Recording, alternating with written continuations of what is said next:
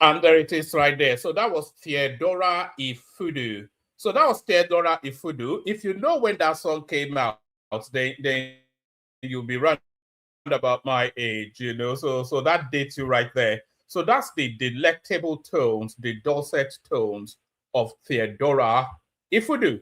So that was Theodora Ifudu. Why am I so I'm completely purged, you know, you know, maybe I'm starting to drink too much, you know, maybe that's what it is. Maybe I need to cut back a bit. So that was Theodora Ifudu. Good day to you, good to be in your company and all that. Good day to you, good to be in your company. Hope you're having a gloriously wonderful day so far. The glory of the day continues for spending time in the company of your favorite or your man. This guy right here, this peculiar face on your screen. This peculiar face on your screen is your favorite or your laughing man. I doubt if you know any other or your laughing man. I'm not saying Yoruba man, no, I'm saying an Oyo man. So in terms of authenticity, you don't get more authentic than if you're Yoruba, you don't get more Yoruba than an Oyo man. So I am the archetypal, the prototype of a Yoruba man. There's no Yoruba beyond me. I am Yoruba. It ends here. So there it is. Good day to you. Good to be in your company and all that. The protocol remains the same. Click on the like button, just as I'm inviting you to do so now, please. Click on the like button. It's for reasons of the YouTube algorithm, as you all well know. So click on the like button. If you are not already subscribed, please subscribe. Subscribe and then tell me in the comment section that I have just subscribed. So subscribe and then tell me in the comment section that I have just subscribed. What's going on? So something is happening funky here.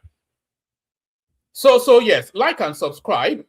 If you want to come and join me on the screen, there's a hyperlink in the comment section that says click here to come join us on the screen.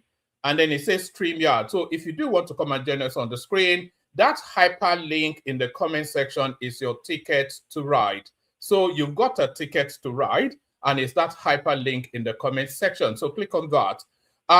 Say hello to me in the comment section. Say hello. You know I have no friends, so be my friend for the moment that we spent together. Say hello. Hello, woman. I am joining you from, or I'm listening from, or I am watching from. So say hello, then let me know where you're joining us from, so I can acknowledge your presence. Say hello back. So that's how it works. That's called civility. Shall we call it civility? It's the pleasantries before it's the calm before the storm, the pleasantries before we get into things that will almost actually set us apart. Good evening, one man from Houston town, just exactly as Choma has done right there. So say hello in the comment section if you would, please.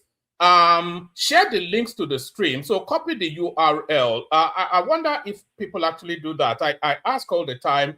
I wonder how many people actually share that link. Copy the link to the stream and post it in your WhatsApp groups. You know that old school WhatsApp group that you put in the archive so you don't have to get their notifications all the time. Copy the URL and put it in your WhatsApp groups, your Facebook groups, paste it on your Instagram page, spread it near and wide. Let everybody know that we're making noise here. And super chats towards the stream as well, if you would please. Super chats towards the stream. That's the lubricant that lubricates. So a whole raft of so much going on within the political space. Well, of course, actually says H-Town exactly as it's written. What's H-Town, Choma? So that's Samuel Adeleke right there from Long Beach as ever. So there's a whole raft of so many things happening within the political cycle. The APC primaries. So we spent a lot of time on that narrative. We'll still be spending some time on it. We spent a lot of time on it yesterday. We'll still be spending even more time on it today because it's such a seminal moment in time. It's the biggest indicator yet of the sort of elections that we're going to have. The APC primaries is the biggest indicator yet of the sort of elections we're going to have. So there was a lot of anticipation that it would be a low figure election. So abandon that anticipation. if we extrapolate and project from the numbers coming out of the APC primaries, it's going to take a phenomenal, anybody winning that election will be winning it with 10 million plus votes, 10 million plus.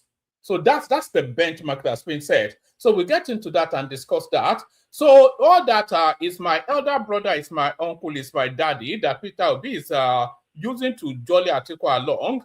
Atiku doesn't want to be jollied along anymore. The guy is a punk, is what Atiku said about Peter Obi in the news cycle today. Hello, Engineer Kule from Mowe.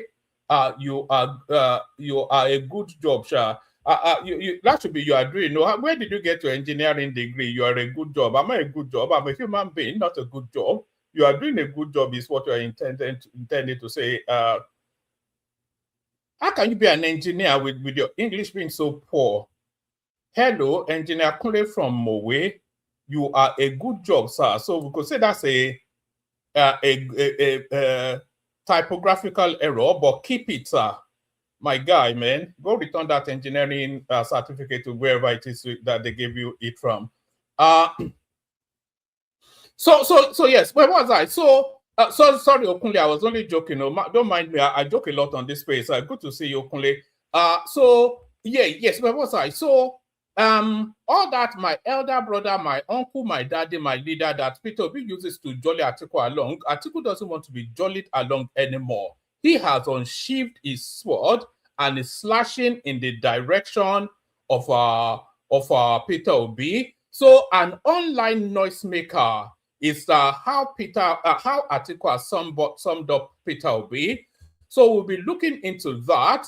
Tinubu is the Biafra we're looking for. This is the message of David Umahi to the Southeasterners. But why is he saying that, and what justifies that statement? Is what we'll be looking at that as well. We won't allow opposition with no clear vision to take Nigeria backwards. This is the determination that Tinubu is signaling to the electoral space. So we'll be examining that comment, see what we're making of it. The guy that lost to Tinubu, he got 16,000 votes, but he's coming out to tell us that he's not satisfied with the results. He says he's rejecting it. I'm not quite sure what that means. Maybe he's insisting that he won. Maybe the obedience will tell us that Osifo Stanley defeated Tinubu in the primaries. ADC faction dissolves David Mark-led leadership, endorses Dumebi Kachiku as presidential candidate. So there's still the underbelly of a possibility that Atiku Abubakar might not still end up on a ballot. So we'll be looking at that as well. 2027, Ohanaeze backs Tinubu's re-election, plans for 2031. So this is the most pragmatic yet that we're seeing, hearing. Sorry, so don't worry. I think Kunle knows that. Kunle knows that I'm joking. So this is the most. That's Samuel telling me of the. No, Kunle, I know what you mean. I'm only pulling your legs. People will tell you I fool around a lot on this. I can barely speak the English language myself, so I'm no one to be pointing in anybody's direction. So yes, let me bring this up. Actually, let me bring this up. Let's start it off with this one. So this is yet the most pragmatic. This is yet the most pragmatic that you will be hearing from Southeastern politics. This is the only possibility for the Southeast. The only possibility, and this is the politics that they should be playing, by the way, because the only political relevance that the Southeast is likely to have in the next 12 years is to be the vice president. That's the only pathway that opens to the Southeast. Let me repeat it again. The only pathway for any form of political relevance for the Southeast in the next 12 years is to be the vice president. That's just it. So let me walk you through it. Tinubu is going to win the 2027 elections. I don't think there are too many people that think otherwise. Everybody knows he's winning that election. So that completes the 8-year term of the South. power transits to the north in 2031. So there's no possibility of a Southeasterner being the president in 2031. That would never happen. So that closes as well. So the only sliver of a possibility to have political relevance within the next 12 years for the Southeast is to gun for the 2031 vice presidential slot. That is the only marginal window of opportunity. So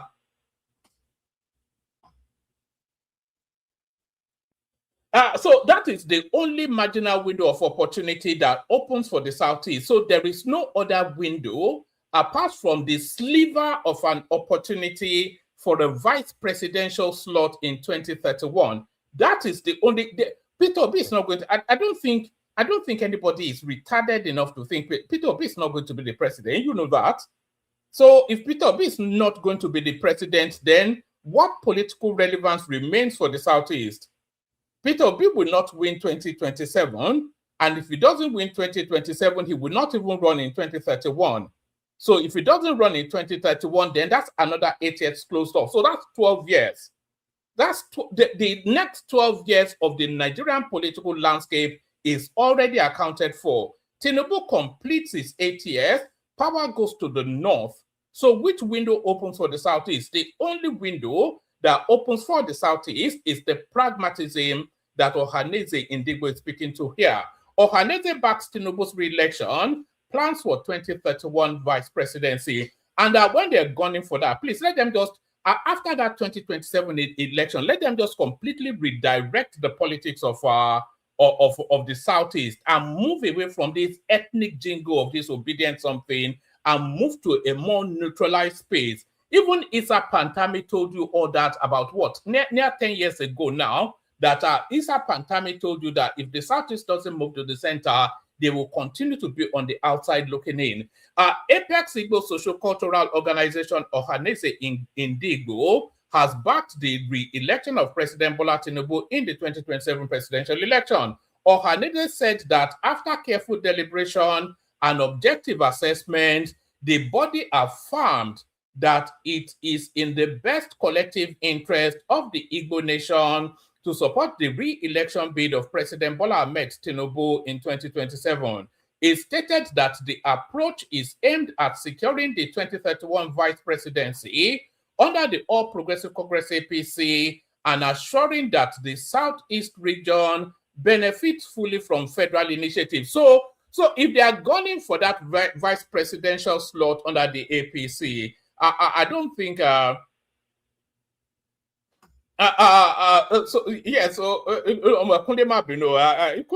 not a sensitive soul. That's I think Baba is telling me that I went too far there. Baba, I think Kunle should know that I'm joshing. So even that possibility, if they are gunning for that vice presidential slot under the APC, even that window might not necessarily open, because the front runner for the vice presidential slot for the APC 2031 is Yemsin Wike. I cannot see beyond Yemsin Wike to occupy that vice presidential slot for the APC 2021. After the 2027 elections, as soon as the results are announced, Wike will cross over to the APC. As soon as Wike crosses over to the APC, he will become the second most senior Southeastern, Southern, not Southeastern, it's from the South. As soon as after the presidential election finishes, within that month, by the first week of February, Yemsin Wike will be an APC member. And as soon as Yemsin Wike crosses over to the APC, he will become the second most senior, most Southern politician after Tinubu within that party. And without contention, he's going to get the vice presidential slot for behind whoever it is. So that's just the permutation right there. So even the vice presidential slot within the APC does not open to the Southeast. I think what opens to the Southeast is a Kwakwanso Peter Obi ticket for 2031. Ohanaeze backs Tinubu's re-election plans for 2031 vice presidency. Apex Igbo Socio-cultural organization Ohanaeze Ndigbo has backed the re-election of President Bola Tinubu in the 2027 presidential elections. Ohanaeze said that after careful deliberation and objective assessment, the body affirmed that it is in the best collective interest of the Igbo nation to support the re-election bid of President Bola Tinubu in 2027. It stated that the approach is aimed at securing the 2031 vice presidency under the All Progressive Congress APC and assuring that the Southeastern region benefits fully from federal initiatives. The Pan-Igbo organization reiterated the decisions reached jointly with the Southeastern Governors Forum, the Forum of Former Governors and Southeast Serving Ministers in January 2026. So it looks as though outside of the obedient movement, all of the big weights within the Southeast, they're somewhat in the pragmatic resignation that Tinubu gets re-elected and they have to stay on his good side in order for them to get the benefit of the state.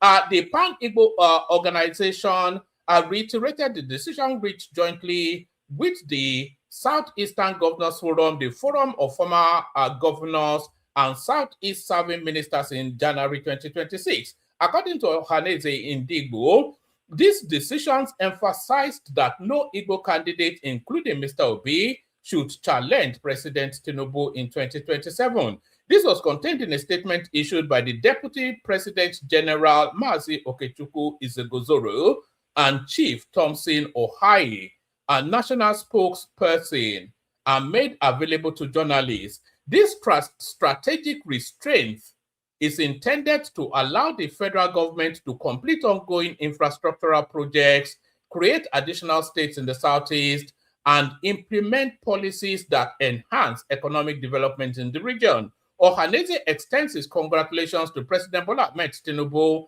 on his victory in the APC 2026 presidential primaries. We also congratulate Southeastern governors securing re-election in 2027 with special commendation to Right Honorable O. Chinda of Rivers State for clinching the APC gubernatorial ticket. So already an acknowledgement there, and that Chinda is the APC candidate, but it's a Yemsen Wike pig. So the South is congratulating him. They are still poking at that Rivers State is Igbo. That's somewhat that, but it's also a tacit acknowledgement that the APC candidate becomes the governor of that state. Just as Obafemi Hamzat is the incoming governor of Lagos State, never mind whatever elections you think you're running, Obafemi Hamzat is the incoming governor of Lagos State. Also, Kingsley Chinda is the incoming governor of Rivers State. Strategic negotiations have commenced with key political stakeholders, including the presidency, to ensure that upon the completion of President Tinubu's tenure in 2031, a devoted Igbo leader ascends to the office of vice president. Prospective candidates of exceptional caliber include Senator David Umahi and Chimaroke Nnamani. So I can see Dave Umahi being a strong contender. You know, I actually see Dave Umahi as a possible Senate president. I'm not sure. It may well be the Senate president under the in 2031. You know, so that's the pragmatism of the politics coming out of the Southeast anyway. So it's not, that's just the reality of it. But talking about the Senate, this is what's going on in the Senate. 54 National Assembly members lose APC primary. So these are serving senators not to come back. Of course, one of the most known names is Mr. Regina Daniels, whatever his name is, Ned Nwoko. No fewer than 54 serving members of the National Assembly have lost their ticket to seek re-election into the National Assembly at the All Progressive Congress APC primaries. The APC held the House of Representatives and senatorial primaries on Saturday, May the 16th, and Monday, May the 18th, respectively. Some of the losers are ranking lawmakers who have been in the National Assembly for decades, whilst others are principal officers in the green and red chambers of the federal legislature. In the House of Representatives, the losers include, and it goes through a name. I'm not going to attempt all these funky names. Yes.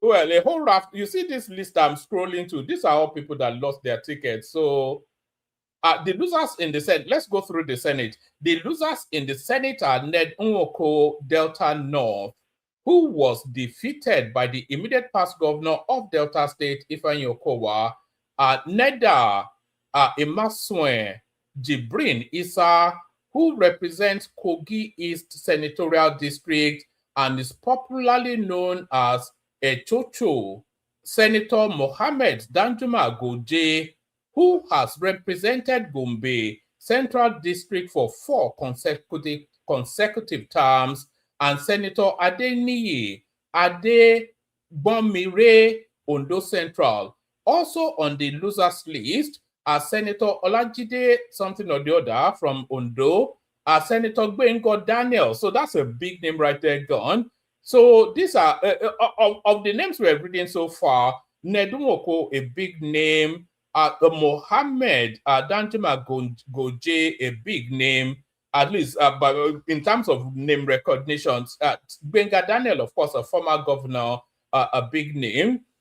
Dicket Plank from Plateau State, Lola Ashiru from Kwara South, Emmanuel Udende in Benue, etc. Gabriel Swaswan, he was a former governor of Benue State, if I'm not mistaken. Titus Zam, and Senator Olubiyi Fadeyi, Osun Central. So that's it now. The National Assembly will wear a totally different coloration would that be the 12th assembly? So those are the winners, those are the losers rather in the senatorial whatnot. So those are the losers in the senatorial whatnot. Let's go to the headline piece. This is what inspired the headline for this particular stream. Article to ADC: Nigeria needs a president who can govern, not just trend online. So if you are hearing trend online, there is no bigger Twitter president than Peter Obi. Is the president on TikTok and Twitter as far as they are concerned. So that is a direct job right there at Peter Obi. Article to ADC: Nigeria needs a president who can govern, not just trend online. Former Vice President Atiku Abubakar on Sunday threw down a gauntlet before delegates of the African Democratic Congress ADC, urging the party to prioritize competence and national reach over sentiment and social media popularity as it prepares to pick a presidential candidate ahead of the 2027 general elections. Atiku dismissed social media enthusiasm as insufficient test for presidency, insisting the party must field its strongest candidates to defeat President Bola Tinubu. In a statement by Senior Special Assistant on Public Communications, Frank Shaibu, Atiku argued that with Nigeria mired in economic hardship, mounting debt, insecurity, and institutional decay, the ADC cannot afford the luxury of fielding an untested candidate. This is not a season for political experimentation. Nigeria cannot afford a learning on the job presidency, he declared. Without naming any rival, the former vice president took a pointed swipe at the wave of enthusiasm surrounding certain contenders, insisting that the presidential contest are not decided by insisting that the presidential contests are decided by structures, strategy, and governance capacity, not digital noise. Elections are not won on social media enthusiasm alone. Governance is not a performance art. The presidency is not a platform for improvisation. The ADC must present to Nigerians its strongest, most credible, most prepared candidates, not merely its loudest, he said. Atiku described the choice before the ADC delegates as one that transcends ordinary political calculation, describing it as a historical responsibility given the scale of Nigeria's current crisis. He said, at a time when Nigeria is bleeding from every pore, are crippled by economic hardship, insecurity, rising debt, institutional failure, and deepening hopelessness, the question before the ADC is simple. Who has the capacity not merely to campaign, but to govern effectively from day one? And by the way, Atiku had a health scare just a couple of days ago, so which flashes up again that is an 80-something-year-old man. Atiku argued that and if Atiku becomes president, he'll be back to Buhari when he'll be spending most of his time in a London hospital. Atiku argued that the moment calls for a leader who has negotiated globally, created jobs through enterprise, managed national crises, built coalitions. So that's Atiku right there. It's just throwing the punches in whichever direction. A lot of it are in the direction of Rotimi Amechi and Peter Obi. Tinubu is Biafra we have been looking for. This is Dave Umahi pointing the reality to the Southeast. Minister of Works, Dave Umahi, has declared that President Bola Tinubu is the Biafra that the Southeast has been looking for. Our correspondents report that Umahi made the remark while speaking at the All Progressive Congress APC presidential primary in Ebonyi State. The former governor said Tinubu has integrated the entire Southeast into the mainstream and has given the region juicy appointments. Tinubu is the Biafra we have been looking for. A man who has integrated the entire Southeast, a man who has given us juicy appointments, and a man who has given us very important infrastructures.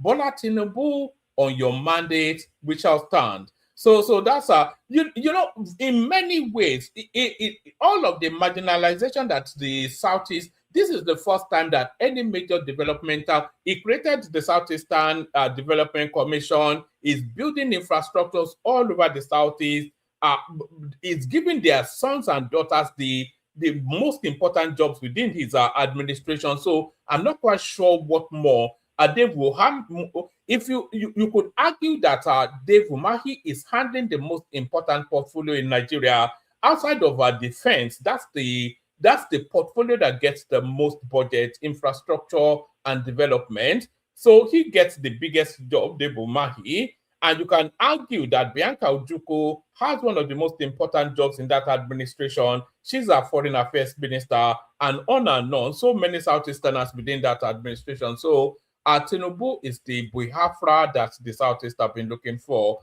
So now to it. Tinubu wins APC presidential primary for 2027. Full result. So Tinubu won in near 11 million votes. There it is right there. So those are the results that really matter. President Tinubu 10,999,000. So it only need 11 million votes was what Tinubu scored, and Stanley Osifo scored 16.5 million votes, 5,000 votes, random million. Tinubu scored 11 million votes. The guy contending against him, Osifo, whatever, he scored 16,000 votes. So let's watch Senator Ayim Pius Ayim give us the declaration. So tell me in the comment section if you can hear this.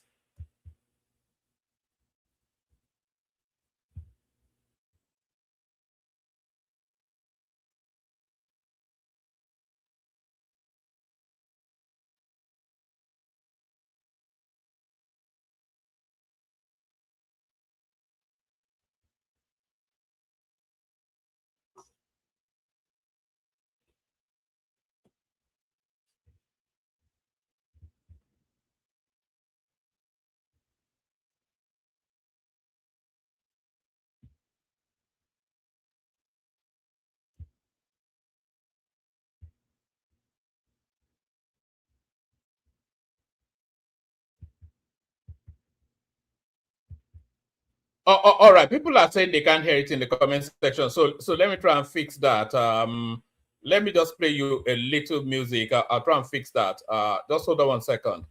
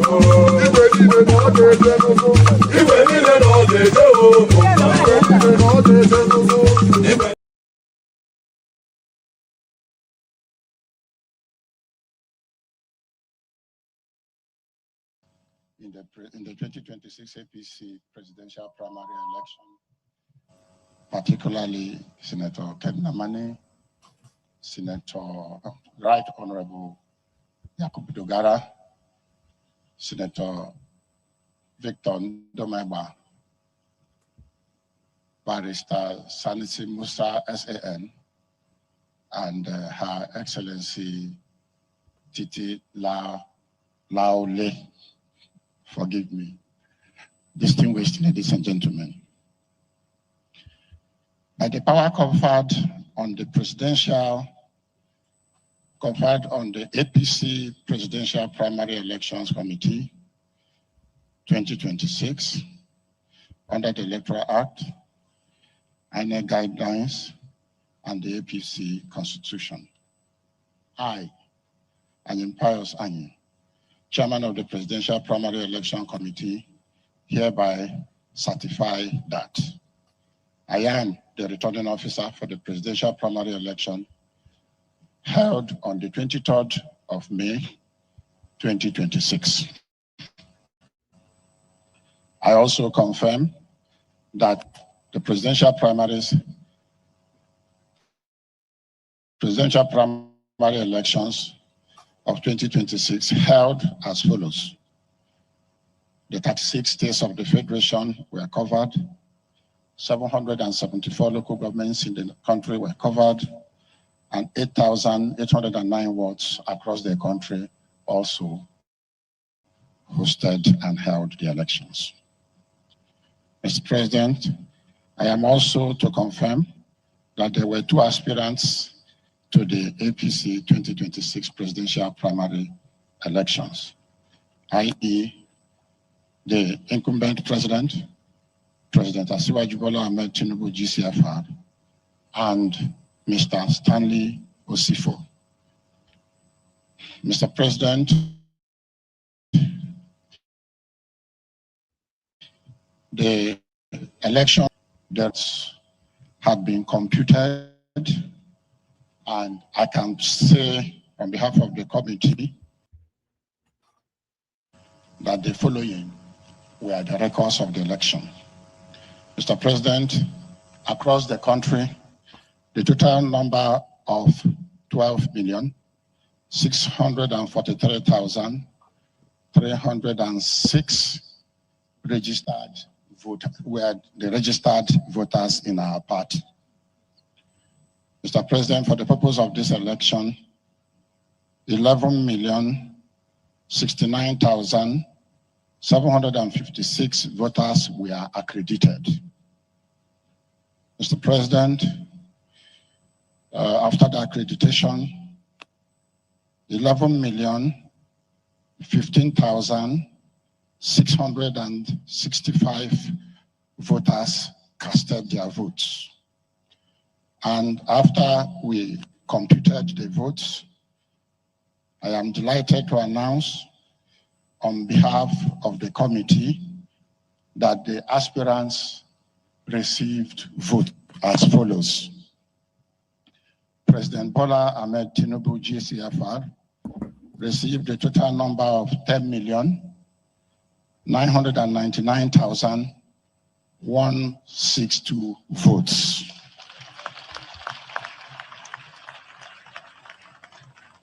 Mr. Stanley Osifo received a total of 16,503 votes. Distinguished ladies and gentlemen, it is therefore... all right, let's pause it there. It's very, these figures are very, very important. So these figures are very, very important. And by the way, that Kingsley Osifo, he's just a stooge. So he wasn't contesting against Tinubu. He was put there in order that they can publish these figures. So the objective of the APC primaries was really to publish these figures. It wasn't the guy.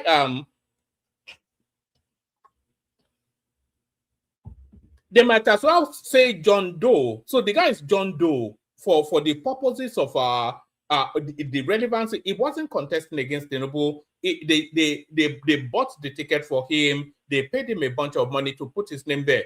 The objective of the APC primaries was to publish these figures. So these are the figures I want you to look at. So what they are telling us with this publication is that 12.6 million people are registered with the APC. So let me show you something, because you guys need to really understand what is going on. I feel this is what we do these things for you guys to have a clear understanding of what's going on here. Let me show you something. Let me show you something, because it's very important that you know these things.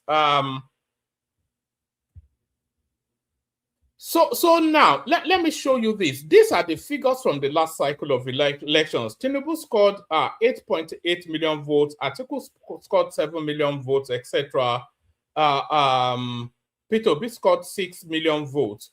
So what if you look at this? If you look at this, and then you juxtapose it with these numbers being published here, this already tells you that the winning margin will be in excess of 10 million votes. 11 million registered members of the APC went out to vote for Tinubu. So that tells you that those votes are already guaranteed.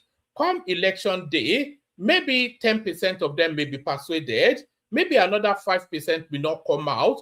But what they are telling you, what they are publishing to your attention, is that they already have a secured 9.5 to 10 million votes guaranteed.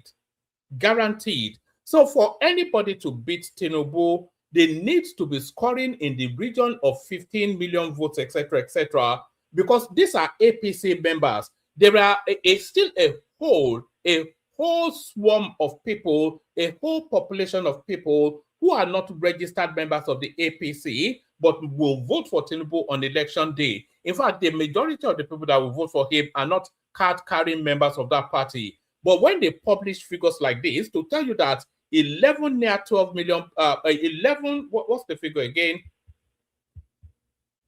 Yes, 11 million. So when they publish figures like this, telling you that 11 million people voted for Tinubu, what are they telling you? They are telling you that these are the sort of figures they'll be publishing in 2027. So this is where the election is going. No, so you will say that they are doctored figures. You will say that, oh, they were counting from 1 to 10, and then from 10 to 100. You will say that, oh, let them publish their registration. They don't have that many registered members, etc., etc. All of that doesn't really matter. You will say that these are rigging figures. It doesn't really matter. What they are saying, what they are putting out to the public consciousness is that the weight of that party is to this volume. Do you understand? You don't understand? Well, I understand. If you don't understand, I understand. What they are putting out to the public consciousness is that the weight of the APC is to the volume of our 12.6 registered members. So when they start to publish the figures in 2027, you already have that benchmark as the backdrop for those figures. So this is where the election is going. Do you understand? You don't understand? It's a pity that you don't understand, though. Maybe if you are from Oyo, you would understand. Because if you're Oyo, then you'll be clever like me. It's quite clear. So this is the election right here. So when we get to 2027, January, the figures being published for the APC will be in the region of the figures on your screen right there. So for anybody that wants to claim that they are going to defeat the APC, they have to publish figures higher than this.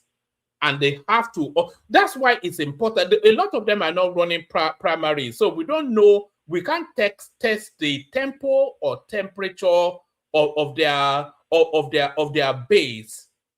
You know, a lot of them are consensusing themselves into a ticket. So we don't know the quantity of their base, but we know the quantity of the base of the APC because they have orchestrated, they have contrived some sort of a sham of a primary in order to publish figures. Do you see? People,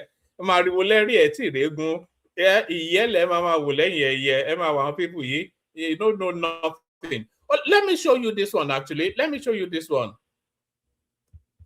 So now, if this was in Nigeria, you can imagine the amount of...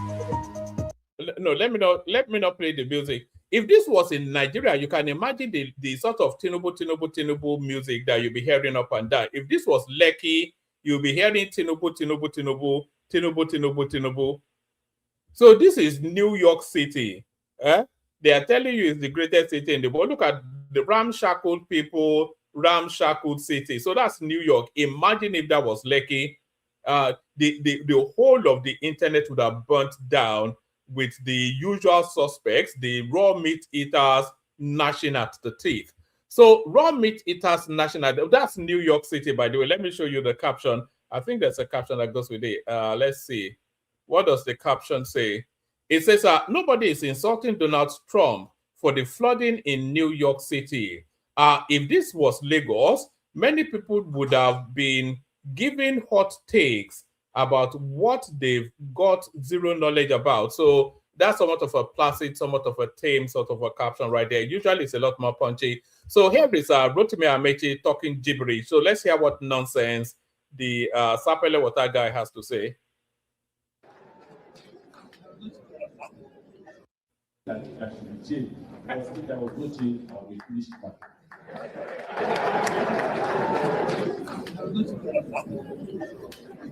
You can say, one day I started to got angry with him. Was very angry. I went to his house with Rufai.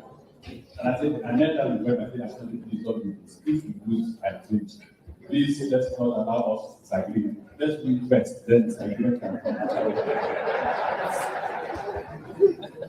Because for me, it was a matter of life. And I'll tell you why it's like that. The federal government has sent out signals that if they won, nobody should let me leave Nigerian from any airport. Today, they have given me back my diplomatic passport. I have lost my passport in Ghana, green and red, and I applied to. All right. I'm not sure about what he's talking about there. I'm not sure that we really care either. Let's go on to this one. Nigeria's merchant ship capacity surpasses Southern Africa's combined total. So Nigeria is not working. So, but they go and borrow money from the UK to upgrade the seaports. people scream and shout, but the country is being rebracketed, recalibrated, and that country will work whether you like it or not. All right. So there it is right there. Nigeria's merchant shipping capacity surpasses not South Africa, the whole of Southern Africa combined. So Nigeria has capacity for 4.47 metric tons, and the totality of the whole of the Southern African space, they're not up to half of what Nigeria is capacitated for. So that's that one. Let's go on from this one. So here is somebody, I've not watched this one in advance, so we're watching it together. But here is somebody purportedly asking Peter Obi difficult questions. It says, who is sponsoring Nigerian journalists to constantly ambush Peter Obi with tough questions? Why is this treatment being directed at him? So what sort of questions should we be asking a politician? That's my question. Let's see what question confuses the. Let's see what question confuses the half-wit from Agulu. Let's see. We know that this refinery is very, very important for we inside the country. What do you think be the benefit of this massive, single biggest train refinery for inside Nigeria? No, you're speaking. Yes. So make a statement yes, on the same subject. Yes. Well, for me, the project's contribution is immeasurable. It's immeasurable to our economy, to our country, and to Africa. Because if you look at one of the biggest drain to our foreign exchange, which is affecting both our reserve and our exchange rate, is foreign exchange. We know that this refinery is very, very look at that. The biggest drain on our resources is foreign exchange. Just completely retarded guy. Still staying with Peter Obi. Here is another round of gibberish from Peter Obi. I think this took place in South Africa. The date is in South Africa, demarketing Nigeria as we speak. Let's see. I live in the UK, man. I did business in the UK. Very successful business. I went to bank. I told them the schools that were almost of Cambridge and Oxford. And they gave me money. They didn't ask me about my parents. They gave me loan based on intellectual capital. And I paid them back. That's a lie, by the way. You can't just go to a bank and as a student to go and call. Anyway, the guy it's a habitual pathological liar. In my country, I wouldn't get that type of loan. They would have asked me to go and bring my dead mother and father, their property like this. No! We want to build a country that works. I read a book called Growing Apart. That's where I will end, and I will plead with you. I know you have a comment. I don't want to ask a question. My name is you are my president. You know, people are starting to tire of this ridiculousness. You are my president. He can be your president, but it's not the president of Nigeria. The president of Nigeria is sworn. It was sworn in and it was recorded, documented, acknowledged globally. So you are my president. He can be your president now. He can be maybe the president of the Rotary Club in Oka, but certainly not the president of Nigeria.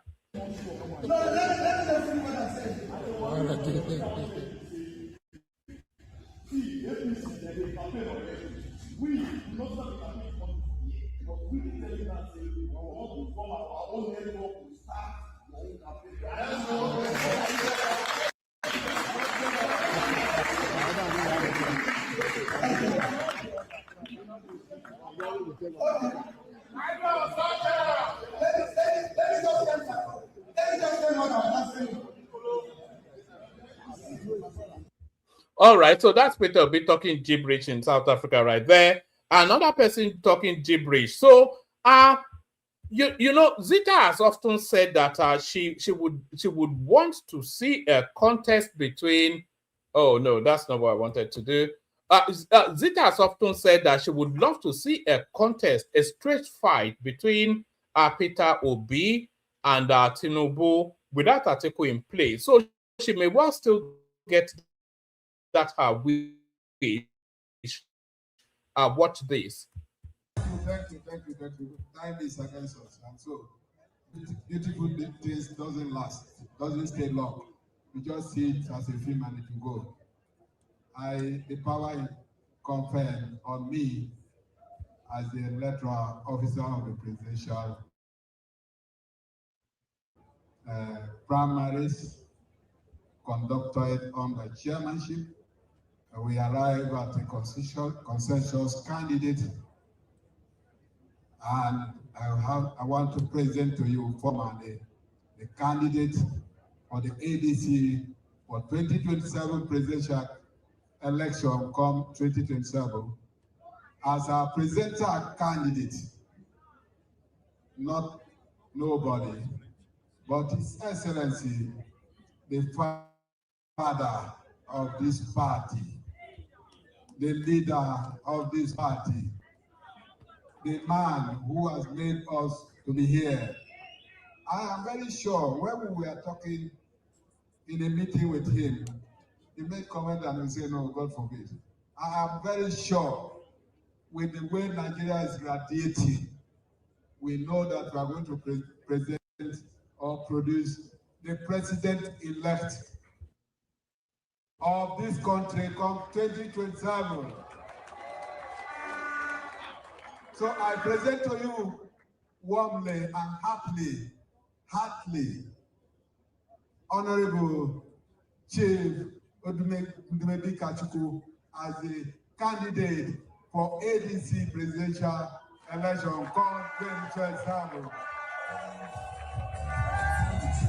Stand up. All right, so that is the Umahi Atiku faction of the ADC presenting him as their presidential candidate. So, as you may well know, the ADC is locked in a legal battle as to who has ownership of that party. So, historically, the party belonged to the Umahi Atiku until Atiku and his band of not-so-merry men went into that space to try to hijack it. So that is still ensconced within the legal jousting, but there's every possibility, because if you look at how that case is structured, there's every possibility. And when the court also made the last pronouncement, they said they should maintain status quo, and the status quo confers that party on to the Umahi Atiku. So there's every possibility that when that lawsuit gets its final fledging, the party will revert to the Umahi Atiku, and Atiku may well be off the ballot. It's as easy as that.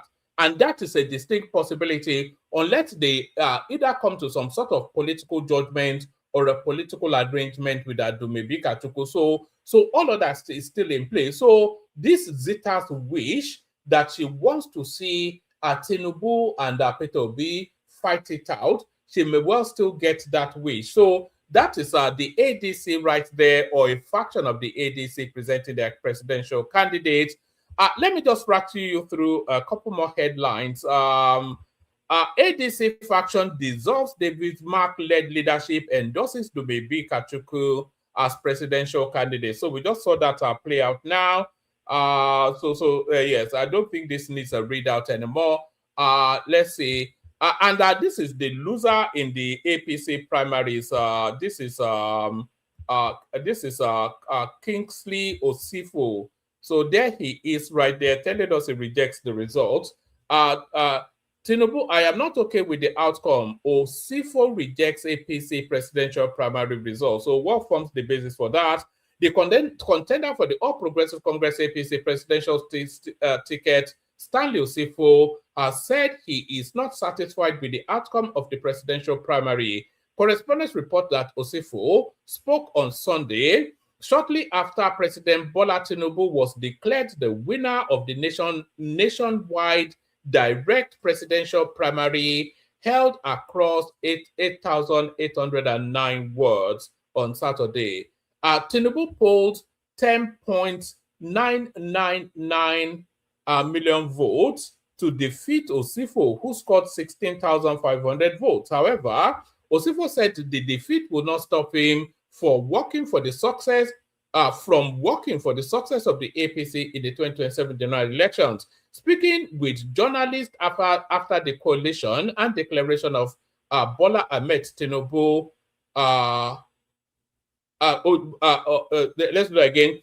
Speaking with correspondents after the coalition and declaration at the Bola Ahmed Tinubu International Conference Center, Abuja, he said, "I am not okay with the outcome of the results, and I am working with the party. I am working with the candidate of the party as well. I have no problem with it." So maybe it's not okay in terms of it's upset that he lost rather than querying that he should have won.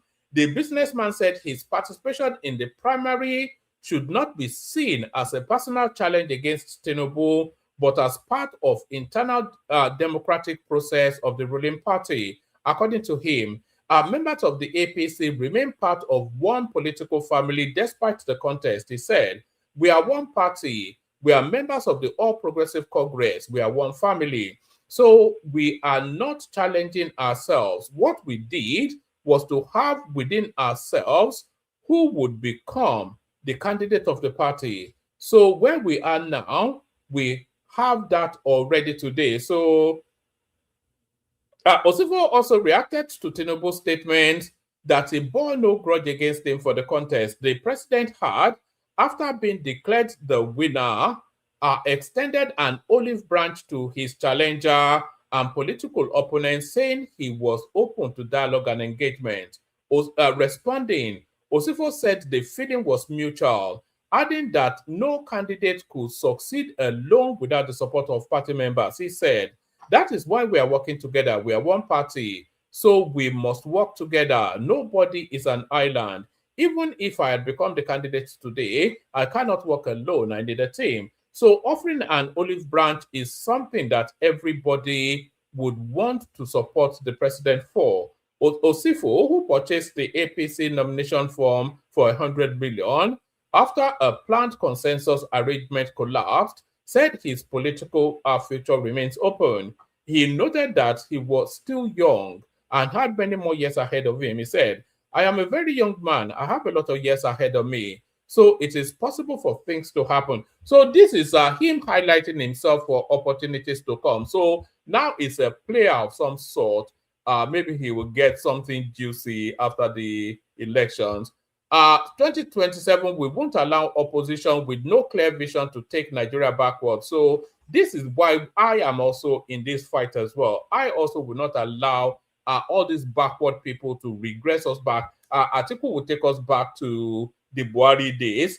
Peter Obi will take us back to it is our turn to loot days. So we don't have the scope for this sort of no hopers anymore. President Bola Tinubu on Sunday cautioned Nigerians not to allow politicians with no clear vision to take the country backward. The president also promised to consolidate the reforms his administration has embarked on, to work harder for the prosperity Nigerians have longed for, and to place the country on an irreversible path within another 4 years. President Tinubu spoke when he was handed the certificate of return and the flag of the All Progressive Congress as the party's candidate for the 2027 presidential election, while congratulating his opponent for the APC presidential ticket, Stanley Osifo, for being a good sportsman and accepting the outcome of the party. How can he not accept 16,000 to 11 million? What more? It says he bore no grudge against him. Tinubu also expressed his willingness to dialogue with political opponents and critics of his administration, addressing party leaders and supporters at the Bola Ahmed Tinubu International Conference Center in Abuja. After being declared the APC presidential candidate for 2027 with 10.9 million votes, Tinubu said democracy was built not on uniformity of thought, but on diversity of ideas, anchored on a shared belief in the nation. To those who despise our philosophy, we offer dialogue and engagement, not anger not anger, confident that the sincerity of our purpose and the results of our work will speak for themselves, he said. Addressing his challengers directly by name, he said, I owe you no grudge, including Osifo, who spent his money. Osifo, a businessman from Edo State, paid 100 million naira for the APC presidential nomination form and refused to step down after planned consensus arrangement for the primary collapsed. He pulled 16,500 votes nationwide. Tinubu said disagreement with opposition is a feature of democracy rather than a threat. You may be angry with our party. We don't have to agree. Democracy is sustained not by uniformity, but by diversity, by sharing a belief in the nation and blending of ideas, he said. Whoever the speechwriters of Tinubu are or is, they should be given yes. Should we take it to the end? I don't want to do some long reading. Oh no, it's too long. So that's Tinubu right there, luxuriating in his victory. Yes, that's all I have to offer. Oh, let me give you. Did I bring you this one? Oh, I think I've already brought you this one. Umahi telling us that Tinubu is the Biafra that the Southeasterners are after. All right. All right, so that's me done. I'll send the link to the comment section if anybody wants to come in. I'll send the link to the comment section if anybody wants to come in and take on the conversation. Please do. You're always welcome. It's nothing without the conversation. So I'll send the link. Can people please check their devices? Make sure that they're subscribing. We need numbers going up. We need people to subscribe and to like. Very, very important that you do. So I'll play you the Kegite music now. That's the link to the studio in the comment section. I'll play you the Kegite music, and then we will take it from there. First, the Kegite. Water, only water, only water, where they see ma. Water,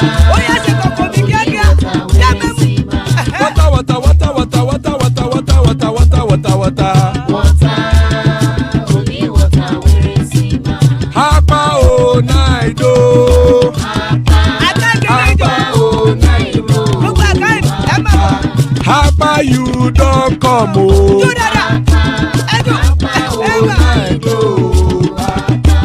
Hapa o naido.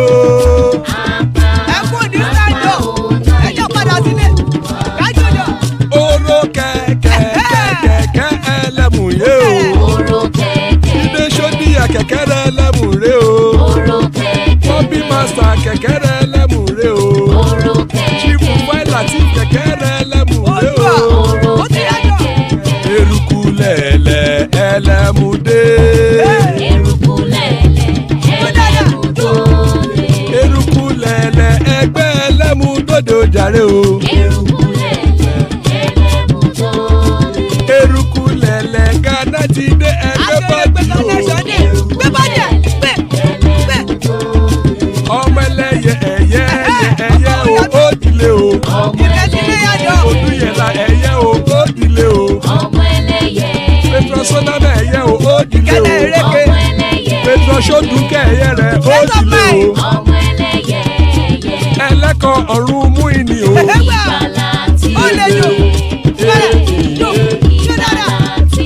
Àkùkọ ọ̀run mẹ́kọ̀.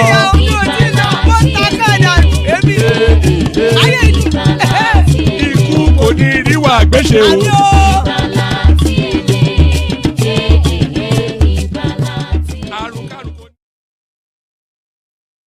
And there it is right there. Iku kò ní rí wa gbéṣe, may death have nothing to do with us. Please check your devices. Make sure you're subscribed. Joining us, Zita. Always a delight when Zita is here. And equally delightful, that's Baba right there. So those are the top two in the panelists already in the house. So good to see you, Zita. Good to see you, Baba.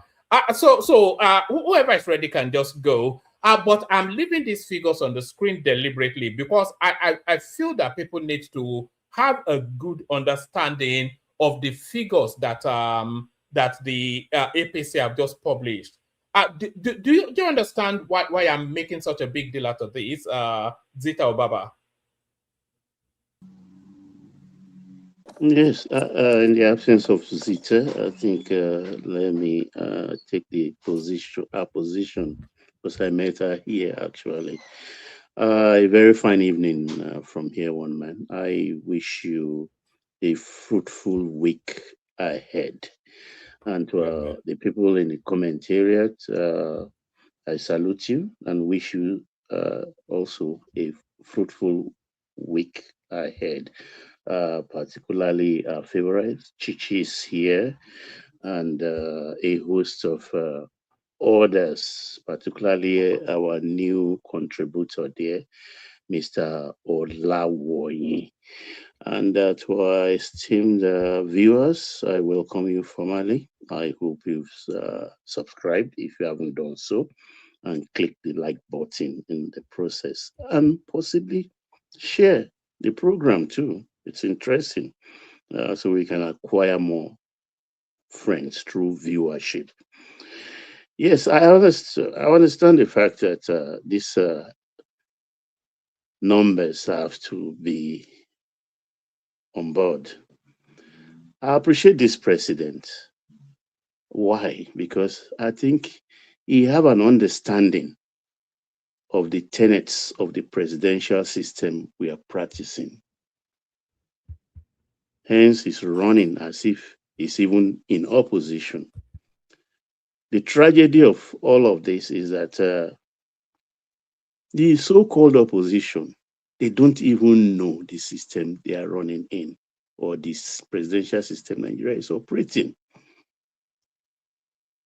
Because how would you, as a candidate, not want to test your popularity by doing a primary? It's like you are shooting yourself in the foot. And he has done this one.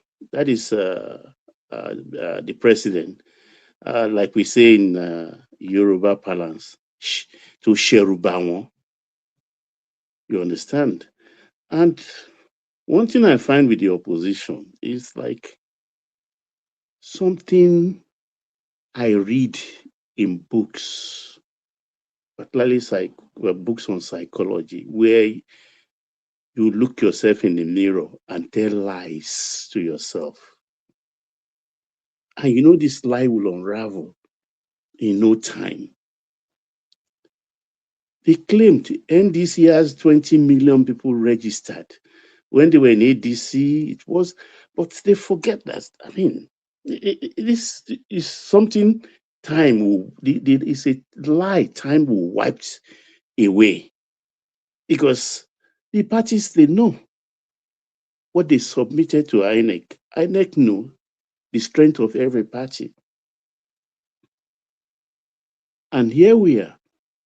They have 12,000 registered members on the day of the presidential primary.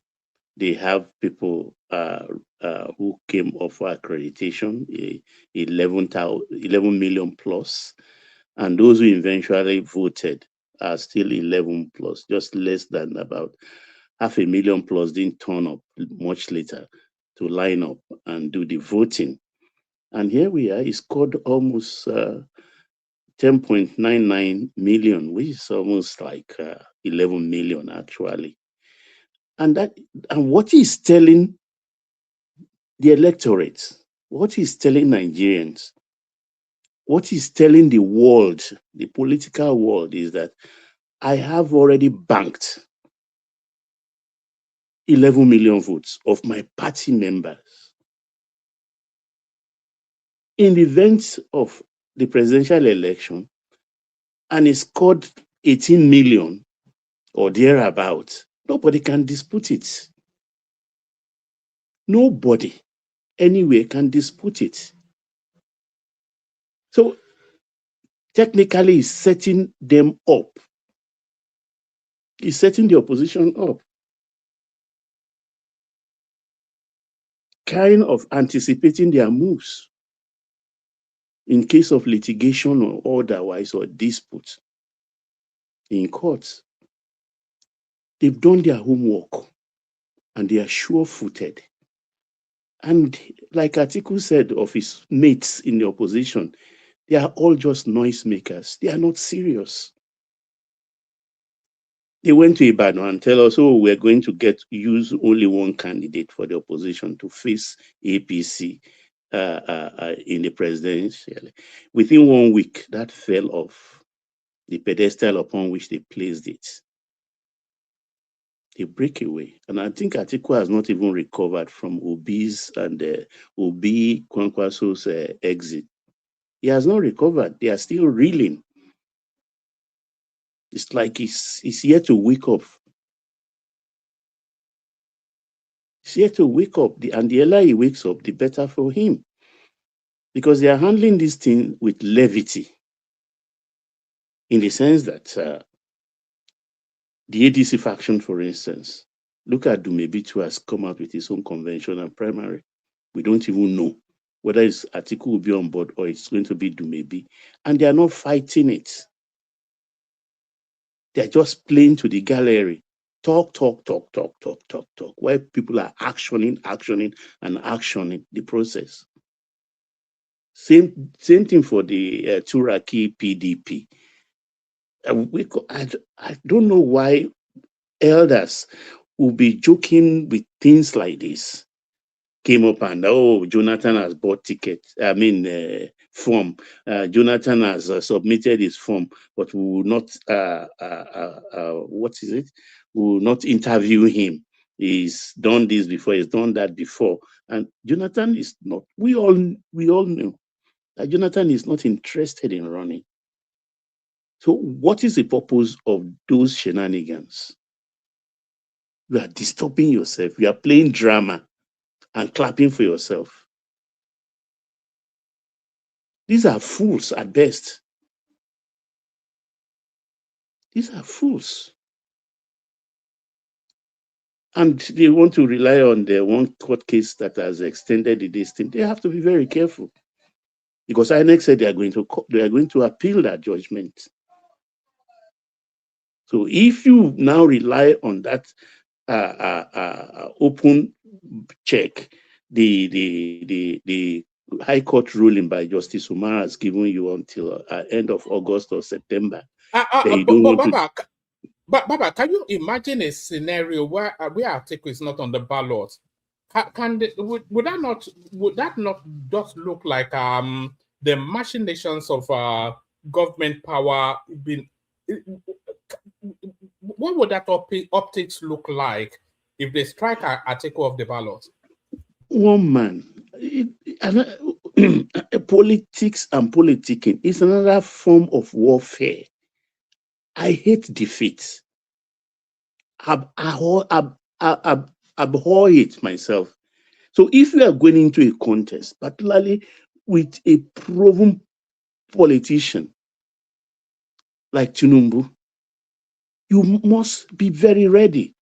You must have every kinds of weapon in your bag to attack, and you are going to sleep. Like Zita will always say, what have they dulled their brain?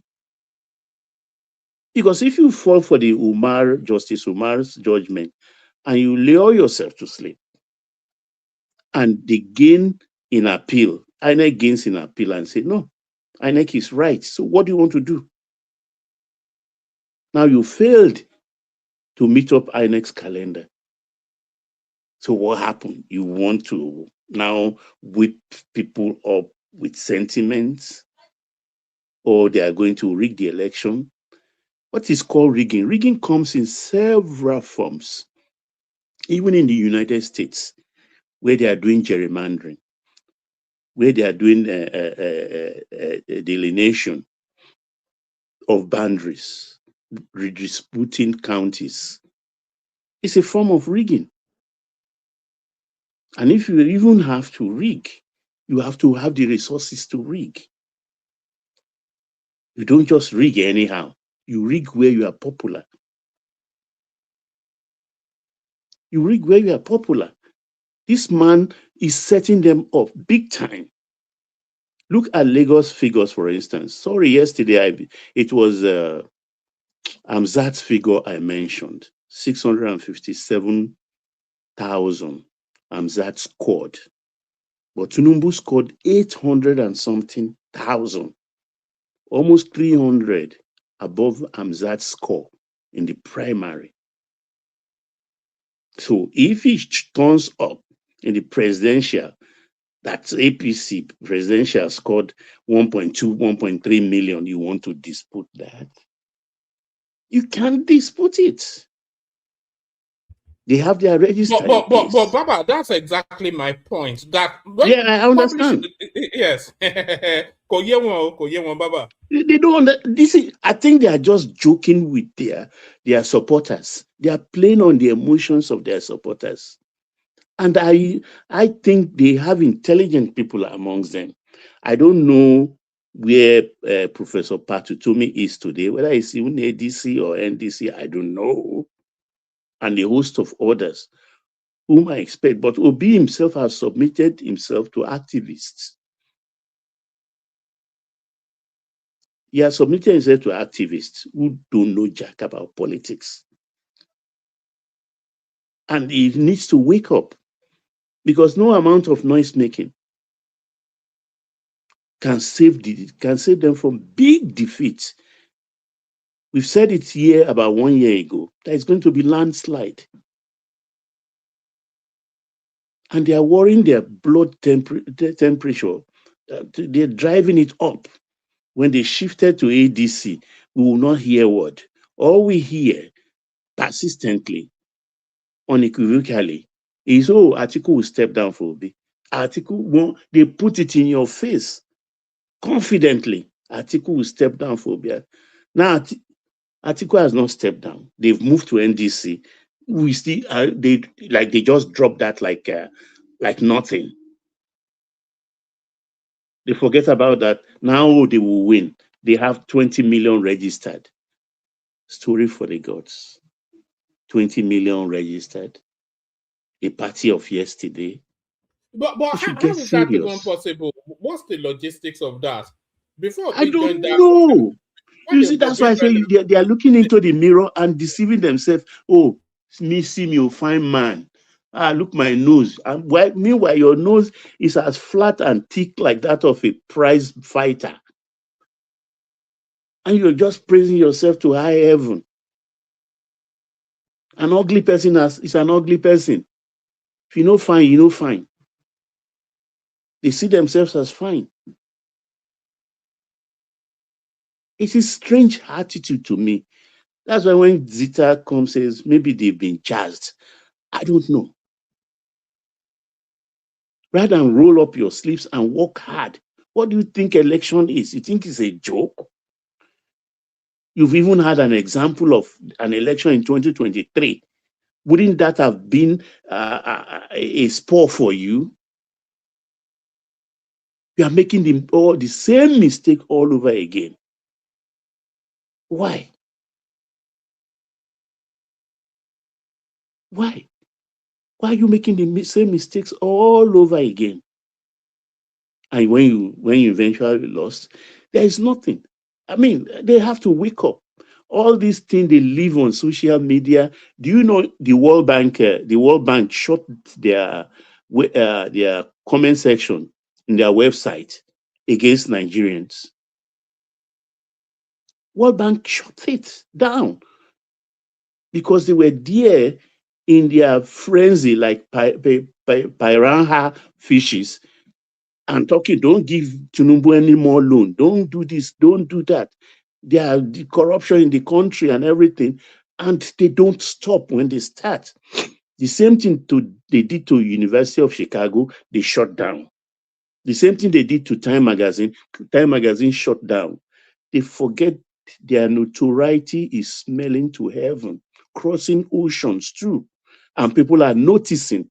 But Baba, what I'm wondering is how they're going to be dissipating this energy post the elections. That's what I've been looking at that too. Will they just crawl into their holes quietly and lick their wounds, or they want to foment trouble? I think it would depend on how Obi directs them, you know. You know, because that guy can foment anarchy in that country if he chooses to. If he wants to be, it can cost a lot of lives. Obi, no, if he after the election. I think you're overrating him. No, in the sense that if he rolls all these mindless mobs, as Zita often tags them, if he rolls them out onto the streets, it's going to be a bloodbath. No, I disagree with you, because what I look at is that they are very clever. They will make all the noises. When it comes to look at all the protests somebody like Shure has called in the last 3 years, you can count the participants on just your fingers, the fingers on one hand. There have never been any major protests, not because they don't want it, but it's not just gaining track. No, it's not gaining footing. It's not gaining footing. They've tried everything they could. So I can't see somebody, a politician, telling them, okay, go on the street, and they'll go on the street. Like they've been doing, line up first. The only one near protest was the electoral act when they went to the National Assembly, and it fizzled out within 2 days. Atiku, was Atiku there? I can't readily remember. It was actually, yeah, it was. I wrote to me Amechi as well. Amechi was there. Think Obi was there. I think within 2 days, that also died down. That did not gain track. No footing.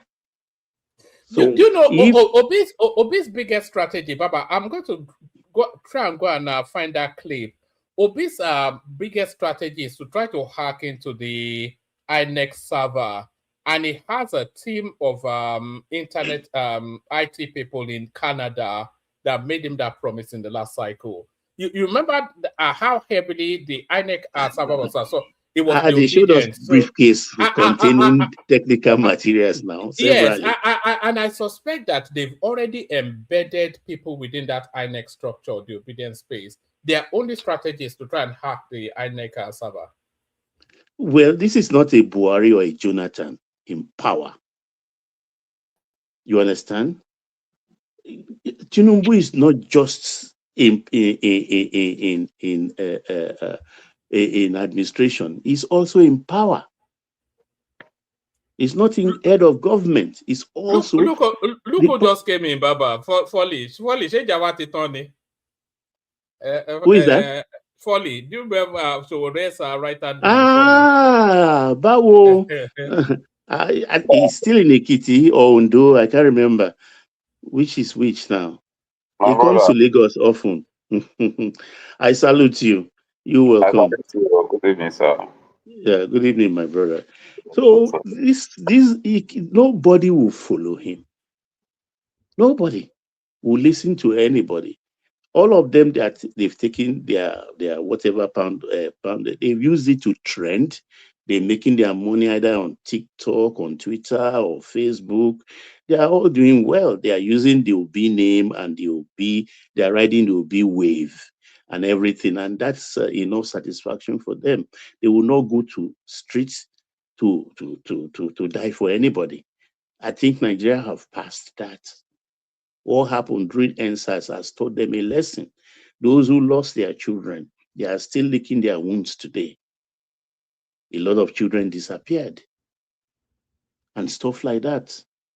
But the thing I'm saying is that, look, they are just not following the process of the tenets of our presidential system. Consensus for a presidential primary is very dangerous because your numbers become unknown factor.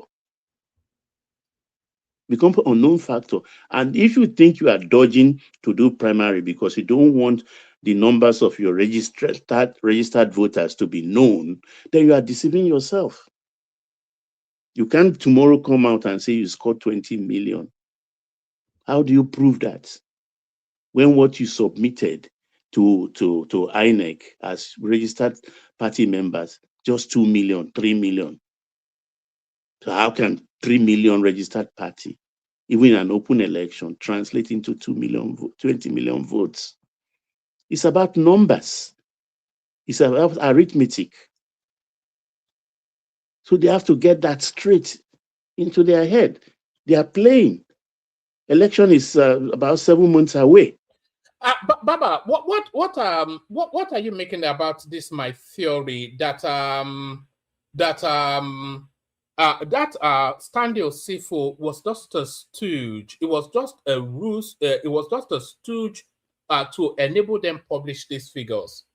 Yeah, of course, you got that spot on. I said that yesterday in the commentariat. That is a ruse. They just want to Sheruba one and say, look, yes, with INEC, we have 12 million plus registered. And this is what Tinubu scored. But let's even forget about the numbers. Because Zita particularly has been talking about the Southwest may not follow Tinubu en masse. But look at the crowd yesterday. The crowd from the wards. That's not local government too. Because there are 8,000 and something wards. 8 something wards. Look at all the wards, even in Lagos, even in Kano, in Jigawa. I couldn't believe the number of crowds. Zamfara, did you see what Matawale rolled out? Because it's about like A4 system. You have to line up. You have to be accredited. So you have to show up. So you can't say, oh, they are hired crowd or this thing.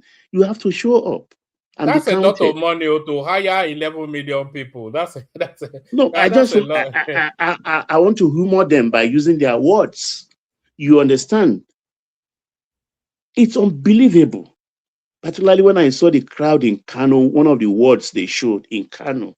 Just one word, this is Kano. They are talking about Kwankwaso making waves there and having everything locked down, stock and barrel. They should continue deceiving themselves. Baba, do you remember a name called Babangida Aliyu? Yeah, he was the governor of Niger State. Am I correct? I think Niger. Foley, join. We can make it interactive. We are just 3 people, and I think minus Zita, we are just you and me. Zita, I think is not ready yet because she will have interjected. So you can come in at any time, Foley, please. Yeah. The reason why I'm bringing up that name is that sorry, did you want to come in? No, I'm listening, brother. But anyway, I feel like I want to interject. I will. Okay, that's fine. All right, brother. The reason why I'm bringing up that name, Babangida Aliyu, during the Goodluck Jonathan era, in that 2013-2014, those were some of the leading names that Nigerians were talking about in politics. It was part of the lead delegation that led people to Obama then to go and canvass against Goodluck Jonathan. It was very powerful, very potent, Babangida Aliyu. When was the last time you heard his name? I think I saw him in one of the ADC crowd. Am I sure? Yes, I think ADC. Yes. Yeah, I saw him there. The point I'm really making is all of these people now, by the time we get to the second, third quarter of 2027, all these people, they'll be Babangida Aliyu, but nobody. The future does not belong to Atiku. So no, when we're now looking towards 2031, we're not looking to Peter Obi anymore. We're not looking to Atiku anymore. Rufai they'll become like Babangida Aliyu, just another political graveyard. We'll now be looking to the north to see the young spiky, maybe that new Niger State guy that's Bago. So those are the names we'll be conjuring with when we get to mid next year. So this is the final, these are the funeral rites of a lot of these politicians. Everybody in play outside of Tinubu, they will not survive into 2031 now. Yeah, what the young talks, I'll call them the young talks in the north. They're not going to agree for anybody. Will come 2031 because that's all they are angling for. Who are the young talks? Sule of Nasara, who was a CEO of one of Dangote's conglomerate. Bago of Niger, the NSC, Nuruba, do Shetima, the vice president, and who else again? I think those are the main 4 contenders for that. But I don't think Ashwaju may not look their way, or he could. I think he will lean more of somebody from the North Central, particularly the Middle Belt. But I've looked into the Middle Belt myself. I cannot find a politician that is within the 55, 60, 62 years old range that could really be a presidential material. But 2031 is still about 5 years away. So there is still room for people to develop themselves. But those old guards of the North, they are going to fade away, like you said. Actually, even Kwankwaso himself is angling for 2031. He's not particular about 2027. He just wants the numbers that will come out of Kano would destroy Kwakwanso permanently.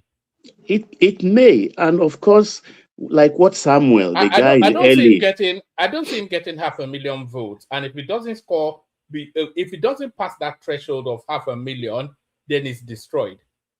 Yeah, like the guy Samuel, the guy in LA said a couple of about a week ago here. It's something I started thinking about, because I didn't look that way. It didn't even occur to me that Kwankwaso may just appoint somebody to be Obi's VP, that he will not himself run by on the side of Obi as his VP.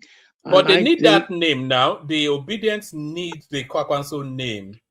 Well, just like Tinubu appointing Prof. Osinbajo, you understand? He didn't diminish the vice presidency. He campaigned vigorously for that in that election that brought Buhari Osinbajo to power. So he could do the same thing. Because actually, apart from what Samuel said, though, the pressure from the northern elements on him is like they don't stop reminding him that you are too big for to run as a VP for this person, and they are particularly coming from the corners of the Dati brothers and a host of others like that. So he may, because of that, actually, because the only person pushing him actually is what's his name now? That lean, mean-looking northerner, the Fulani guy, the old man, Buhari's friend, and Buhari just kicked him out. I can't remember his name now. He's the only one. Mamandara. No. The one who said he was Tinubu's friend, and the daughter actually got a job by stealing Tinubu's number from him. Yes. Galadima. I think it's Galadima that is putting all of this together and I think it's Obasanjo's agent. Even Baba OBJ, I don't know the game he's playing.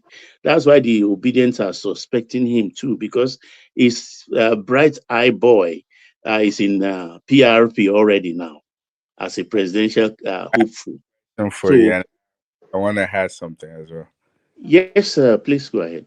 All right, add that, and then we'll bring Folly in, because I want to hear the AAC numbers. But let's hear from you first. All right, so don't you think?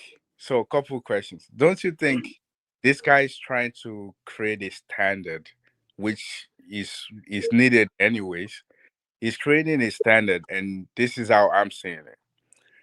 We've never seen really like a primary election in the past, like every political parties having their own primaries, and in a broader light, not like it's being kept or consensus. This is like the first time. Even while APC is doing theirs, when you look other parties, they're not having the same thing like these guys are having. So my own point of view is, it looks like he's trying to create a standard, and this standard, it will be a follow-up. Like going forward, every political party in that country will try to follow that standard by making sure that they have a primary just like they're having right now, and it's not like it's in the Eden. That's one thing that I'm looking at. Like, I don't know if you see the way I'm saying it. And number two, I think he's going. Let me address that number one first before you go to number two. You see, what Tinubu is doing here. This is a dry run for the election. So if you see, people came out, people voted, they covered the whole country. So there's a lot of things that is signaling. Is signaling the amount of, because we all saw the crowd now, so you cannot say it doesn't have a following. They were there. So it was showing us his crowd. That's one. And then he was also showing us his structures. That's two. Over 8,000, near 9,000 words was where these elections were conducted. What they did now, it mirrors a general election. They rolled out numbers nationwide. They coordinated and structured it. They counted numbers. They showed the crowd. And then they published the strength of their party. What it's doing is an act of intimidation. So they've done this, and they are telling you they are going to repeat this same thing on the 16th of January. So it's quite a big move that's been made here. But sorry, carry on, Oriola. Right, but don't you? I don't see it as intimidation. I see it as everyone should be able to do the same thing. Every political party in that country should do the same exact thing. Like you should, if you have people that are loyal to your party, you are party member, you should be able to display in the broad daylight, because everybody can see it. It's not like they're eating it. Do your primary, and that's what I'm saying. Like I believe that a lot of political party going forward, they will try to copy the same thing, and I'm expecting that the INEC should have the list of names. It's just like every other country. If you're part of political party, you have your name registered. Is either on your driving license. They've done that already, Uriola. Right. But we've never seen primary done like this. It's always like you have consensus, or they have the delegates. Shows, they've never done it like this. Have they done it like this in the Nigeria? No, never. That's what I'm saying. To my own thing, I think that this going forward will be a standard. That's number one. Number two, I think I'm seeing some other thing that this guy might want to do and probably will do. The same way he did what he did in Lagos, I think is going to come forward. And you guys are already speaking to it, saying that, a lot of people that they think they're relevant now, by the time this guy finished in 31, they probably would not be relevant. Don't you guys think that Fashola was never a politician? Ambode was never a politician. Sanwo-Olu was never a politician.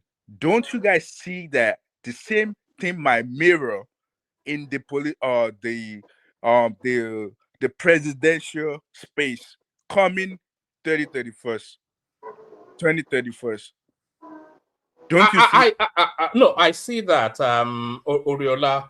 I think by March, when Tinubu starts to debut his successor, we'll be surprised by who I don't think it'll be any of the expected names. It will certainly not be anybody over 60. I think that one, because I think he wants not only a class shift, he wants a generational shift as well. You're very correct. When he starts to present his champion from the north, it will not be the historic names, and it would not be anybody under 60, I don't think. I believe so too. You understand? I think they don't.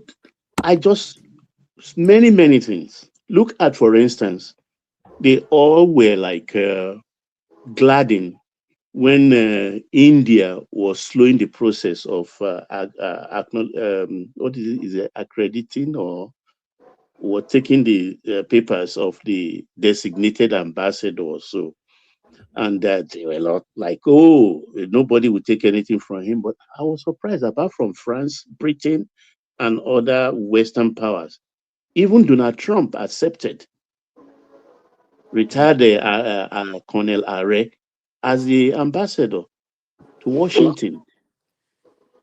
Donald Trump actually took his papers yesterday for a presidency that's supposed to be lame duck, because less than 1 year to go. He accepted the ambassador. So for every point they raise to kind of wish the country ill will or wish this administration ill will, they always fail. They always fail. And the country is, to me, as far as I'm concerned, this administration has gotten the micro correct. The macro is too slow. Yes, that I concede the macro is too slow. But when you are reforming economically, that's what happens. That is what happens. But eventually, everything will kind of peter out, in my own considered opinion. Because everything they say, oh, Ibim Bawa, people are dropping dead. That's the most ridiculous one I've had anyway. People are dying and dropping dead. But equally also, I mean, 1 year exactly ago, I was in Nigeria. I saw people building houses. I saw cars, brand new, people are buying. And since I talked to Lagos, right? Say again. Where in Nigeria? People are building houses. Where? Nationwide. People are not even building in Lagos anymore because people are fed up of Lagos. Baba is talking about Lagos. I don't think you went outside Lagos. Go Did you to go Ibadan. outside Go Lagos? to Ibadan and see. No, I was in Abuja and I was in Lagos briefly. Exactly. And so the two states. It's not like I don't. I agree with what you're saying. I'm just saying that you saying that people are building houses and your state, for instance, too, in Ibadan, I've seen people they just don't stick to the Nigerians back home. They try to also market to the people in diaspora. Or your state is not doing badly, but Ibadan has extended. Yeah, that much I know. Baba, sorry, I don't want to even comment. I don't have the time. The question I had, this guy asking you is very funny, though. Which one? Which question is that? That where, as if, what do people take the situation of Nigerians to be? As if, so Nigerians, I don't understand, because for him to even be asking you, say, where are they building house? So Nigerians cannot build house? So because of our economic situation, you need my why. Here's why I said why. Or here's where I said where. No. Hold on, Simba. Hold on, Oriola. Hold on, Oriola. Can you hear me? Simba, what Oriola is hinting at is that the wealth is concentrated only in those two hubs, and not a reflection of the entire nation. That's the point he was making. But it's to me, that one's surprising. Wait, that's not the point. All right. It's surprising. Point I'm making is this. Wait, the point I'm trying to make is this. Majority of the time, when a lot of, especially people that live outside Nigeria, when they're talking about Nigeria, they always have like their microscope on just two states. Like, oh, I went to Nigeria. Well, if we now ask you, where do you actually go? A lot of people will be like, oh, I went to Lagos or I went to Abuja. That's why I was asking that question. Not like, because when you talk about Nigeria now, a lot of people will just point to Lagos as if Lagos is the only state in Nigeria. That's why I asked that question there. Where? And I know Barbara usually says that. Ibadan too asks this. Right. And even the funniest thing. Let me even say this, Baba. Sorry for cutting you short, Baba. Go ahead, please. Me, when I go to Nigeria, though yes, I'll go to Lagos, I can go to Abuja, but at least I'm from Osun. I go to Kwara, go to Osun. No, I'm just getting out of the bed. I don't have cold. Okay. Yeah. People, in fact, I have people that are close to me that are in Nigeria doing their business in Nigeria, that are building hundreds of millions of houses that cost hundreds of millions. You see one thing, let me tell you, Baba, people take as if when they are abroad, people are making it big in Nigeria, big. Let me give you an example. See, during this Ilaya, they are just like, I don't know why even the old ones you asked to. Baba, do you know the number of Nigerians that went for Hajj this year? The number never diminishes. But they went on their money. Never reduced. That's Look, the thing. Ileab Ram, averagely. No. He's asking the question, Baba. What did you say? Their money or the sponsor or the one that the government sponsor? How many people can government sponsor? Wait, can we? Yeah, I'm asking this question because we need clarification. Majority Nigeria even let me tell you, Nigeria to sponsor people, but that's why I'm asking. Government cannot sponsor even 20% of people that go for Hajj. Let me tell you that. Well, and let me tell you, even a lot of people that paid, they returned their money because they said there was no space. Yeah, because Nigeria has their numbers. As the Saudi authority gave to them. And that was why I was very angry when somebody came here and said Nigerians are dropping dead because of hunger on the streets. Go to Nigeria anywhere. Go to anywhere in Nigeria on a weekend. Go and see Owambe. People should not be fooled by the way you are saying they are calling you people for money, they're asking you people for money, as if people are the only ones sponsoring the people in Nigeria. They are lying to you. They're lying to them. I believe that own part. They're lying to people. I mean, it's like, ẹ̀gbọ́n mi or bàbá mi, this one when they are selling 1 million for RAM, if you send like 800,000, I will send you a buru or this to go to one place so they go and buy it.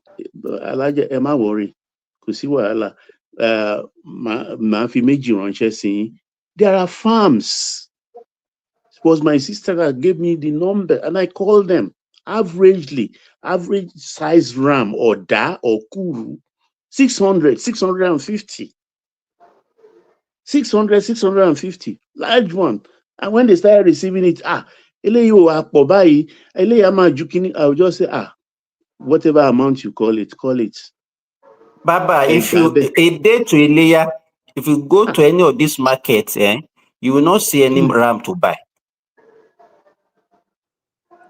It is strange, actually, why people just buy the stories like hook, line, and sinker. Yeah, because the betting people do alone every Saturday. Nigerians are starving. Nigerians are hungry. But go to any beer parlor in Lagos, it's always full. The betting alone. One man stop mentioning Lagos. They will say it's Lagos. By the time you are mentioning Lagos, it's only Lagos. We have to say other places, not just. Do you know how much you spend on sport betting every weekend? You won't believe the amount Nigerians use to bet on sports. One of the largest in Africa. So yeah, there are people. It is hard. Somebody was saying averagely 5,000 cannot buy you food anywhere in Nigeria. Where you can go to even decent buka in Surulere there and eat to your heart's content with 2,000. Yeah, but that's the problem. And that's you are even being frivolous. You are one of the elites or lower middle class. Right. Because today, even me, I don't know how to cook, but I can describe what you can cook. You can go to fish market in the nights. 11 p.m. Look, your circumstances have to dictate how you live. Papa, what are we can't all not be elitist in our outlook. You can't be earning 100,000 naira and you want to compete with somebody earning 1 million.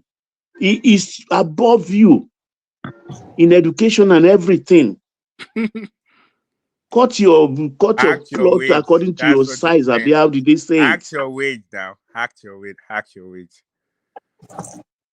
Because I don't know, every Nigerian wants to live in 2-bedroom flat. Oh, they want to go to Tantalizer to eat. They want to eat in Victoria Island. They want to go to ShopRite and shop and everything. Your wage cannot carry you. Act your wage.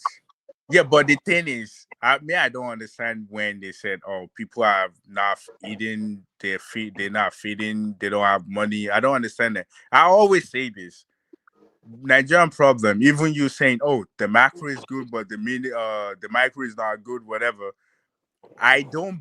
see, the Nigerian politicians are not going to solve Nigerian problems. If we need companies in Nigeria, you need manufacturer, whatever we need is by us. It's not going to be politicians. They're not there to solve problems.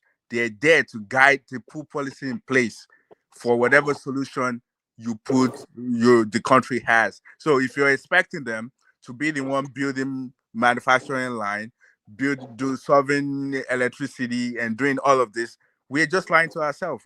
It's us that we are going to bring that solution to the table, and all they have to do is just put policy in place to guide that solution. So all this, politician is not going to go to the farm for us. We are the one who's going to go to the farm and do what we need to do. No, Oriola, it was Simba that made this point about 2 years ago. Can I say that even when they go, these facilities are there, but Nigerians don't want to present feasibility reports. They don't want to do those hard work. They just want to go there, line up, identify themselves, and get the loan. They don't know everything. Here alone, you want to do insurance. You have to tell them the story of your life. Small things, they want to know how much your father paid for your mother's dowry, just because you want to do insurance. They ask you the story of your life. Why do you want to take loan of 20 million, 30 million, that you don't want to subject yourself to proper processing? As far back as 2 years ago, we talked about this here. It was Simba that mooted it. So we have to change our attitude. Life is not automatic. Yeah, Chairman, you talk about Chichi, you talk about Banana Island. Tell that man he will buy you something for Orange Island. Orange Island is going to be better than Banana Island. Where's that one coming up? I've never Orange Island. They are selling the plots already in Lagos. Reclaimed land. One of Sanwo-Olu's trouble where they reclaimed the lagoon. It's called Orange Island now. That's the new Baba, all those islands are created in Lagos, Me, I cannot advise anybody to go to those because they are those islands are the one contributing to those flood that they're experiencing. That's why Sanwo-Olu had problem with Asiwaju about a year ago. It was a big thing, actually. It was Shaguri that reported him because it was doing a lot of damage. So they've settled that now. But Orange Island is in place. Let's catch up with the going on with the AAC with Folly. Okay, that's good. Yeah, Folly joins us. So I hear you're having your primaries this Monday.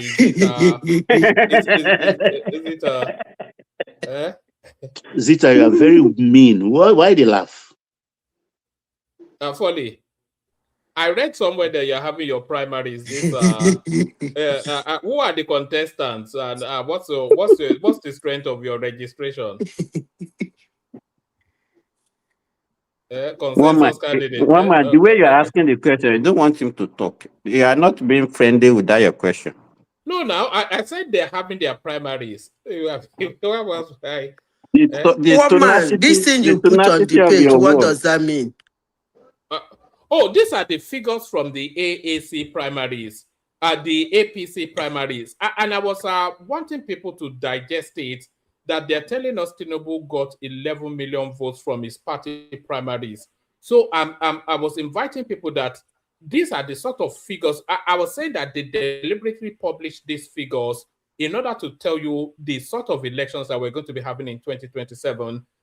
These are the sort of figures that they'll be looking to publish in 2027. So anybody that's going to defeat Tinubu, they'll be looking in the region of 13, 14, if not 15 million. Because, Woman, please, what I want to see is each state, how many votes he got. That is what is important to me. No, we have that now. We have that. Column, please. No verse. They don't have it in the tabulized form. Hold on, I think I had it somewhere. Yes. It says full results. Where are they? All right. I'll look for it. Bring it forward. Just bring The whole of Southeast. That's what I want to say. Mama, let me see this. This thing is actually very funny. You know, these are the kind of results we used to have those days. We believe that in 1999, Obasanjo won presidential election with 18 million votes. 18 million. And even Falai that came distant second got 12 million votes. And all of a sudden, the same Obasanjo started inflating the numbers. Huh? And they asked. No, it's not even, why should we be having 18 million votes and with 12 million? And everything that we had with all the 4 major contestants in 2023, it's not up to that. It is up everything to now. was that. Wait till the It's top. it's not up to. It's not up to. 6 plus 6 is it not 12 plus 8 of top? It's not 20 million. So why are you saying you don't it's not understand up what to? I'm saying? Okay, what about the 12 million that Tulufala is for? 12 million plus 18 million. That's 30 million. I thought you said 80 million. No. But even 18, at that, 18. And then in 2023, 2003, how many votes did Obasanjo get? I can't remember. I think he got less than that. He got less than that. He didn't. In 2007, how many votes? The whole election. Are you ready for the primary result? Yes. Zita? Imo State. Okay, let me start and listen carefully. Imo State. He called, are you ready? Lagos, 814,000. Leave all those areas. I want Eastern region. Only Eastern region? Yes. Okay. Because you go mark them down for me. We go keep that result for January. Or yeah, they call. Okay, scrolling. Where is okay? Can you write if you are writing? In Imo, 582,000. That is 500,000. Yeah, 500,000. Okay. In Enugu, 207,579. A quarter of a million. 207,000. Huh? Okay. A quarter of a million. Yeah. And in Anam, in Abia, in Ebonyi. Oh, sorry. Enugu is 383,000. More than a quarter of a million. Yeah, in Enugu. It's Ebonyi that is 207. Ebonyi. Quarter of a million. Abia 161. Okay. And then Anambra 43,000. Okay. We go see should be 5 states, right? Yes, 5 states. Okay. So do I repeat it? So Ludo did not deliver a state. Ludo did not deliver. It did not deliver a state. OT did not deliver too at 161.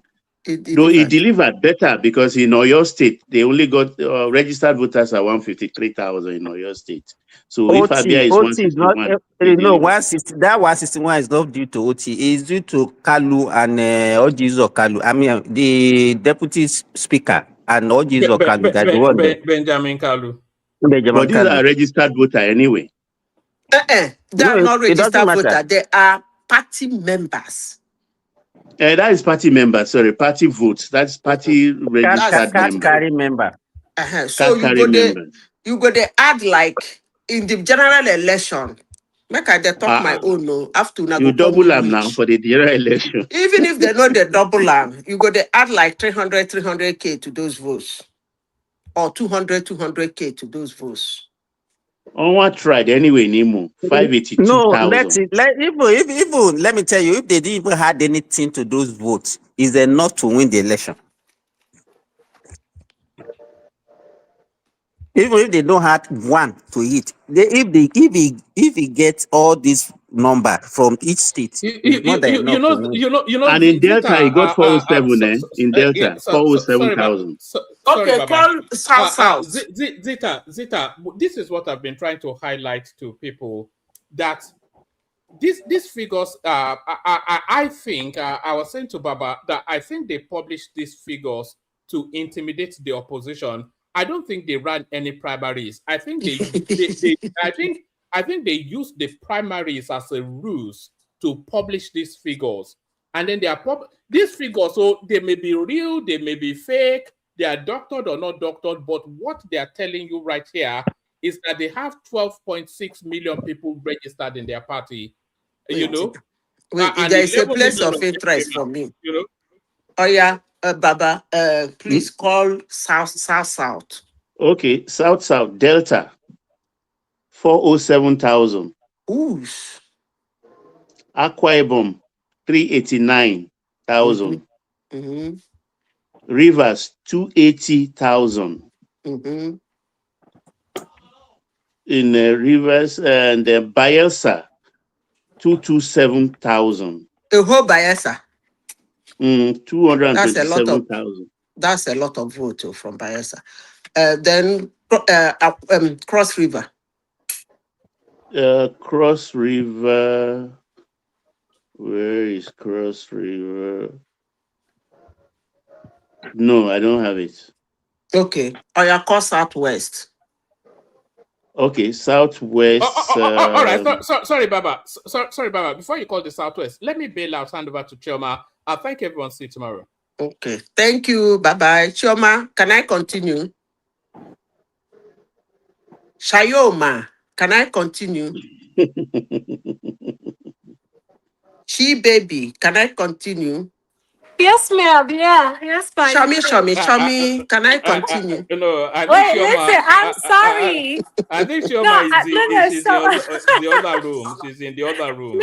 If you see where I was, one man, you know my condition. So if you see the way I was hopping to get to the phone, and I heard Banazita, I'm like, oh my God. I was like, I kept like hopping one man. I mean, you know what I'm going through.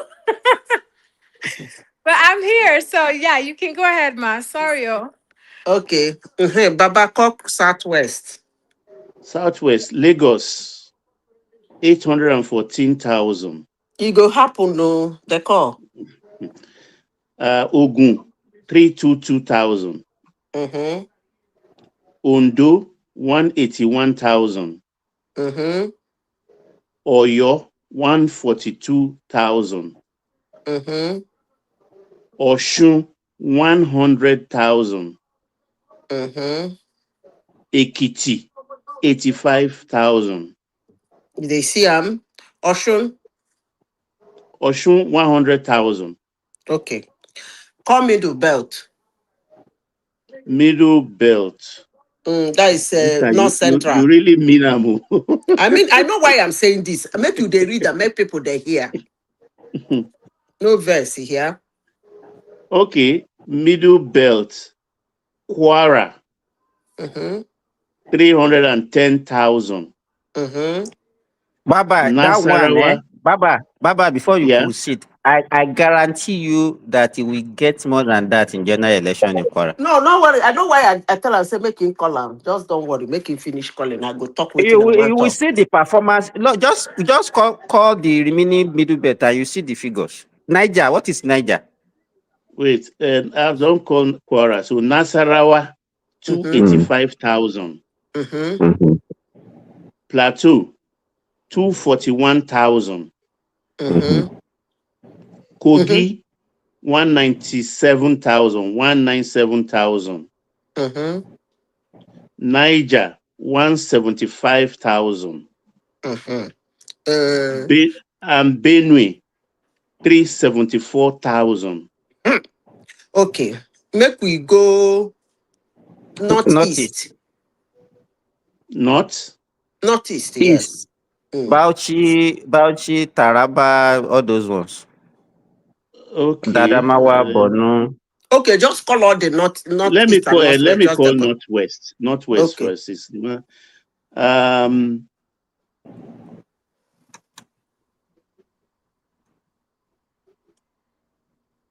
Kaduna. Kaduna State. 618,000. Uwele. Kano. What is the meaning Kano, of that? 500,000. Kano. That means continue. Ngwanakpo. Oh, Katsina, 68. Katsina, 467,000. For what? Which state? Katsina Katsina, is KK 467. says now. They will have that Okay. now. Castina, Rufai, Gombe. right? No, No, Katsina is Kaduna is Buhari. Rufai. Kaduna is Rufai. Kaduna is No, Rufai, which is how many? Hold on, calm down. Kaduna is Kaduna is 618. 600 or something. Okay. 618,000. Okay. While Kano is 500,000. Kwankwaso stay there. He said he goes score the remaining now. Okay, continue. I just they ask whether he still there when this number they come out. They call. Katsinas 467, Gombe 450,000. Ekebi. Kebbi 292. Okay. Sokoto 301,000.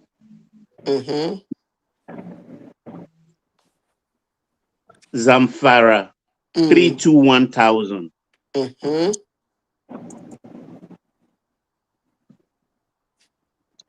Okay, let me see. Let's find Imo states too. We don't call all those places now. Imo How State much? now 500 and something. Stop. Are you serious? You go see the drama now. Now me go for January. You see? Wait, 500 as in 5 You years. see this laugh where you dey laugh. Now January I go laugh my own. Baba continue.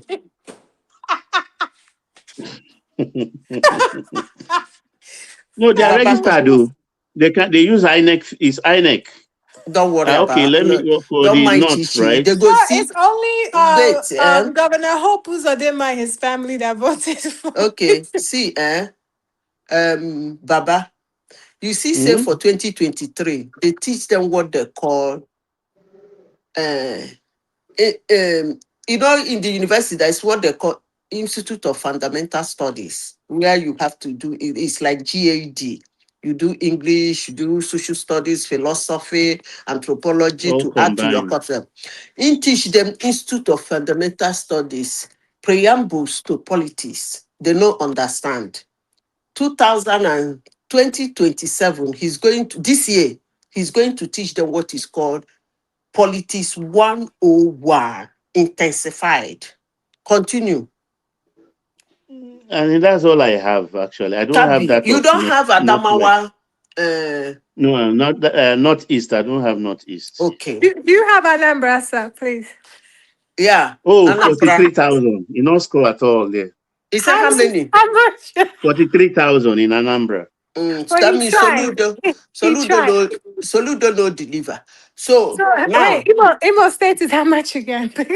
so what it is No, that but hold on. Primary. It has nothing to do with Hold the on. counterpart. Baba, let me say this. Make everybody listen to me carefully. You know, say I sabi speak gibberish. We did the look Tinubu. Nigerians they like this. Rita, they already saying that in the comment section now that we are blabbering. Don't worry now. So now, when it happened to blabber now. we're blabbering. But who is in Aso Rock today? Who is in Aso Rock today? Yes, Baba, sir. I want to make sure. How much did you say he got in Imo State? 582,000. 582,000. 1,000. Yeah, registered voters. 100. I thought you mean 100. No, 582,000. Oh wow, that's a lot of number. Those days before the introduce all these accreditation, electronic accreditation, Imo State used to give like close to 2 million votes each electionary year. Yeah, Rivers even they passed that one now. That's why River Delta they are like all of them 2 million, 3 million. Now. All of them don't shrink. Yeah, that's what I'm saying. Let me say what I want to say. You know, so I sabi speak gibberish. Let me speak my gibberish. Nigerians, they look Tinubu. Tinubu open in Opolo eye. They look us for our koro before. In don't read this election finish.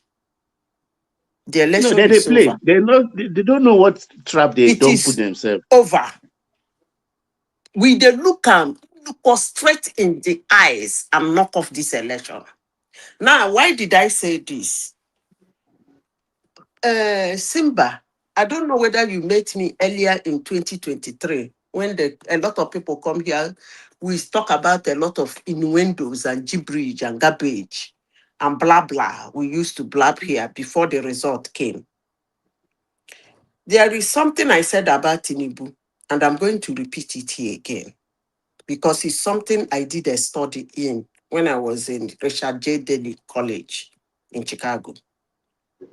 There is one man called Richard J. Daley. Our president started there now. The man was the mayor Daily. of Chicago. They have 3 Dailies, and they're brothers anyway. They have Richard J. Daley, Richard M. Daley, and Richard. They have 3 Dailies, and all of them were brothers. The Richard J. Daley, he ruled Chicago as a mayor. Rule. So if not for Nigeria, they go say they buy him. They usually buy him because if you look at the documentary, they said he get off to go pick lunch around, I think, 12:16 p.m. in the afternoon. He left his office, get off to go pick lunch and slumped before they rush and go hospital. In fact, he slumped and died anyway. That's just what it means. Now, the man is a kingmaker. It's he that started this kind of politics where you project numbers before the real election. In the flog politicians, woto. They call it Chicago style politics, where you project your number before the election. And presidents of the United States used to come and meet the guy on strategy on how to win election. One thing you can go for Richard J. Daley is that in as much as he's a shrewd politician, according to them, they say he's so corrupt. But if you fly into Chicago today, the way Chicago is, the landmark, the skyscrapers, I mean, when you get to State and Madison, you look the town, you couldn't believe your eyes. It's Richard J. Daley. Chicago is all about State and Madison. You see the beauty of human brain. So what am I saying in essence? How do they do it? They do primaries. People come out in the party, pick party nomination forms, and they start contesting. Running header-scatter. They still do it today in the US. Running header-scatter. What are they trying to do? They're trying to project their numbers. Registered members of the party come and vote. Members of the party, registered members come and vote. Registered members come and vote. By the time there are 6 candidates, as they are moving, some people will be dropping. Like, I'm losing numbers. My sponsors will have to get out because I'm losing numbers. They keep moving like that. The person that lost numbers, sponsors drop, will endorse one person like that. At the end of the day, you will see the number the person that won used to win. And then they start what they call alignment. The person that won, you will see those people that contested with him start endorsing him. Technically, what is he saying? That 60-70% of the vote of that person that ran with him in primaries that now endorsed him, we still go to the man. I'm talking about the primary level, like projecting it for the general election. So if you are a Republican, you already know your numbers. In the time, as at the primaries, you know the number of registered. I'm talking about how they rig their election anyway. You know the number of registered voters, card-carrying members of your party. So if there are 7 million or 120 million, it's like give and take. Before the general election, knock off 10 million. or knock off 5 million. Then they will start their drama of independent voters. Why are they screaming for the independent voters? Because they have locked down their what is it called? Their members. It's already their votes. So they start this chanting of independent voters, and they start this manipulation of chanting swear voters. I'm going to see if you can swear aggrieved voters from Democrats into your side, or swear aggrieved voters. Those are the manipulated numbers. The main numbers is their members. They've locked down. You cannot take that away from them. Why is it so? Because you cannot tell me that somebody who went to the primaries and voted for a candidate and said to the whole world, I want this candidate to proceed to become my president. And on the general election, he will not come to vote for the person. It's a 0.01%. Hello? Baba, are you still there? We're here. I'm very much attentive. So it's a chance of 0.001%. So the numbers for those members are technically, forcefully, like it, hate it, is locked down. So if he lose, as he said, Imo State, 500,000 votes, if he not get at the talk, you know, as I talk gibberish, give and take. Let's see the number of candidates that will come, voters that will come out to vote that. Madam Zita, are you sure? Madam Zita, are you sure it's not 500? That's what they said, do na Baba they call them.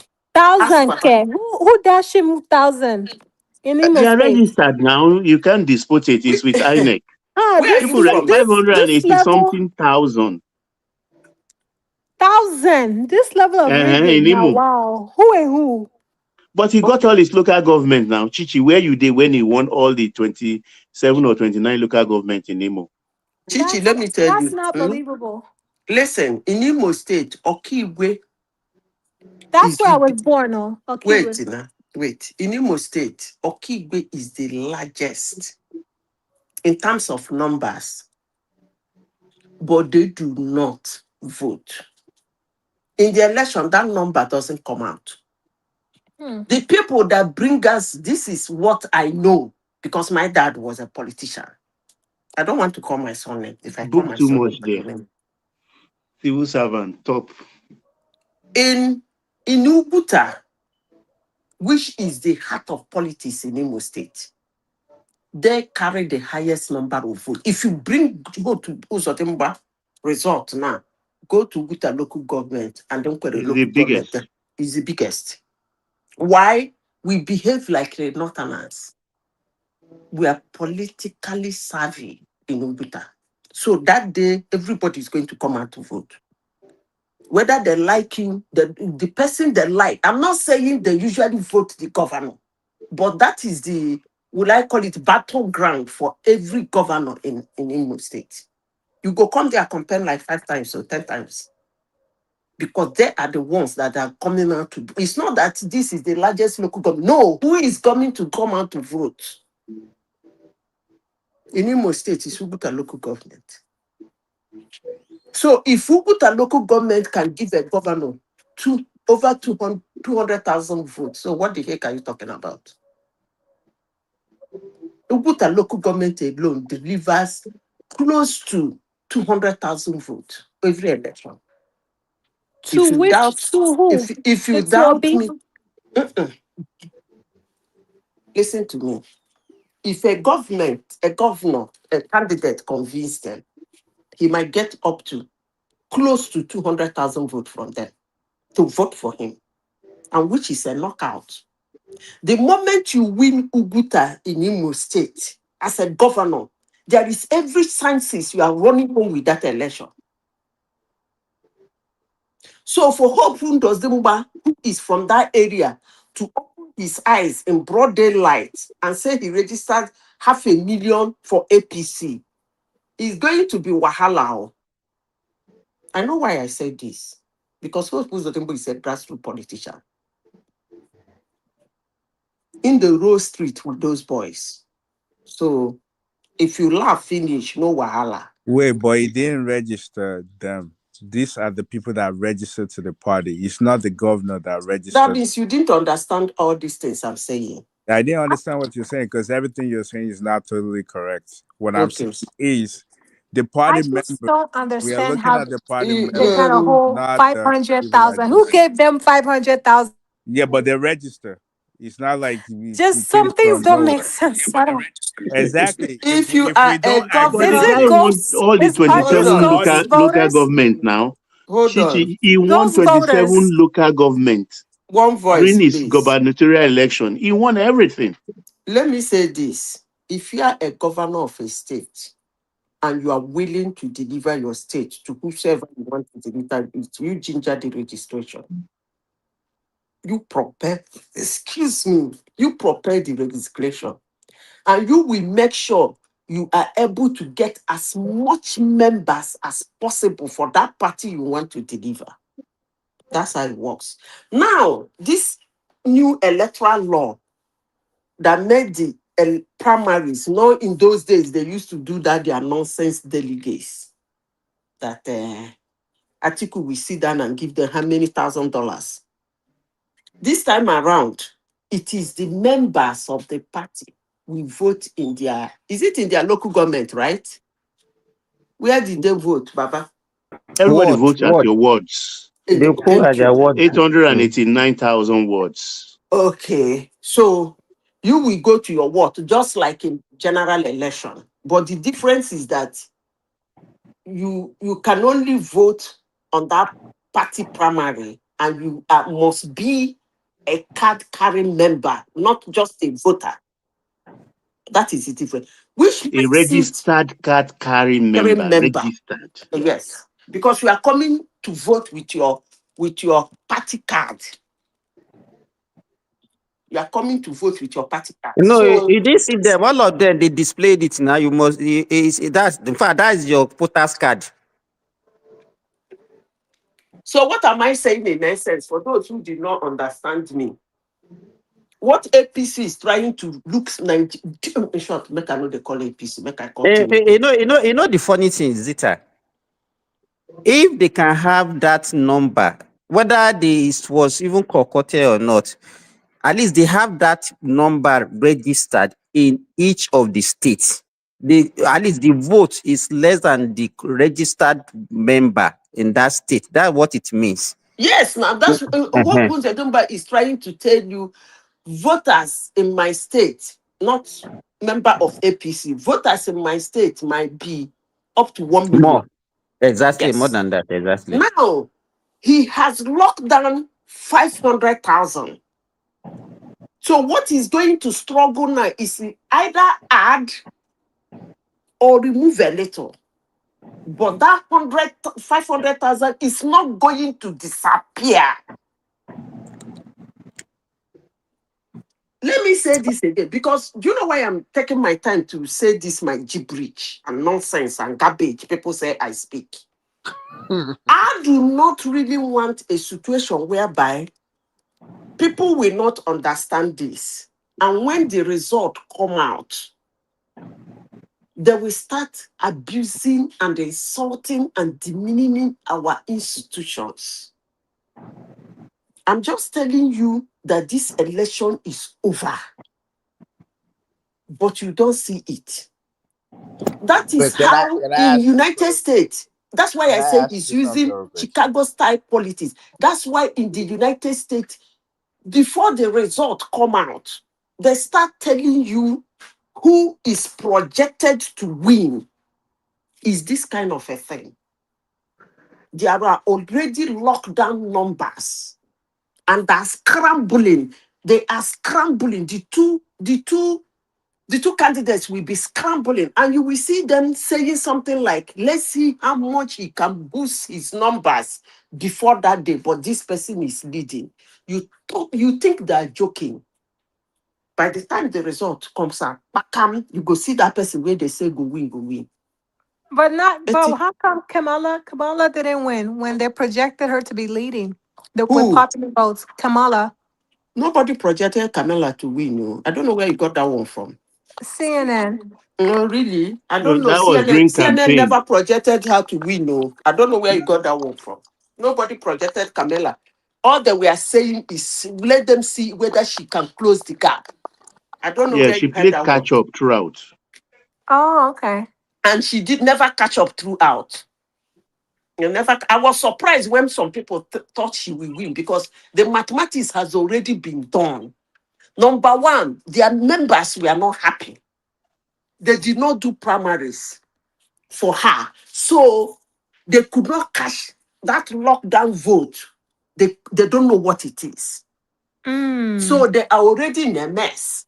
Because Obama was telling them, okay, let them do primaries. Yeah, they did not do primary. Yes, Yeah, because that's if one you of the do problems. primaries, you lock down those vote They will have numbers. made the necessary adjustment too. Thank you. So Yeah, they that's didn't true. know what their lock number, what their lockdown number. I don't know whether there is anything right like that. What their lock numbers is. So they were scrambling. They were not too sure. But had it been they did the primaries, the lockdown number will show. And from there, they build up. They begin to tell you something like swear voters, independent voters, scrambled, aggrieved, but all those ones na shenanigan. So that was the problem she had. And that's what the problem Peter Obi is always having. He doesn't show his lockdown numbers. In NDC now, you don't know the numbers that are following him. That's the problem.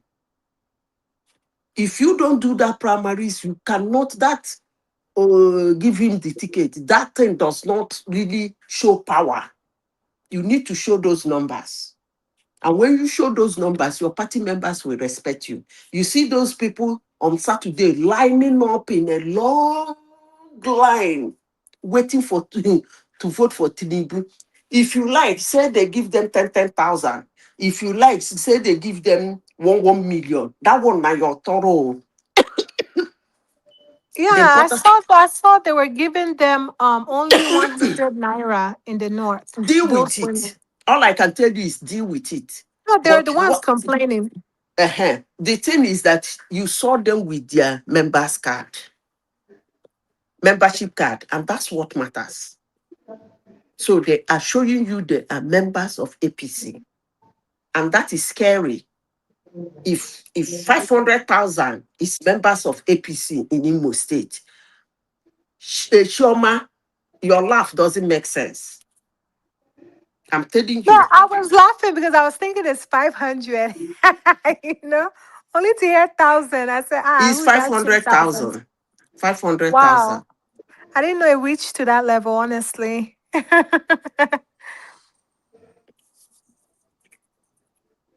No wahala. Me, I don't talk my G But bridge finish. Zita, what surprises me, how could they have gotten such numbers of registered That members is the in that game place? now. Come on, that is the game. You know, Oriola was telling me that it's not the governor. That is the people that just went and registered. So people go just wake up waka. Where is APC or party? Where is APC? Make I go vote, register with them. It doesn't work that way. That thing is what is called heavy grassroots campaign. And you cannot make a headway on it if the governor of the state is not on your side. Trust me, you cannot. Because it entails money, good money. That was why, even in 2014, 2015, Tinubu did all his groundwork with Buhari. The moment those 5 governors joined them, the thing went up. It became fire. Everywhere will scatter. Every war. To get to register 500,000 people, no be chop.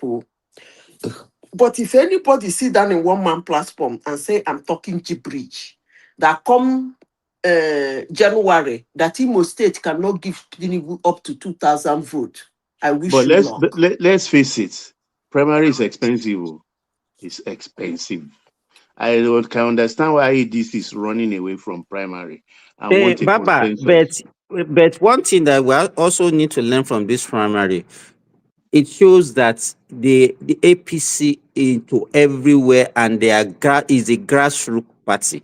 It's not a situation whereby election will come and you say, okay, they don't have agents in one polling unit or the other. Look at it. No, if they can have this No, member in look, all the world, all over the Dr. federation. Simba, I was surprised yesterday when I saw the word by word crowd. Okay.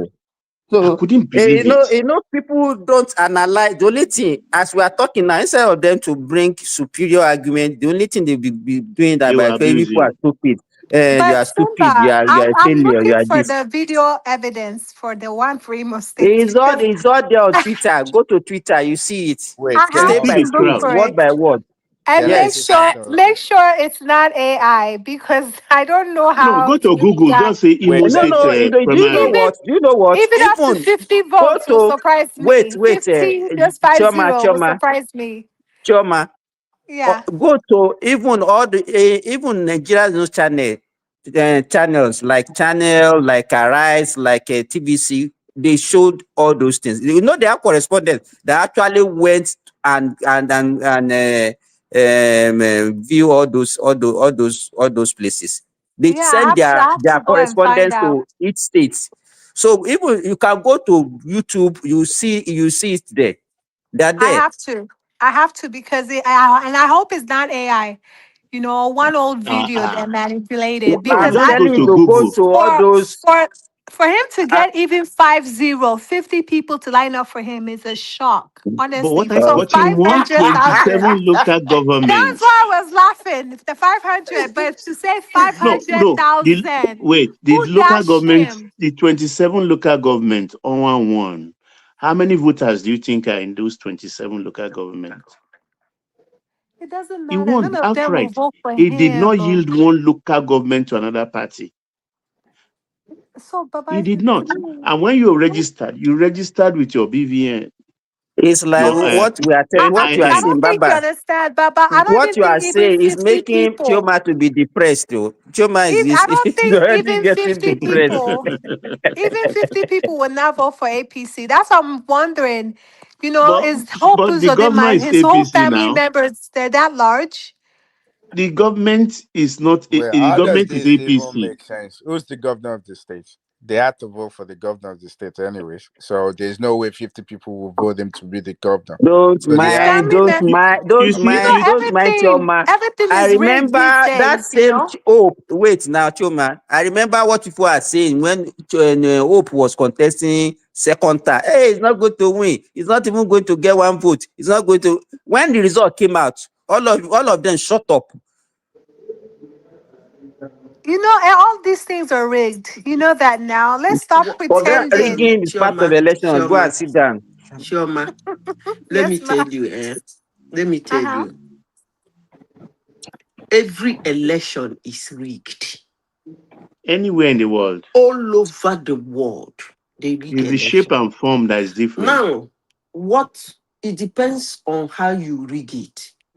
In those days in Nigeria, they used to snatch ballot board, shoot on the air, buy Mm-hmm. people. People will run away. They snatch the ballot board. They go inside one way house, print, so tell your And hand go, stop they it. pay you.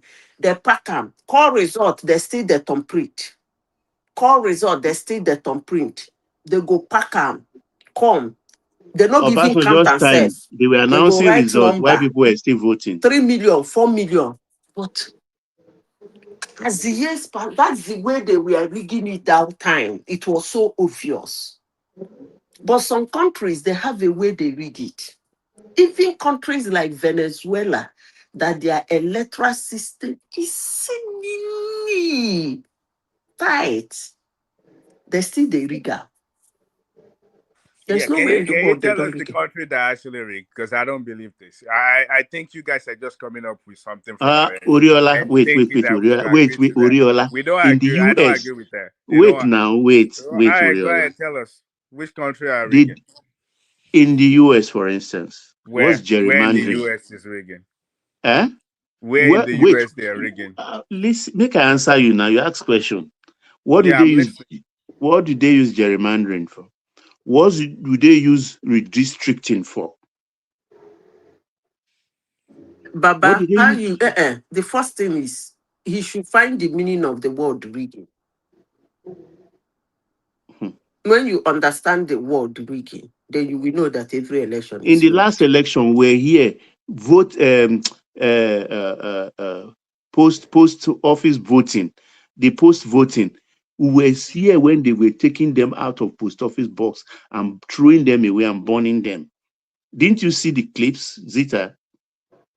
We watch everything live. You talk that one. I never tell you now how. Yeah, but there's a Maybe I reason don't talk for behind Chicago. those. For Wait, but Chicago, there's a reason behind those. You just said they burned some votes. Well, some people that voted, they burn them. We know the reason why but that's because Republican doesn't want people to say, they don't want the mail voting. They don't want that, and that's the reason why Yeah. they had to the burn some of important them. thing was it burnt? So, And what was No, that hold in on. your Was own it burnt? lexicon? wait, this Was is it burnt? politics. Wait, it was burnt. Yeah, we Thank you. heard some some states they burnt some of those votings, but that's not rigging. That's Wait, politics. That's politicians telling you that this is what we want, and they don't agree. And some other it's same thing in wait. You don't understand. Okay, Let me yes, give wait, him. let me give you another one. Let me give you another No, one Baba, again. let me give him. In the state God. of Chicago, in the city of Chicago, they do what they call, normally in the United States, they do what they call mailing ballot. You can sit in your home and say you want them to mail the ballot to you. They mail the ballot. After 2 weeks, you say you don't know where you kept it. They go mail another one to you. And in as much as you keep requesting, they keep mailing. And then on the election day, you waka, enter that place, they ask you, say, I don't believe what you you are are laughing now, asking. don't worry. Don't say No, anything Nigeria. they laugh. Say he don't know Anything wetin dey Nigeria happen. is jagara Where jagara. If he any grew other up and place is worked and okay. is working But now. the problem I have with most Nigerians is that even where they are overseas, they don't monitor what happens there.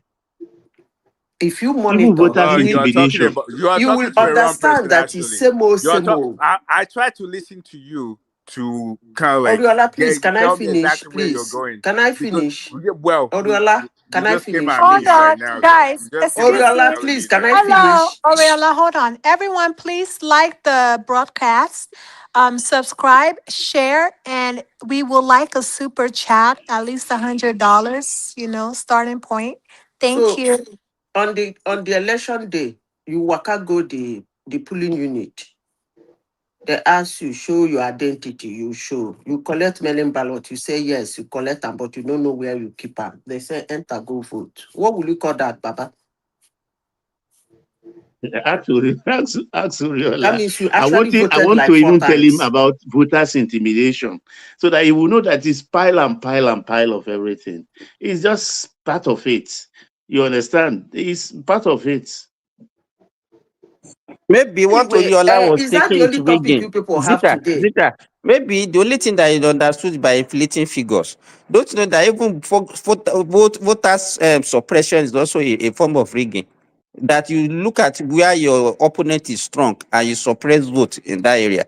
They don't know. Wait, it's not the same thing. That's what I'm saying. I listen to you guys talk, but it's not the same thing. It means different thing. When you suppress votes, it is not the same thing as rigging. Rigging is totally different. Rigging is number Rigging manipulation. comes in many Wait, places. let me That land. vote you Can I suppress land? Can I is for land? somebody, I listen isn't to you it? to say yours. Can I land? Voters suppression is not the same thing as voters rigging. If you guys are saying, oh, they're trying to suppress voters, or they don't want some type of people to vote, we understand that's suppression. But if you're now saying that it's the same thing as rigging, it's not the same thing. Rigging is just numbers manipulation, and that's what I'm trying to tell you. Because what you're saying, okay, for example, 2020, Trump was like, oh, they're rigging in Arizona. What did they do? They said go ahead and audit the entire voting system. So you can't just make a claim that, oh, they're rigging votes But if you're saying suppression, of course, I agree with you. We see that going on. It's not the same thing. It's different thing. So we can't just because we want Nigeria to look good in a or to look good, then we now like It's claim not, that it's not, what, everybody. no, Simba, Oriola, Simba, sorry. Simba, Oriola, can you sorry put for, something on the screen? no, what you If you need to, can put no, something on the screen, please bring out what it means to rig an election. Maybe you do it in I'm not ChatGPT. with my, I'm on my phone. I Choma, can it's, you project something on the screen so that we will because stop all these pedestrian arguments? it's actually surprising. Oriola, this thing. You I can don't just like do a this kind Google. of pedestrian You argument. can just Choma, ask for a Google. It's What not is rigging pedestrian. an Rigging election? and suppression is not the same. What are you talking Shoma, if about? you can project the meaning Yes. of rigging an election on the screen, maybe you use ChatGPT so that it will run it down for you. I It will can Google it. it will tell you all the types of rigging. And what is the meaning of rigging? Then it go give you examples so that we will stop this pedestrian argument. Any other topic, Shoma? Yes. So the topic is what are your so Choice word. for Baba, I want to ask Baba. Pedestrian. Who's pedestrian to talking Eh, person? I There's think I we need to wanted to even know. no, Oriola, don't get offended. It's not. She's not abusing you. Sorry. sometimes we have to understand what when we're using word. We have to understand what we're talking about. Sorry. And I apologize on her take it behalf. as Just don't someone. worry. Don't let us go into No, please that. don't try that. I say we. We is not one person. So please, Simba, don't try it Yeah, next but time. when you Don't say you we, ever you are not the only apologize on my person. Yeah, behalf. I said, there's a so lot of that people. we should stop this pedestrian Yeah, argument. if We, in everybody English doesn't get language, offended is not about it, one I'm person. offended. I I'm hope not that able is to use that I word. made that clear. It's We okay. in English language is not one person. So if one person decides to own it up, that's fine. Yeah, But there's not. don't apologize on my behalf. Okay. Thank you. So Baba, what transformation do you want Tinubu to make in 2027? Because I don't really You mean in the see elections or overall generally in terms of reform? in reform, especially with terrorists, dealing with all these jihadists, you know, that's really what I want. Security, Do you think he will bring about security? How do you think he will achieve that? You know? Yes, I'm sure you're a follower of the platform, like most people. That's my beef actually with the president, and I've always consistently score him zero when it comes to matters of insecurity. Even though I have an understanding of the constraints he's facing, knowing our country very, very well, at least or to a certain level. You understand? Take, for instance, to curb that security or to mitigate against it effectively, we should have community police like we used to have in those days. Absent community police, state police will suffice. But that state police too, with word of mouth, our northern brothers have agreed. But behind the scenes, they are vehemently opposed to it, to the extent that even ministers of the northern stock serving under this president are even against it, and they are coming out with their full chest. What Last week, it was what did they have against it? Yeah, why? what yeah, they said, look, there are people move around a lot, and when they are in trouble, all they ask for in the police station is they want to talk to a superior officer, and they name the officers they want, or they call higher ups who are their own people, and they have them in great numbers in all our services, and they are let go scot-free. But in these circumstances, if it's something, a misdemeanor or a crime committed under a state law, it is the state police that will handle it. And state police, who you want to call, for instance, in Imo, which Hausa man is in charge? No Hausa man there. So they will lock them up And of course, they will face the full measure of the law. That is what they are against. One of the reasons that they will be intimidated, that they won't have a say, and their people will be just locked down here, there, and yonder. So that's their fears. And of course, why should their people be involved in criminality? Most of the trailer drivers, they don't have driver's license, and they are on drugs, cheap drugs for that matter. That's why they kill people down south once they exit the port gates. So that kind of thing will go to state police, and you know what state police will do. It's like you are coming from your northern place, taking Maya and killing our people anyhow. If you look at the average container carriers, for instance, they don't have this the locking mechanism to lock down the containers. That's why they fall down on cars. So all those are crimes. Who are the transporters? Most of them, most of the trailers, I can't say the percentage, but preponderance of the trailers that applied our road are all owned by Northerners, and they are not in good condition. The people working in the bush, like bush animal too, will be dealt with. So they don't want all of that. They still want to enjoy the freedom which their criminality gives them, because they have their people in place. Take, for instance, in Oyo State the other time, I can't remember the state particularly or the local government, where they got hold of one of the bandits or the killers, and they took him to police station. By the time the village people went there the next morning to continue the case, he has been released. And they asked them, what happened?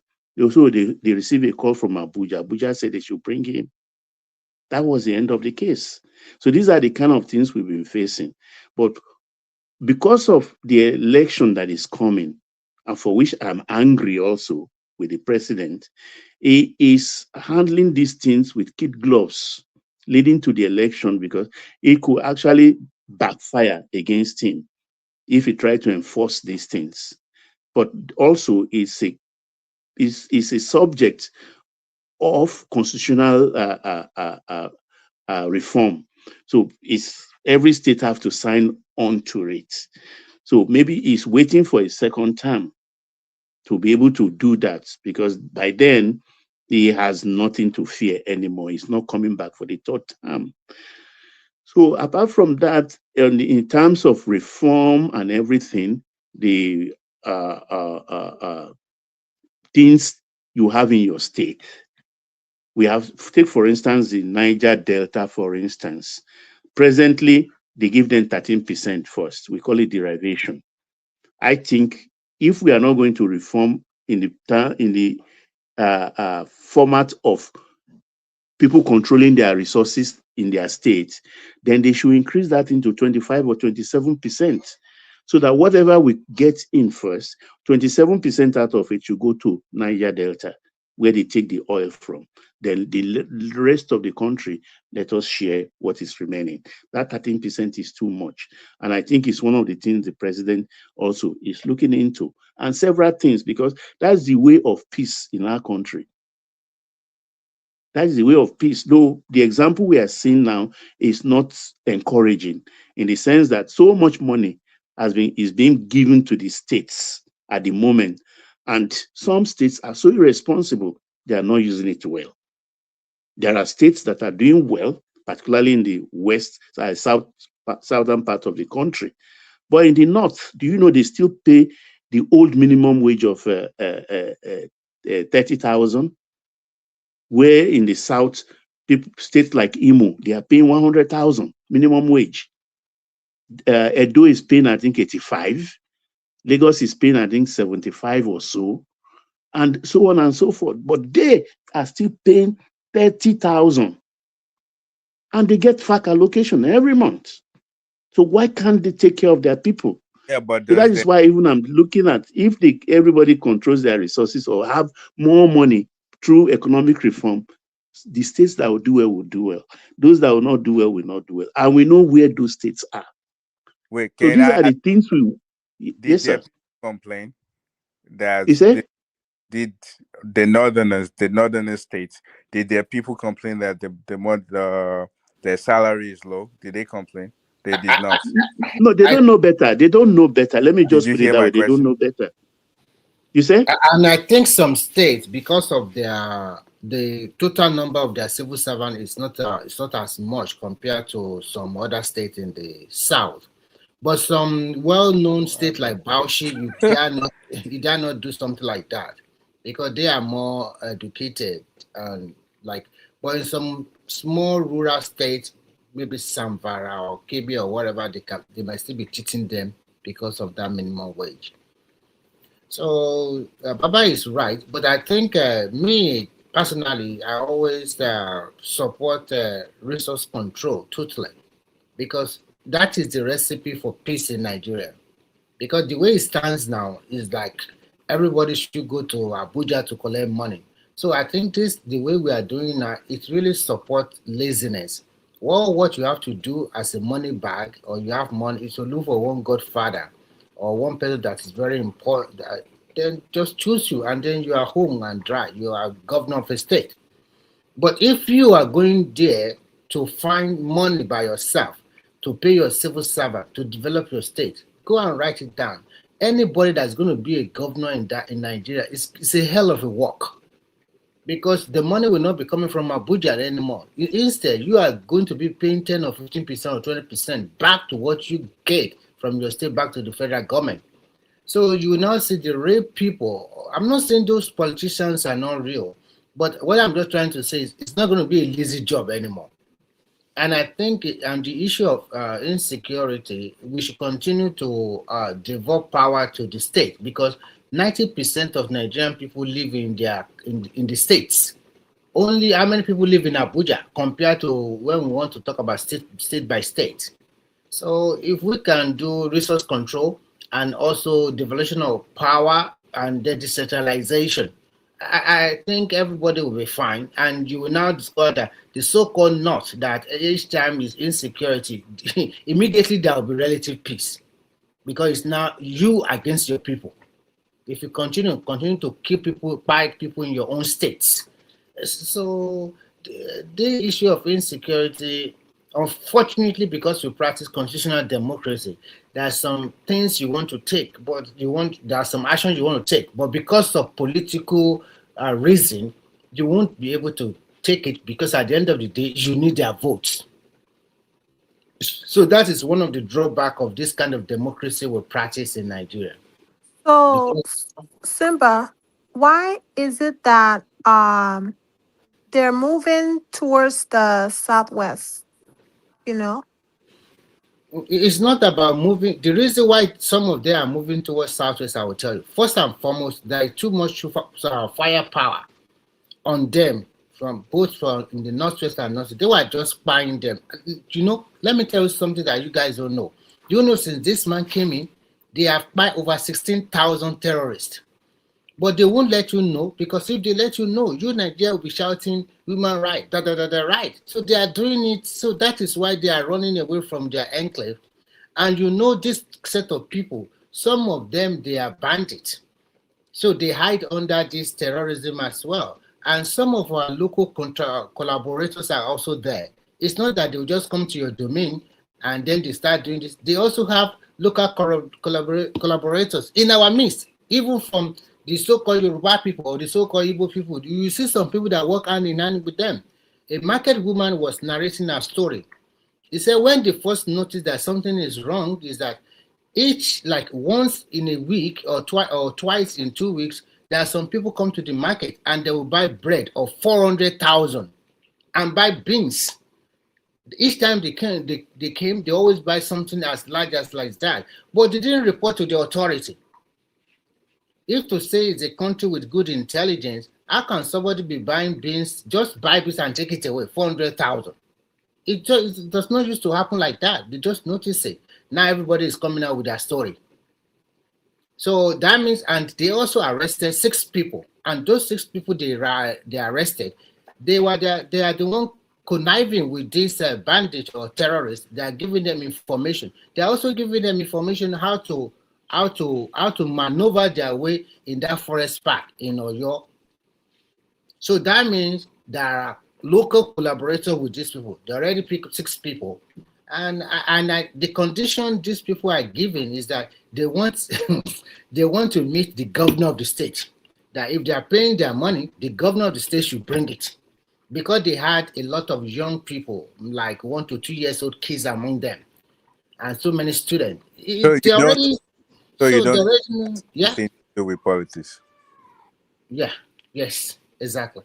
So my problem is like, other countries like South Africa, they're advancing. You don't hear about terrorism or So, but Fulani what about people. xenophobic? What about xenophobic? Wait, There let in me their own cases even No, my worse. so question. no, that's different. The xenophobic is different. This is terrorists. They We have have so a jihadists. bandit attack, heavy armed robbery. They have their own problem That's too. They have different, their own. Madam Zita. That is different. These are people fighting in the name of whatever they believe in. I don't think if you. I'm not saying they Why do not are we also fight. allowing this? This is only happening in Nigeria. It doesn't happen in Ghana. And let's tell the truth. It is a fact. This does not happen in Ghana It's because not I know only about. I've Don't lived let in them do Ghana. trauma. No, Simba, don't deceive me. No, I'm not sure. it's No, not you simple don't. No, no, economic. no. Don't do No, that. let Don't me say this gaslight. to you. No, no, Simba, you Okay, let stop. me say my No. own then. No, no, you Let's can't talk because you now. Why started no, off. no, no, No, no. I'm not talking to you because you started off Are gaslighting you me. the This only thing, one that has to I know. talk? I'm telling you because this thing does not happen in Ghana. So accept it and no peace with So me. Okay. I'm not talking about Ghana. I'm not here to talk about So Ghana or why South why Africa. are I'm we talking allowing about this to Nigeria. happen? Why can't we just What I want to eradicate tell, these people once and for all?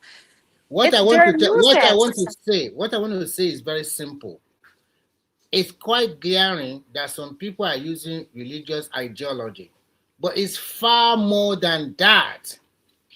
That's what we are saying. It has a political undertone. If you follow the political terrain of Nigeria or the political situation, why is it every time they want to do election, this thing will rear its ugly head? From 2023 to early 2025, we do not have all these cases of terrorism going all over the country, trying to kidnap people or buy people. We do not have it. But after, in the middle of 2025, it started again because election is coming close. And now that we are going close to the election, there will be more of this. It has political undertone, and I think I would blame the government. And when I say government, I don't mean the federal government alone. I'm blaming all the 3 tiers of government. And I will also blame the citizenry of our country because we ourselves, security starts from the citizenry. Remy, I think what she wants to know particularly, she's asking, why are these people troubling Nigeria and they are not troubling other West African countries? Yeah, So exactly. what I have to say to Maybe that is after that you. it is historical. You understand? These people in the north, I don't know how to describe the situation without causing offense, but I would try very much. Our borders in the north are porous. Take it, for instance, in the eastern region. I've not had anybody from the southeast or south calling a Cameroonian his brother. Neither have I seen people from the southwest relating to, there is historical connection with Benin, Togo, even Ghana. But I don't see them calling say my brother or open the borders for them to easily flow in. But right there in the north, there are people who live, for instance, in a state in the north, close to the border. They even have cousins across the border in Niger, in Chad, in Mali. Even our President Buhari, I think the father is from Mali or so.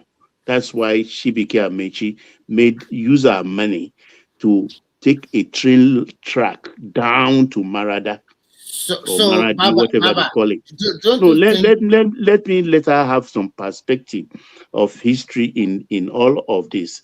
And it, for instance, in the whole 60-something years we've been independent, they have held sway on power for 45 years.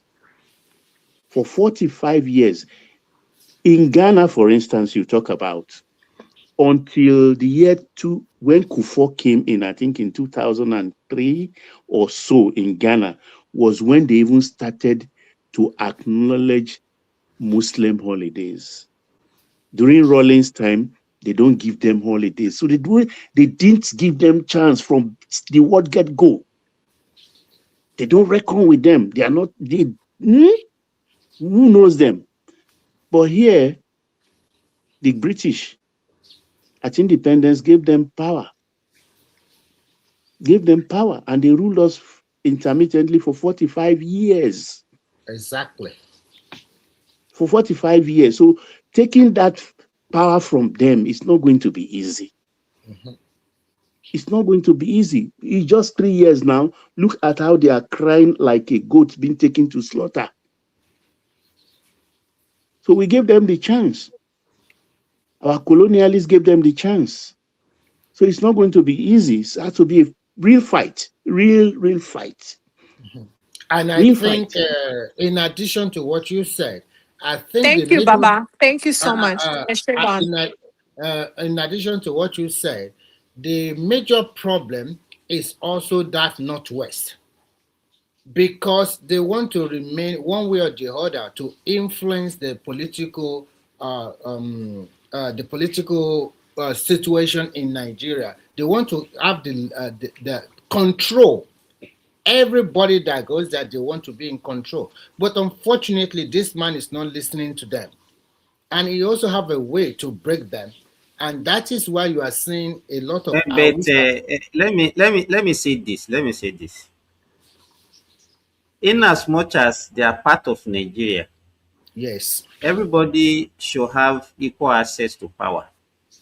Yes. For the fact that that part of Nigeria have power, we cannot equate it to, that is the reason why we have insecurity in Nigeria.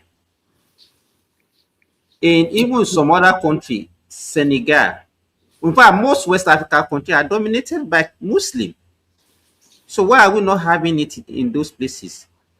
Yes. Cote d'Ivoire, they have their own, even Muslim have ruled Cote d'Ivoire before. Even in Ghana that Baba mentioned, Muslim, I think their former vice president, they even had a Muslim president in Ghana. Baumia is a Muslim, but not a president.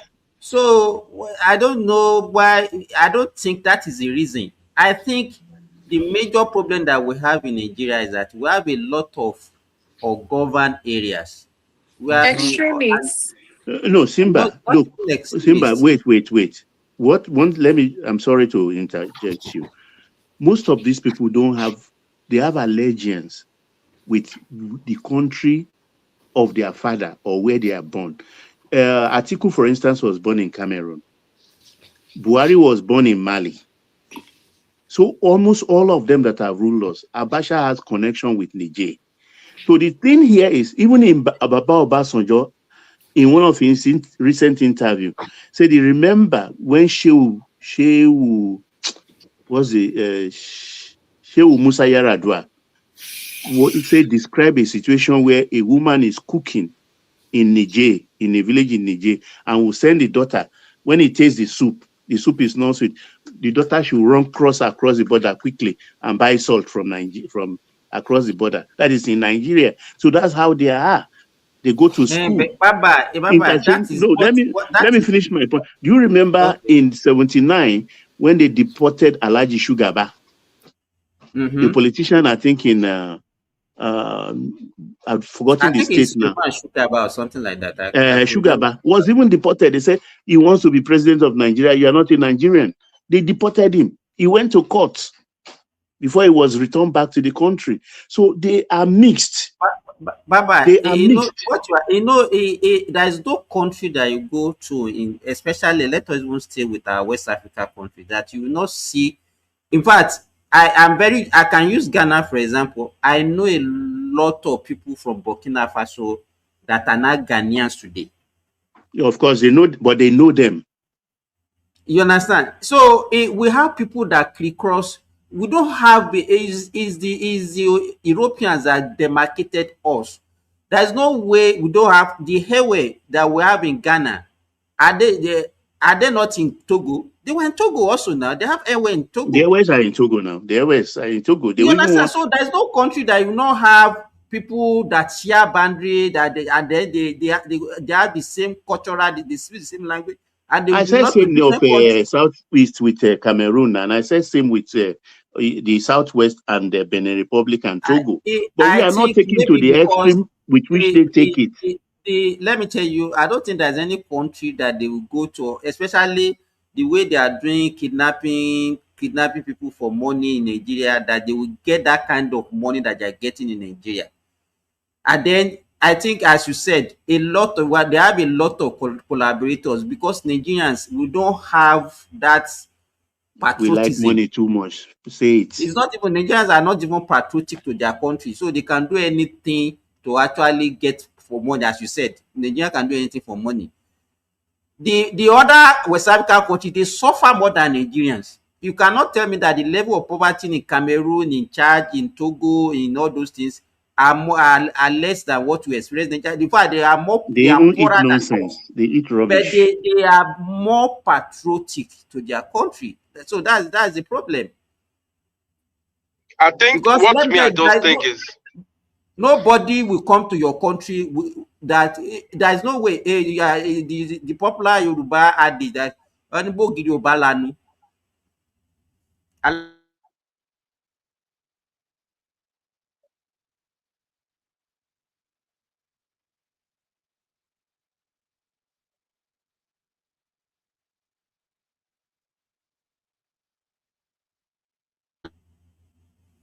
Hello. Yeah, we can hear you now. Yeah, I Well, I didn't think you hear went on.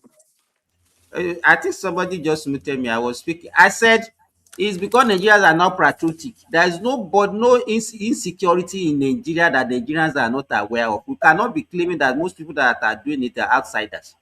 They are doing it in collaboration with our people. So if Nigerians are waging wars against themselves, then it's Nigerians are no reason why we are waging wars against ourselves. So I just think we also need to talk to ourselves. Why are we waging war against ourselves? We are the we are one not one in waging war against Nigeria. ourselves. While we are the same person that are crying of insecurity. Number one, I think Nigeria is just the reason why they're so saturated and stuff in Nigeria is because Nigeria is a is become a breeding ground for terrorists. So it's a very fertile land for terrorists, and terrorists are welcome. And the Fulani people, in the north, and some of the northern core norths and the northern people have allowed these people to come in under the precedence of religion and also political agenda. Sorry, I don't know So the name of the person that is talking. To me, I'm not trying to. I'm not a northerner, but if you are just limiting this thing, I don't like a blame game. Why can't we all take responsibility for this instead of trying to blame some people? The insecurity. okay, Let me tell I will you tell the you, I will, people. I will tell you the reason Let me why. give you for example. Wait. Let me give you for example. The few people that were arrested about the kidnapping of the school children in Oyo, they were Yorubas. The insecurity that we have in even in Edo, even in the Southeast, most of the people that are arrested are they northerners? I don't like a situation whereby we will not look at ourselves and take responsibility and always look for somebody else to blame. A Fulani cannot come to my region now without my people being aware. There's no hidden place in that country now. Yeah, but Then that's why who's chasing your obas that's why in I the was city? If he allow me finish, then is at it least we'll get some wait, things. Simba, So if stop being defensive in the name of religion. It's Stop so it. not being so defensive of so I who? hate if, arguing with people that they see everything clearly written, right? yeah, And it's just a, you choose to ignore it in the Chioma, your own name of your understanding. The religion. people, let It me tell doesn't Chioma, you, make I sense. the thing is that it's all right to be a fanatic, right? But fanatics. when What do you you mean by Yeah, fanatics? um, that's how you sound, Simba. You sound like a Fanatics of right, fanatic. who? Am I a Fulani? No, It's, to your it's, all, religion. it's all right to be a fanatic, but when you try to suppress your opinion on other people, then it becomes, a debatable and a problem situation right here. He's trying to Because correct you. if You're not listening. so, Don't say so fanatic. basically, You're, if he's if correcting I'm not you and you're not listening. This is how you cause friction between people. You can't call him Because I if don't the think people don't have a superior argument, that's the way now. They start saying you're a fanatics, you're a bigot, you are this, you are that. They start abusing you. okay. Tata, you can continue. Sorry for the All right. interruption. So basic. It's all now. right, Chairman. So basically, Everybody can. um, Why are you making? I don't see I don't see anybody from Southwest as of long time ago saying, oh, we should allow these people that are killing, that are that people that want to kill people to enter our country, and we should enable them. You've I had think men. I think you are Oh twisting my it. God. We are not saying they are allowing them. We are telling you that they are collaborators, local collaborators. We are not saying, look, let's be objective and let's say the truth. What Simba is trying to tell you is that if those Fulani come to your domain, there will be some of our local people that are working hand in hand with them. That is the truth, unless you are just missing word. I mean, unless you're not being frank here. That's what we are Simba, saying. do you know how embarrassing it is for them to throw a bomb What I am in trying to tell you is Nigeria? that people I mean, that are Remy. looking, listen, look, I will tell you the truth. Listen, why is banditry, terrorism, armed robbery, everything persists in Nigeria? Because we worship money in that country. The first thing that comes to the mind of average Nigerian individual is the money aspect. It's not looking at whether this is for my people or not my people. In fact, our people The are thing is, even the thing kidnapping is, ourselves. yeah, I do understand that That's what we are saying. everybody's emotional and stuff. But what I'm trying to say is, you don't see people come out boldly in other parts of Nigeria to say they support terrorists and certain Fulani people that are terrorists are their brothers and they are here to stay. You don't see them saying that. You don't see Yoruba people come out and say, "Oh, Are you kidding yourself? If you look at from the northern part of the country, most of these people, banditry or terrorism, they knew them. They even protect them. I'm telling you the truth. Why are you missing word So, here? They look, protect them. what I'm trying to say is because the If other somebody is a gentleman was terrorist, saying they come out and say we are supporting them. the Why are you other talking like a kid?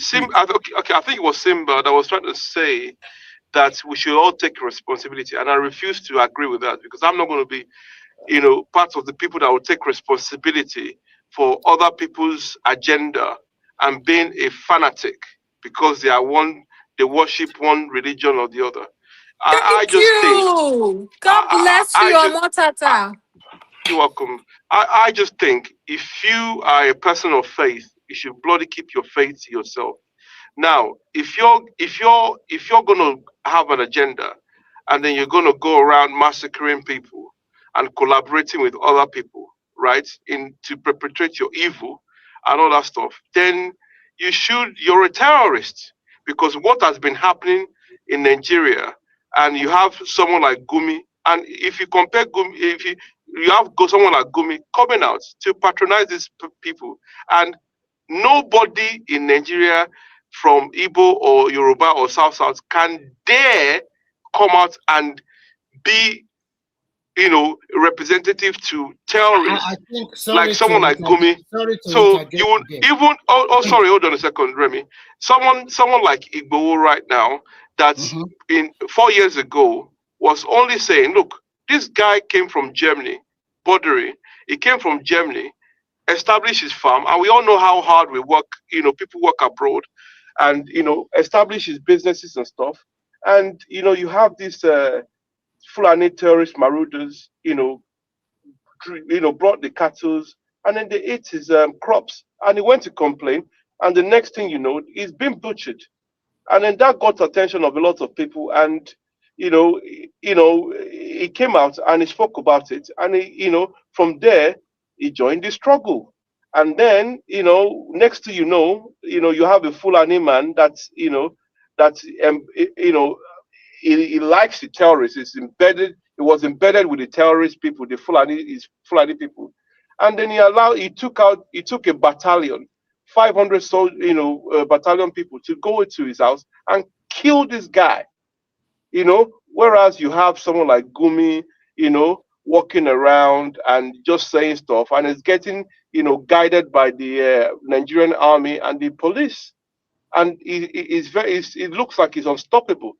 So if you're telling me to take responsibility for things that are not normal, that certain people from certain parts of the country has more rights than other people, that they can come out boldly and support terrorists, and terrorists can go, Fulani terrorists can go on live on TikTok, doing TikTok with their guns and doing videos and stuff, and carrying it openly and showing what they're doing to people. And with the current thing that happened in Oyo State, where they burn, plastic, and they were using it to injure the kids, whipping them and beating the hell out of the children.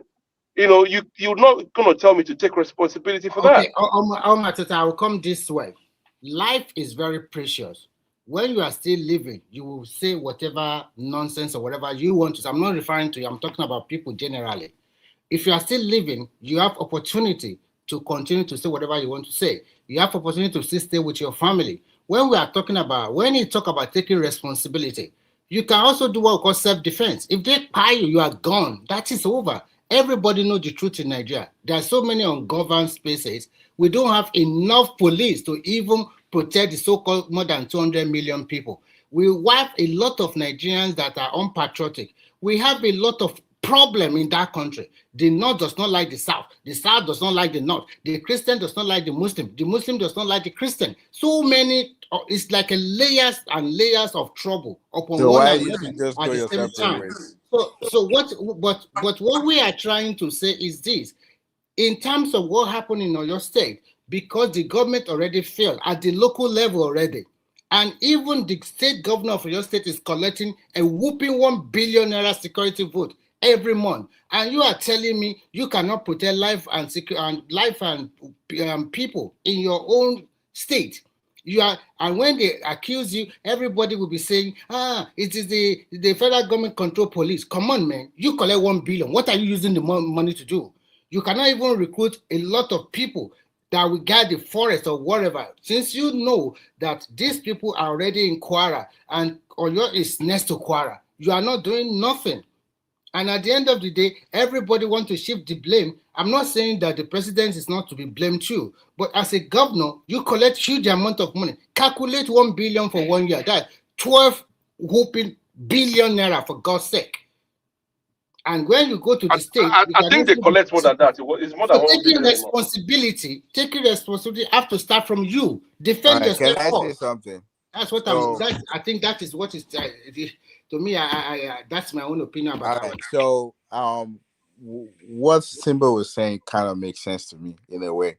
So if I see something that, if you come to my neighborhood and I see, like, I'm not used to seeing this person and he's doing something that doesn't make sense to me, it's my right to actually go to maybe the police station or any authority around and report those things. I believe that's where it's coming from, that we ourselves, we're not helping one another. We're collaborating with these people if they give you some money, and you're not. If I see something, it's more like you see something that is not normal, then you say something. So that's with what he said. If the angle that is coming from, I definitely agree to that. I think you just gave us example that some people are buying food and taking it to the forest. If someone is saying that and is not actually putting that information to the right people, are you saying we are helping ourselves? We're not helping ourselves. We are blaming the president and the governor now. Well, I'm not giving them excuses. There's no pass for them. But still, if anything happened in my community, it's my right to look out for my other people. So how come let's start from there. then it's not No, let's not. That's trivial and very childish to say that. That has nothing. This is not about neighborhood watch. how is This is that about these people have sophisticated machinery, weapons of mass destruction, destroying Choma, people. you know You what the know, thing is here. removing them from their villages, and wait, you're here telling me about your Choma, do you neighbor should go and Choma, report. They Choma, bought you know the rice and problem. You know the beans. problem Grow is here. up. wait, you need to I think This Choma, is why I don't you're like not people making don't sense. like me hosting because I You're don't not like when people come you here and have talk so childishly. no, very you're not childish. yes, Choma, you know what the problem is you here. have Report I'll give you an somebody example. over so rice? Are you kidding You me? know, it doesn't matter. I think it was 5 years ago, You're not making 5 or 6 years making ago, right? sense. You have to report When Sheyi Law, one of Sheyi Law's family died on the road, look at and this. Sheyi Law came out and he ranted and he was saying, "Oh, these governors, how could you have a road that is there? Nigerian government is another," and he ranted because the road that the governors or the president or whatever, the federal road or state road, whatever, that's supposed to be repaired, didn't go repaired, and because one of his family uh, took was on that road and they died, and then he came out to lay his frustration. I just think all these people that are talking that are being sympathetic and coming out and saying being liberal about things, when these people carry one of your family and maybe kill by one of your family, then you go sabi waiting they happen. Say it's not about neighborhood watch or reporting something. I'll give you an example. When there's a guy called Sereki Gogon, he has been causing a lot of trouble in that Oyo axis, right? And there's been complaint. Obas have been kidnapped. Many people have been kidnapped. In fact, the locals cannot even dare to go into the bushes because this Seriki government was there, and they've been terrorizing people. What did Sunday Igboho do? If they called, they would be complaining to the police and telling them, and the police couldn't do anything. So Sunday Igboho, got the information and they went there like, who the hell is these people now? Wait, Why are they this thing? know that they were And then complaining. and then he went there to confront the guy, and then when he got there, this guy started shooting. Wait, the, you're the not videos were factual. You're not factual. How okay. do you know? How do you know So they're going to the police to report and the police didn't do anything? okay, no, This that's is fine. how we just So bring out something out of your don't worry. box and say it So now. And you're now, saying it so the guy went there, and then before Sunday Igboho started saying stuff and then confronting them, then one of the guy's sons, brought out a gun and started shooting. And then he was like, what's wrong with you? Why are you shooting at us? Because we came here to tell you what's going on. And then he gave him an ultimatum that's saying, I don't want to see you here because you've been causing a lot of problems to my people because they've been complaining. He went to the Oba, and the Oba there told him what has been going on. In fact, they kidnapped him. And I'll give you another scenario. There's this time when this guy called Wakili has been terrorizing people in that similar axis around that area too. 3 OPC members went into the bushes to actually pick up Wakili, right? They went to go and pick up Wakili, and they arrested him. Wakili had, guns and several things, to protect himself and all that stuff, right? These 3 OPC members picked him up, handed him over to the police, right? And Wakili was even telling the guys, the OPC member, that you're lucky that you brought us to this police station. Because if it was this other police station you took us to, right, we will be out in the next few hours or couple of hours, right? So, and then he was sent to, they took them to prison. People that went to take the terrorists from the bush, right, was incarcerated for 3 months, right? And also they were in the same jail, and then Wakili was in jail too. And then guess what? There was a prison break, and then Wakili is nowhere to be found. Wakili, they did the prison break, and Wakili escaped. Till now, we don't know where Wakili is, and this guy is a known terrorist, and he escaped in that Oyo prison. You understand? So you're not going to come here and tell me, oh, some of our people are collaborating with them. Yes, they are collaborating with them. Yes, some of them are collaborating with them, but the majority of the thing is because of fear and you kidnapping the locals and nothing is happening. And a lot of people, A lot of these people have been arrested and they've been added to the police, but they get released. To the general public, exactly. So it's bigger than just reporting anybody over rice And then and how can you beans. tell me that some people are Boko Haram sympathetic? Oh, they're repentant Boko Haram. People that have been killing people, oh, they're repentant, they are repented, let's just let them be. But you can carry 500 million battalion and 500,000 battalion to go and kill, to try to buy Sunday Igboho. I mean, justify the thing is that in that. The guy, Igboho has not killed anybody. You're just saying stuff, but you have this Boko Haram people that have killed, that have by a lot of people, and then you're coming out and telling us they are repentant, they can join the army. It doesn't make sense. At all, it does not. And you want me to sympathize? No, I will not sympathize. But I get it. If you're a fanatic and then you believe in the ideology, then you can have the opinion Let me yourself. tell you, anyone who does not condemn it is a fanatic. That's facts, exactly. You know what? And I love the way you speak with so much passion. It tells me that you care. You care about the bloodshed. But these people here are afraid of their religion, afraid of the backlash, and they're happy to see bloodshed. They're happy to see Nigeria on the news as a terrorist country. I mean, South Africa can never be on that terrorist watch list. You know, why? Why are we okay with mediocre? Why do we let silly things that can easily be eradicated, why do we allow it to slide? You know, you're telling me the locals didn't report somebody bought beans and rice. You know how many Owambe we have every weekend? I should be reporting somebody that bought rice. That's what? Are you kidding me? Silly arguments.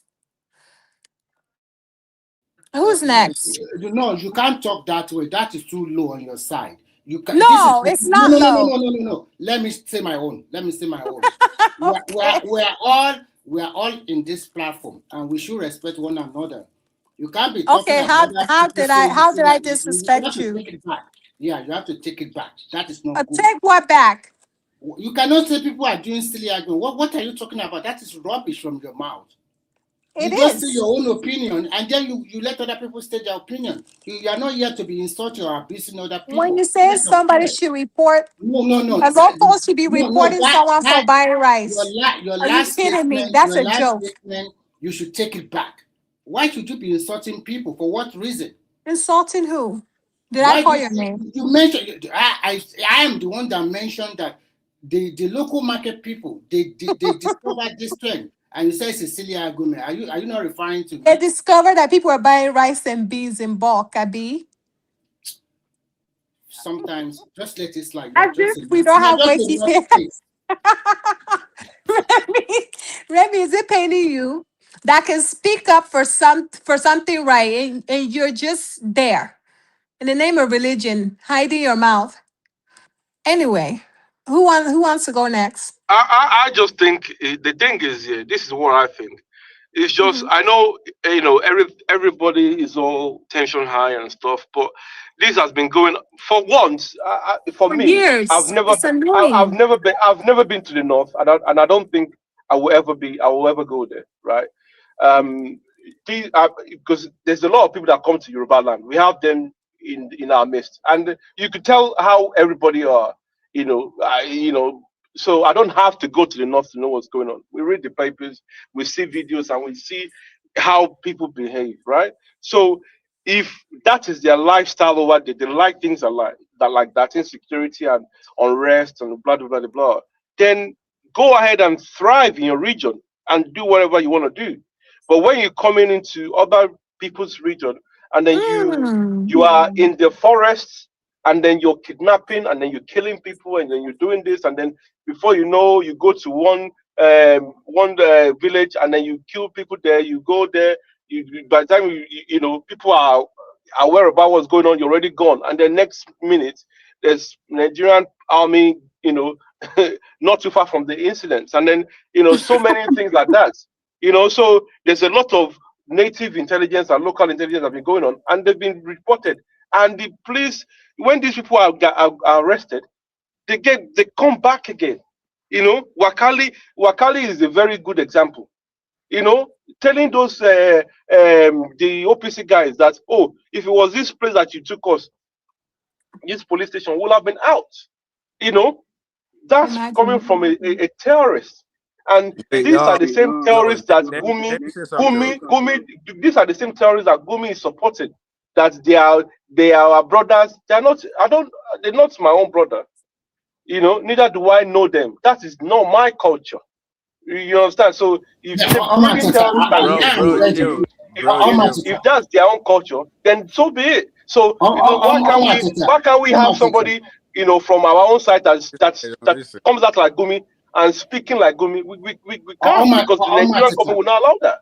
I can see your passion, and I can see how you are. All what you have been saying, we all agree with you.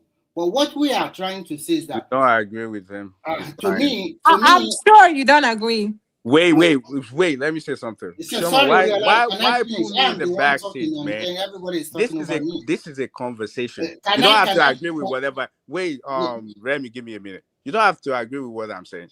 But you putting me in the backseat, what the hell is wrong with you? You act like this. First of all, I'm not your mate. Don't talk to me like that. I don't give a fuck who you are. You're not my class, and I'm gonna put you back. You're not my mate. You're a small boy. Fuck is You're wrong a little with boy. Who's the little little boy? You are a baby. I'm a little boy too. Anyway, you guys continue. What's wrong with you? Yeah, he's backstage again. He's an idiot. Why do you put him at the backstage? Let me go ahead and make your point, please. I don't have time for this. I'm not going to do that. Okay, then do you want a tata? You can do whatever. You can do whatever. Okay, bye. Yeah. Gosh, you're annoying. You just come here to rant, defending terrorists. That's what you like to do, Remy. So this is what I'm saying here. So I don't like sympathetic people that are sympathizing with terrorists and stuff. You know, it's just not game on. It's like saying these people coming and saying, "Oh, with our brothers, we should report this." People have been reporting. In fact, they've handed over. You know the amount of people that the Amateku has handed over to the police. You know, and they've left them. Some of them, they will let them go. You know, so and then also the Nigerian government, they come out and say, "Oh, these people are part of us. They are our brothers." You know, they are repentant. They repentant Boko Haram. I mean, these are the examples. Why can't they tell Nnamdi Kanu and say, "Oh, these are repentant so-called IPOB, let them be," you know, and just let people be like that, you know? But they can't. But they can say, "Oh, these are these things." Even the other day, when Sheyi Makinde said these people are terrorists, the Nigerian government came out. The army, military people say, "Oh, you shouldn't call them. You cannot call them terrorists." It's the audacity for me. Like people are just there, like, and because if it happens to one of your family members, then you will know. Exactly. You know, you will know, and you will not come out and be defending them and saying we should all take responsibility. With their full why should we take responsibility? What? What? The mistake you are doing is that when others give their own opinion, it does not mean they are supporting terrorism. The way you look at it might be different from the way other people will look at it. It does not mean you not castigate them or telling them that they are supporting terror. That is not the issue. The way you find solution to your problem might be different from other people. When I make my submission, I totally agree that there are some people that are terrorists, but they have local collaborators. A Fulani cannot come into your midst in the southwest of Nigeria, predominantly Yoruba people. And I told you that those people arrested were Yoruba people. And they are the one giving the security people information. And I also made a mention about what the local market people noticed that happened to them within that space of maybe 1 month. And the state executive governor or the state police, they are not doing their work. And when we are talking about security, everybody should secure themselves because life is precious. Why in America they allow them to carry guns? At least they have military, they have everything, but still they allow them to carry guns. But in Nigeria, because of the way we were, and we are not truthful to one another. So sometimes when we are talking, we should mind how we put our submission across, because you cannot just come here and be castigating others in the same platform. And here, just an opinion. Remy, Unfair. I'm not castigating anybody. Right? I'm only saying because the guy just came and he said, "Oh, they are reporting to the police," and I told him that they don't report it to the police. And I told to him, like, people actually report to the police. The last statement you mentioned that Makinde said that those people are terrorists. The Nigerian Defense Headquarters came out and said that those people that carried that out, they even named the name of the terrorists they belong to. They name it. So are they not terrorists? Our homework very are they not terrorists? So, but they're still no matter who they are, they're still terrorists. That's what I'm trying to tell you. It doesn't matter. It doesn't matter whether they're Yoruba or whatever. They are still terrorists. What Simba is trying to say is that we cannot exonerate anybody. The president is to be blamed. Our political leaders are to blame. Our community leaders are to blame. What I figured Simba was saying was, we should all take responsibility as Nigerians, and I will refuse to do that. Why not? Why not? I refuse to do that. No, I refuse to do that. I refuse to do that because he didn't take responsibility. I don't think he took responsibility when Buhari took 500 soldiers to go and try to kill Igbo. I don't think he took responsibility for that either. I think what Buhari and all those things you've narrated here is during the time of Buhari, and I know that it's true. In terms of insecurity, I can score him even 0 because he let his own Fulani people to perpetrate a lot of evil across the country. That is true. Nobody is disputing that one. Because how can you be saying somebody are Boko Haram, and you know that these are dangerous terrorist organizations, and then you're telling them that repentant Boko Haram? It doesn't make sense. To a normal educated person, it doesn't make sense. These people should be charged, taken to court, and be sentenced. It doesn't make sense that you're saying they are repentant. They should now put it back society. Under Buhari, they perpetrated a lot of evil.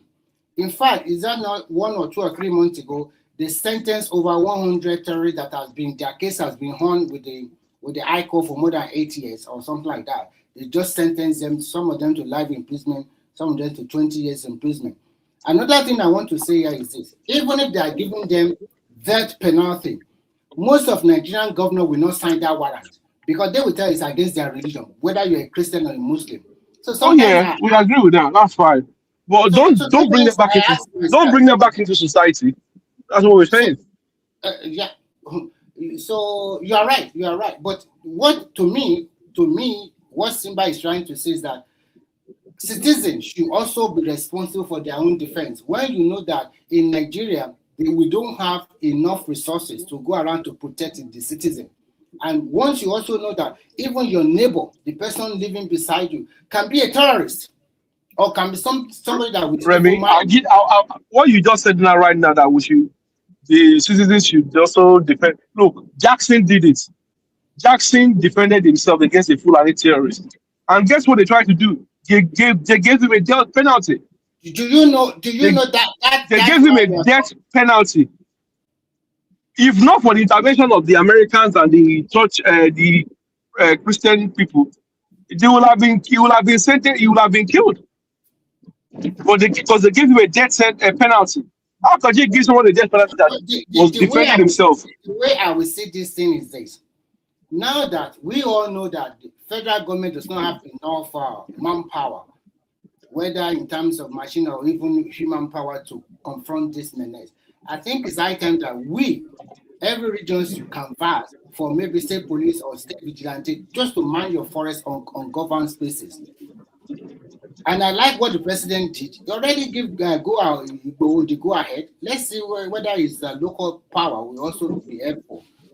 So, because if we continue just to come here to just at the end of the day talk down on one another, say insulting word to people because you are. I'm not saying any insulting words to people. I'm not saying anything. All I'm saying is, if you're going to be a sympathizer, that's fine. That's your own opinion. But you cannot tell us to all take responsibility. And I refuse to do that because I'm not going to take responsibility for somebody that clearly see that these people are terrorists, and then you're telling them they are repentant Boko Haram. It doesn't fly. Exactly. And you're releasing them to the general public. And then And next then you're week, telling, they and will then you say we should all, kidnap more and children. exactly, and then you say we should all be sympathizing. From what I've said Really? this night, I did not even mention repentant Boko Haram. That's none of my business. I think No, I'm just going by what you, because Simba said we should all take responsibility as Nigerians, and I refuse to do that, because how would I take responsibility when somebody you can refuse. people are To do that. But you can refuse to do that, but it does not mean that because he said that, then you have to label him a fanatic or whatever. It's unfair. That's what I'm saying. No, I didn't. If you listen, Remy, if you listen to what I said, you mentioned. No, if you listen to what I said, because I didn't call him that. I said if people are, a fanatic, it's okay. But where it's not okay is when you're trying to force your fanaticism against when you're trying to force your fanaticism against people's opinion, then it becomes a problem. You're not going to do that. And when you want us to accept it. That's why when he's coming out with those statements and saying, "Oh, we should all embrace it and accept and take responsibility." No, I'm not going to take responsibility. If you support them, that's all well and good. But I don't support these people, so I will never take responsibility. I cannot take responsibility for people, terrorists being accepted back into the society and saying they are repentant. After they find a lot of people. Tata, have you heard Ola speak on this type of discussion? He's very straightforward. He fights for his people, very transparent. He's not wishy-washy or sugarcoating anything. He speaks to the facts. Wrong is wrong, right is right. You shouldn't be sympathizing for anything. Like I said, everybody have their own opinion. If you like them, that's fine. But if you are now trying to say, "Oh, we should do this, we should do that, we should do this for them," then it becomes you're trying to make other people buy your ideology, and it's very wrong. We're not going to do that.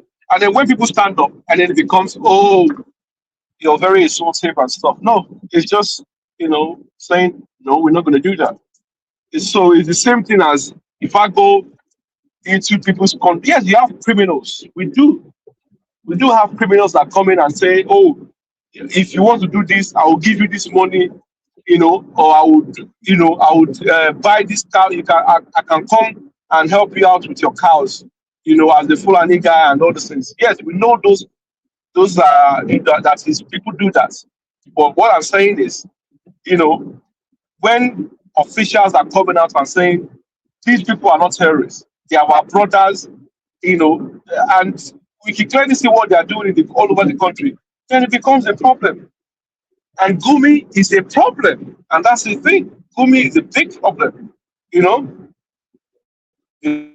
because this guy speaks for these terrorist people, and it's a problem. And if you don't see that as a problem, and then you're saying we should take full responsibility as Nigerians, then that means you support what they are doing. I think the issue is the interpretation of your understanding of the citizens should take responsibility. And the context of although it's not here, I mean, the interpretation of course it will not be here. It's wrong. No, let me say this. The way you interpret it is different. So that is your opinion. But to me, and I think to what he's trying to say, is not that it does not even talk about repentant Boko Haram. Nobody talk about that here. Everybody but you should have talked about that before you make that statement. But because your opening salvo is already castigating him that he's a fanatic. That's it. But that's how the conversation was going. You both were defending the terrorists. Whatever, that is our opinion, and that does not mean that you should insult people or you put them behind because you have the opportunity to be the moderator on the platform. It's unfair. If they do it to you, you will not like it. Why do you always do to people like that? I don't like when people are terrorists. No, that is your personal issue. You are just on the platform to And you know, moderate. Remy, that's why I keep saying I feel like you defend these people when they do stuff like that It because does of not your matter. That religion. is your opinion, You're and because of your you religious can say affiliation with them, and you're okay with what's happening. From you the can tone say of your voice, I you can can tell you're say comfortable. you can say if I defend them or if I do not defend, I have my mouth to talk, but you cannot insult me. That's what I'm saying. How did You I cannot insult you? insulting people. Come on, man. You like to insult people, and it's unfair. I don't want to I talk did about not insult. I did not call nobody's mom today. If I did not call your mom, I did not insult you.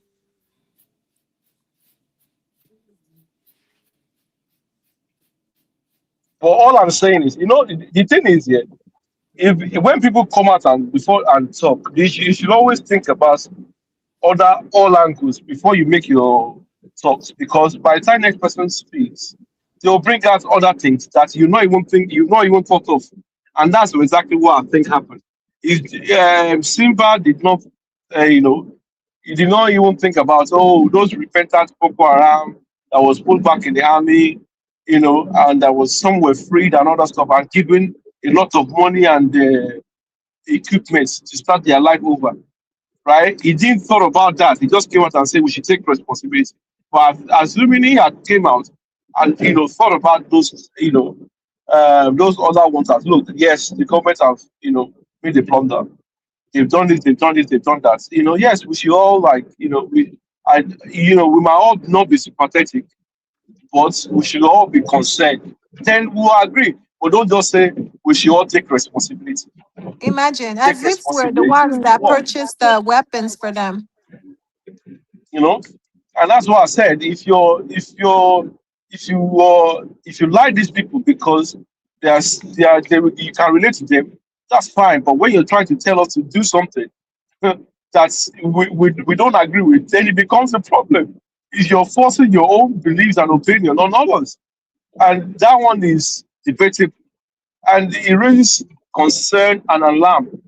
If you're doing that, should I just go and report to the police and say, like, this person has made this statement and said we should all take responsibility? Is it worth investigating the person? We start from there. Since we want to go and since he wants us to be reporting to the police about every problem, we could start with him by reporting to the police, him being a sympathetic person, this terrorist.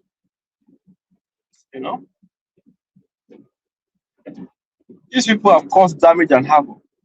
If you see the way they were doing to these children, Chioma, they took plastic, Oh right? my They God. melted plastic.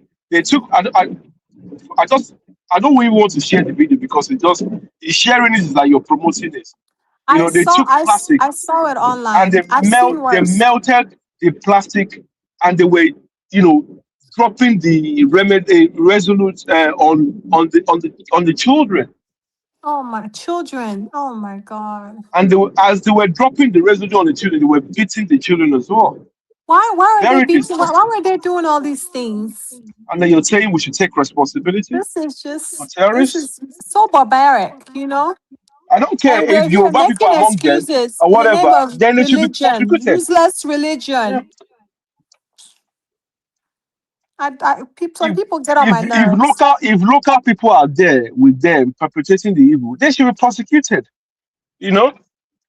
But to say we should sympathize with terrorists, I don't agree with that. Yes, we have local people that do join these people. We know that. For the far majority of the people and the people with the agenda are these Fulani terrorists. So you're not going to come and tell us to have sympathy and take responsibility. That's not going to happen. I mean, that's why I'm just so happy the way Trump really dealt with them, and they decided to bring their shenanigans to Southwest, as in, you know, these people are just like The thing with they're crazy. Southwest will come out and we are very outspoken people, right? So we'll come out and talk before we start doing anything. And when we take action, there's been videos of some of these Fulani terrorists, right?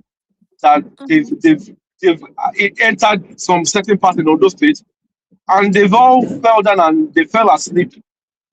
The video is all over Twitter.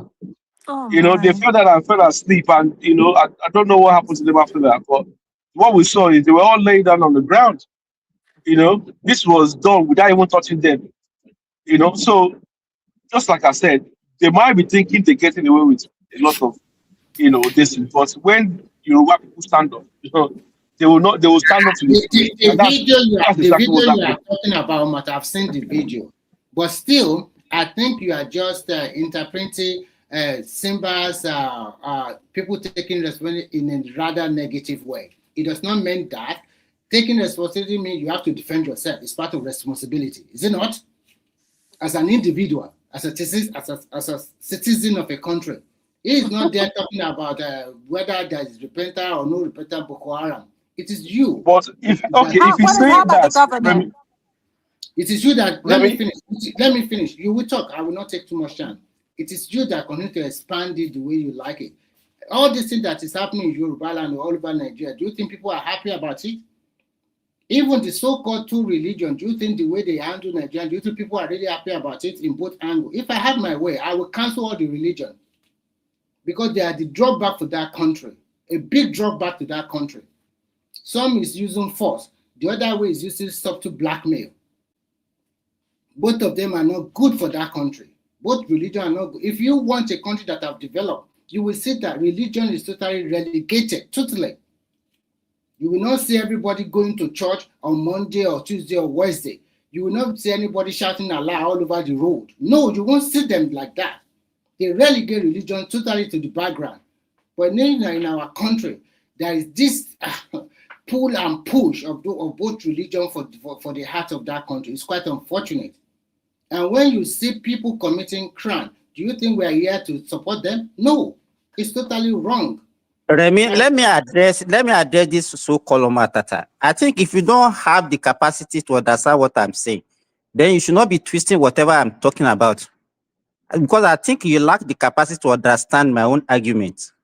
So all these emotional things that you are putting out there, we will look at the video as if you want to make me to look like somebody who is a wicked person. I don't think it's very fair. Because I left the platform for you to say whatever I want to say. But you kept on mentioning my name. What is your problem? What I said, it doesn't mean I wasn't supporting the terrorists. If you don't take responsibility, who is going to do it for you? That's what I'm saying. I even made an adage. I said, so that one, is it difficult for you to understand? Can anybody come to your house? Hey, let me say what I want to say. I will get out now. No, you don't have to go anywhere. I don't want you to go anywhere. How do you want us to take responsibility? Let me repeat myself again. Let me repeat myself again. And if he doesn't have the capacity to understand it, I don't have any apology for you. What I'm saying is that nobody will come to your house and come and steal your thing, because Fulani cannot just come to Yoruba land where they don't understand, where they don't have collaborators. That's what I'm saying. That we should also check ourselves so that we should not collaborate with these people for them to harm us. That's what I'm saying. Does that mean I'm supporting them? Does that mean I'm sympathizing towards them? So if you don't have the capacity to understand my own argument, don't castigate me. So how did they get to the Southwest? What kind of stupid question are you asking now? What kind of stupid question is that? Did we send them wedding invitation? How did they enter the Southwest? Even the example that I was giving, all those Wakili or whatever, who gave them land in those places? Are they not Yoruba people that gave them land to settle?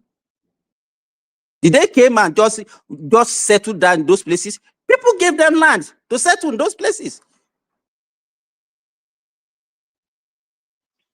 So why is it so difficult for you to understand? The ones hiding in the forest, Uncle.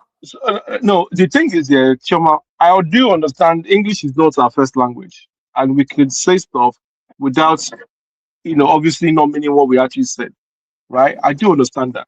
But when you come out and you're saying, I don't understand what you're saying, and then you try to be insultive, I don't appreciate that, because have you been fair to my own discussion? Why are you twisting what I say? Because you are not you are sympathizing to terrorists. You even call me a fanatic. Fanatic of what? I did not say you're fanatic. What I did say you said was, so. You said so. no, You said so. Don't if you, take okay, you can see now if you what you listen, say. if You are not even bold if you enough listen to what I said, No, I'm the one I that said, said it. I said, It was me. if But you I didn't say are, you directly. I said if people are this, it is fine. But what I will not, take is people forcing us to, accept their opinion, right? So I didn't say your name. I said if people are this, then you can't force us to accept any opinion because no, we're not going to do that, right? The thing, what I'm trying to tell you is here, you're saying we should Okay. take responsibility, Okay. right? Okay. And On this Hold on. matter, I let me just cannot. wanted to say say this. something. Simba, my apologies, but I'm the one that mentioned fanatics. I said some people here are fanatics. I didn't mention names, but I'm the one that used that term.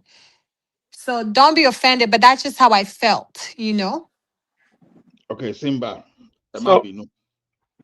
Now, the thing is this, I think I love this discussion on this security. I think I even like the tension because if we don't tell ourselves the truth and start fighting ourselves, then we are not ready to solve any problem. You see, one thing is this, I understand what Simba is saying because you must have internal collaborator before you have the external. As Yoruba would say, if you don't have a thief, you understand, that will be an informant within, then the one coming from outside, they will not know how to operate. So one ní àlejò tó wọ̀lú tó ń tọ́ka sáré àfọ́jú ó lọ́wọ́ kan àbòsí inú. You understand? So the thing is this, we should not forget that even in Yoruba race, we have mixed blood now.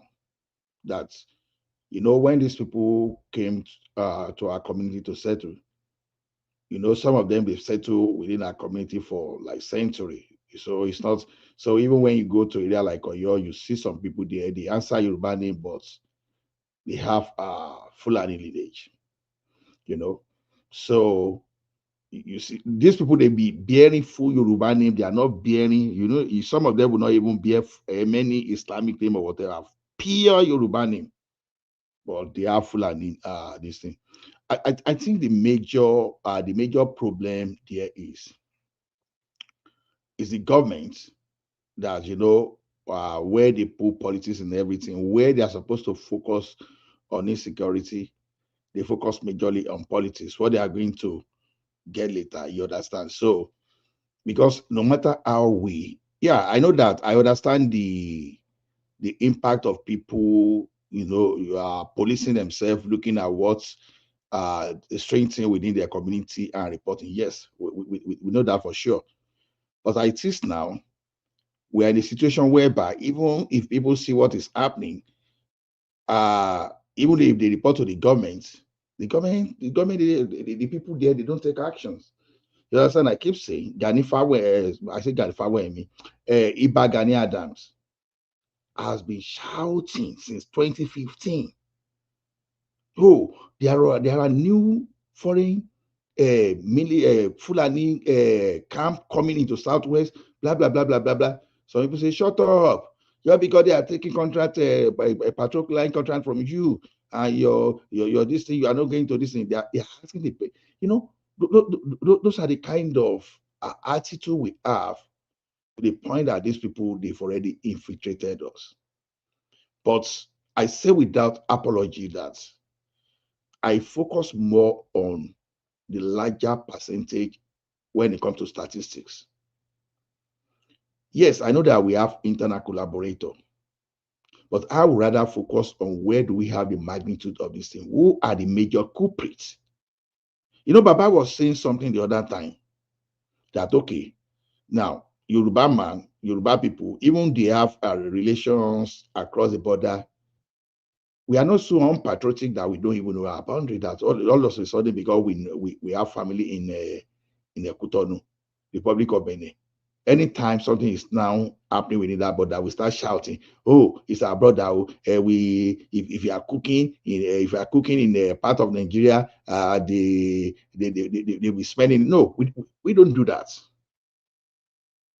We know the person, we know the sitting head of state in that country that was supporting a delegate from outside the country when a delegate from inside your country was contesting the position. You know, it was OAU then, now AU. Your own delegate was losing, but you were celebrating someone just because you think you have blood relation with that person. So pathetic, the lack of patriotic person, even from our own very number one person. So we should be able to separate sovereignty from whether you are having this thing. Now, it's just like, so if you're an American now and you now have someone in Nigeria that doesn't have status in America, you start claiming to the American government that, oh, it's my blood person. It doesn't work that way, because that your blood person does not appreciate your sovereignty. That is why some of them will come with their own culture that is not aligning with us, and they don't even know where to stay. They even want to impose. So to me, I think when it's come to this security matter, we have to just put mouth together without even, see, now, it is true that we can point to our people, but I would not blame myself. I would rather focus on government now at this point, because this thing takes serious orientation for people to understand what. So this thing has no sentiment. If it is religion that is causing it, let everybody face religion, because you have to be alive for you to even know whether you're a Muslim or Christian. You understand? Someone that is fighting for his life does not even know whether Ola, it's a man or woman. Ola, sorry, Ola, okay, those people that came to that area in Oyo and kidnapped, did they even ask those people that they kidnapped, oh, are you a Muslim or a Christian? No, they did they not ask ask them? You understand? You know, when I say, let me tell you, Ola, when I say we should take responsibility, I'm not saying that we should take responsibility for their action. I'm talking about taking responsibility for our own security. Security. I got you. I got you. That's what I'm saying. I got you. We cannot come. We cannot just come here and be complaining. No, we need action. You know. Oh, from civilians, where action from civilians, You know, right? Not the government. you know what the thing is here. You're No saying problem. these are the issues that we have in this contraption called Nigeria. When people say things and then they don't think about the past history. Like I said, Jackson, that was a farmer, took an action against the Fulani terrorists, right? And he was sentenced to death. He got out of it with the help of with the Americans and the help of the media that publicized that. How can somebody be attacked on his farm and then he self-defends himself and he has wounds of him being stabbed by this person? Ola, you can see the way and then you're this saying guy is also twisting sorry. what you are saying now. You can see the way he's twisting it. Can you When we say, hold on, when we say we take responsibility, he's not making any point. He says somebody took an action. We are not saying that individuals should not carry gun and then be killing everybody. What you are saying is that our security is our responsibility, both government and the people. I'm not saying that that's exactly what he's I have saying. a farm. So no, what the example is giving doesn't make sense. That somebody took to you. You know, I know it makes sense to you. Will anything make sense to you? Okay, at this point, don't let us attack. Don't let Simba, us are you serious? No, at this point, don't let us attack each other, because and you know what the problem is here. And from these terrorists that have infiltrated Southwest, right? I do understand there are some collaborators that are Yorubas. We understood that. We know that already. But the vast majority of the people let me even tell you this. And plus, let me tell you this. This insecurity that we are talking about. Let me say this. Hold on a second. Wait. Let me say this. This insecurity that we are talking about, I think is even affected me more than you. I have a farm in Nigeria. If I tell you the last time I was able to go to my farm, do you think I like it? I was still operating the farm, but I was unable to supervise it the way I wanted to. I wanted to go to my farm to see things out, but I can't go because of fear. So you think that I'm a sympathizer to terrorists or to kidnappers? So how come you didn't take action? What do you mean? I didn't take action? You just advised us to take responsibility. Why are you not taking responsibility? You don't understand what we mean by okay. Let me give you how, you know, I can't say this thing. I can't say this thing enough. Let me tell you how people are taking responsibility. You know, we have some farm settlement in Ekiti. Let her fully be fast checking me now. You understand? There was a time these people wanted to overrun that place, but we have some farmer, because I think similar situation now, maybe his own farm is isolated, but this one is just a mark place that people come. You understand? This guy alone has 3 security details. We have 2 police on duty at a time. He has his own jagamu. You understand? He has his own pump action. So he joins them. But his own investment is over 600 million naira in that artist only, in his own value chain. So what they do is this. He has a dog too. So others around that place, they have their own thing. These bandits, they made attempt to overrun their farm. You know what? They fired them back. You understand?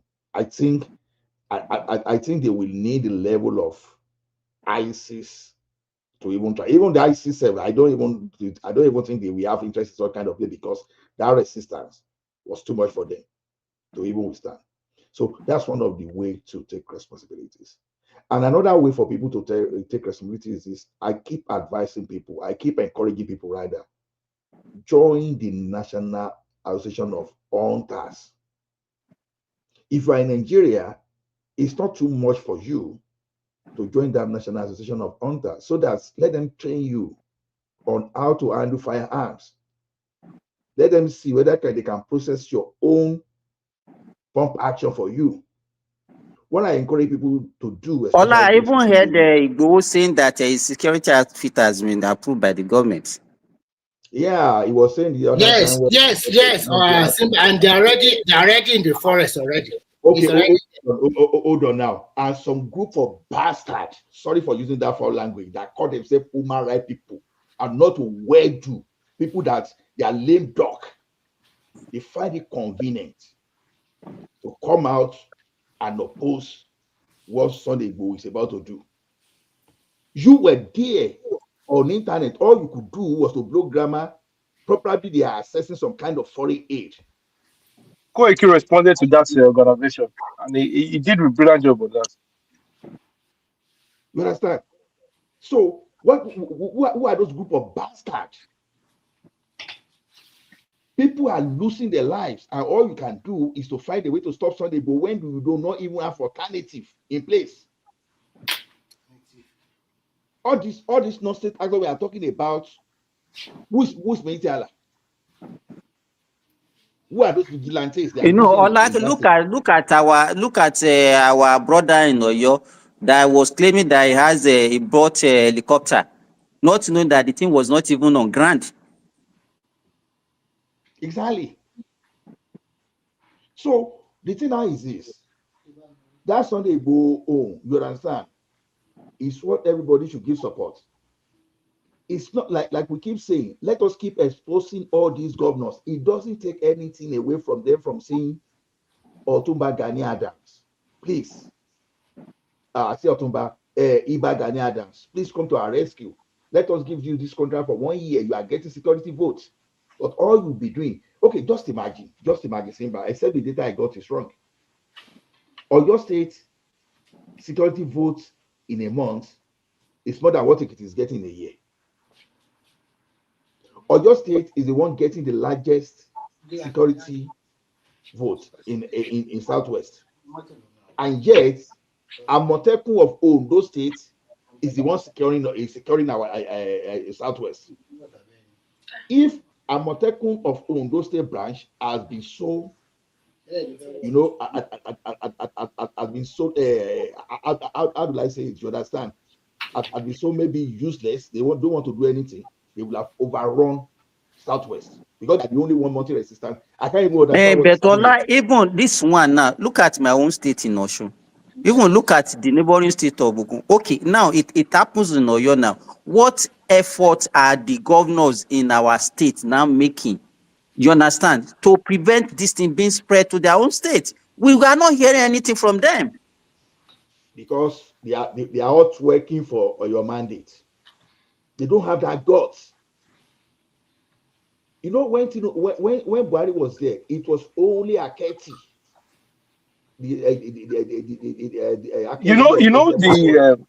Sorry, but this thing is it's cutting deep now. We have somebody Exactly. like I think we they're have somebody scared. we have somebody like Mufuti Iwo in Osun State, right? I think someone was saying they're from Osun State. I don't know if they're aware about this guy called Mufuti Iwo. He called himself the Grand Patriarch of Islamic something, whatever, right? And this guy has been saying a lot of rubbish. And he said he's going to create his own outfit security for Muslims in Yoruba land. And he's just talking Mufutiwu. So he's talking jargons and rubbish and, you know, some putting fear into people. And I understand he's not a Yoruba person. It's all these people that, you know, came from all these other, you know, their grandfather came and they brought them, all those things from different parts, right? And they settled there. So him now expressing and saying they want to have a security outfit and is for Islamic this thing, and he said a lot of jargons. That's if you're a Yoruba person or you assimilated into the culture, you will not be saying things like this. You understand? So it has getting to the point whereby our Muslim family that we have in Southwest are now pandering towards you know local terrorists like this guy, because he's saying things that, you know, on a normal day Yorubas do not even think about, because we are so intertwined that we don't think like that. And this guy is saying it and is getting the support, you know, of the so-called terrorists, you know, and is boldly saying what he wants to do. What we are saying is exactly why I said they should allow our traditional rulers to coordinate security in our community. Now, look at it this now. Let's say you are from Ayede and the Oba of Ayede is the one coordinating the security locally there. There is no way under heaven and earth that they won't know the family you are coming from. And the problem of these are people from the northern, especially all these are northern politicians that they are not taking of their kids, you know, they are just giving birth. You know, it's only in Nigeria that you see governors doing mass wedding and you presenting them mattress or mats as wedding gift. Just continue to give birth, even if you don't have any future for them. And once you are now making law in the South, they are making law in Ondo State too, but you are crying Kano. You are crying Katsina State. What it concern Agbero with overload? What will be your business? What will be the business? And you are saying just because they will persecute your people? No, their business is basically, this is part of the Usman Danfodio agenda that they also push it. Their business is to take over some part of Yoruba land, right? And like I said, it has cut deep to the fact that we're having someone called Shitu, is, you know, former minister under Buhari, and then he's saying it will implement Sharia law, you know, and he's saying people are religiously intolerant. Now, when you begin to make exactly, when you're beginning with that statement alone, that is why it was not on the reckoning at all. It can when you're beginning to say things like that in Yoruba land, you're trying to create chaos. And that is the reason that is the same thing Desmond Elliot was trying to do, saying, become trying to twist things to be religious and all those things. And they want it. You cannot bring that religious and be saying, you're going to people are in. Shitu was saying people are intolerant to Sharia law. Why would you? I don't understand. Like, if you want Sharia, you can go to your places where it's being practiced in Nigeria and go and do it there. Don't say because it is in the constitution now, because it's in the constitution, you want the Southwest people to agree with you. Now you're forcing your opinion. You see, my on brother, people. When someone woke up and start sponsoring indigenous or whatever you call it, me I don't even miss spell grammar. You understand? That's what our people do not think. You understand? Why do you want to become the indigene of my hometown when you don't have family house, that you don't have historical attachment to my homeland? Why? And do you know who is sponsoring the bill? A Southerner. Oh yeah, I know. Yeah. So so like Yoruba territory is seriously under attack, and unfortunately for some parts of. I think they have been surrounded already. No, we'll be surrounded. I say and the government is scared. Honestly, the governors are scared. It's Ondo that is protecting the South. I don't think the government is scared because the government clearly knows what's going on. So they understand what's going on. But it's just a swift action that they're not taking that is making things better. I think they are scared. They are scared. They're scared. I'm telling you, do you know where it is for a whole Obas to be running? Are you kidding me? That's a no. Wait, look, let me tell you something here. The thing is, the Obas have been given information, but sometimes the way people process information, they don't process it as quick, because sometimes when you're processing information, you have to think about the future, the consequence, the possibilities. You have to think about everything in a millisecond, because you need to think about all angles, and the way when you're too comfortable and there's nothing happen, you tend to say okay, we heard you. But when the thing now gets to your doorstep and there's no way out again, you begin to panic, and that is exactly what is going on with our local Obas, right? It has gotten to the doorstep, and there's nowhere for them to go because they cannot leave your palace and go and be hiding somewhere else. You understand? Now, so you see why I think it is strategy to engage our Obas. I keep telling you, there is no way you engage our Obas that I will not participate, and I'm sure that every one of us will participate. You understand? Now, I keep saying, if you say, okay, maybe you want to start a vigilante in my hometown, maybe you say, okay, we want to raid 500 men and present them to training. We register, take them to DSS, train them for 3 weeks, or no, depending on the firearm is 3 weeks. Maybe you train them for like maybe 3 months, and they now call the people from that township, from that town, to contribute to the security vote. Believe me, they will. Even some corporate organizations there, they will. But the problem now is this: these governors, they are too politically conscious.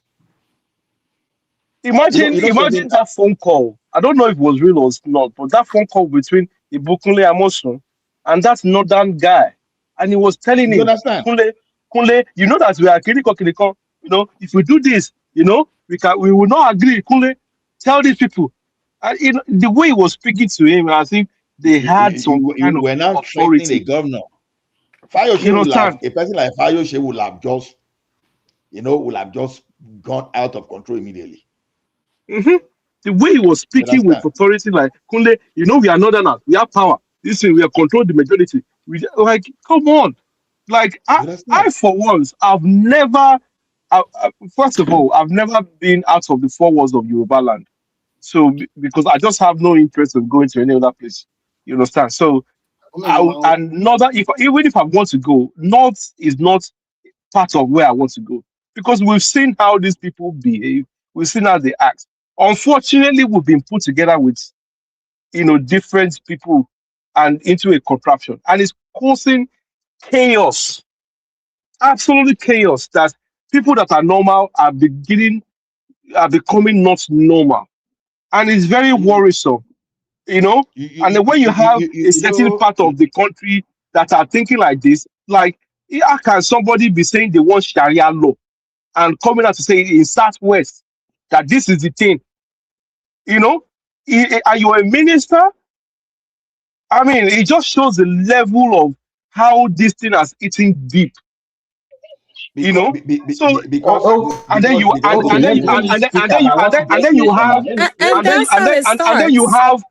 have someone like Gumi. Gumi came to Oyo State, and then he was welcomed by Oriyomi Amzat. He was the one covering the event, and then you're telling us not to get worried. Are you kidding me? It has gotten out of hand. Just let me. That's how it starts. Can you hear me? Yes, we can hear you. Yes. Can you hear me? Yes, we can hear you. So now you are just talking to what I was saying earlier. Now, if can Gumi come to Southwest and say this is what you want to impose without the collaboration of some Southwesterner? Can he come? Can he just come and say no? I will impose this thing on these people without our people being a collaborator? He has already imposed it now. Yes, he did. Answer my question now, Makata. Yeah, I just did. I said yes, he can. Yes. What do you mean by it? I will give you an example. I'll give you an example because he has already done it. Hold on, he has already done it now. His boys are all over the rainforest of Southwest.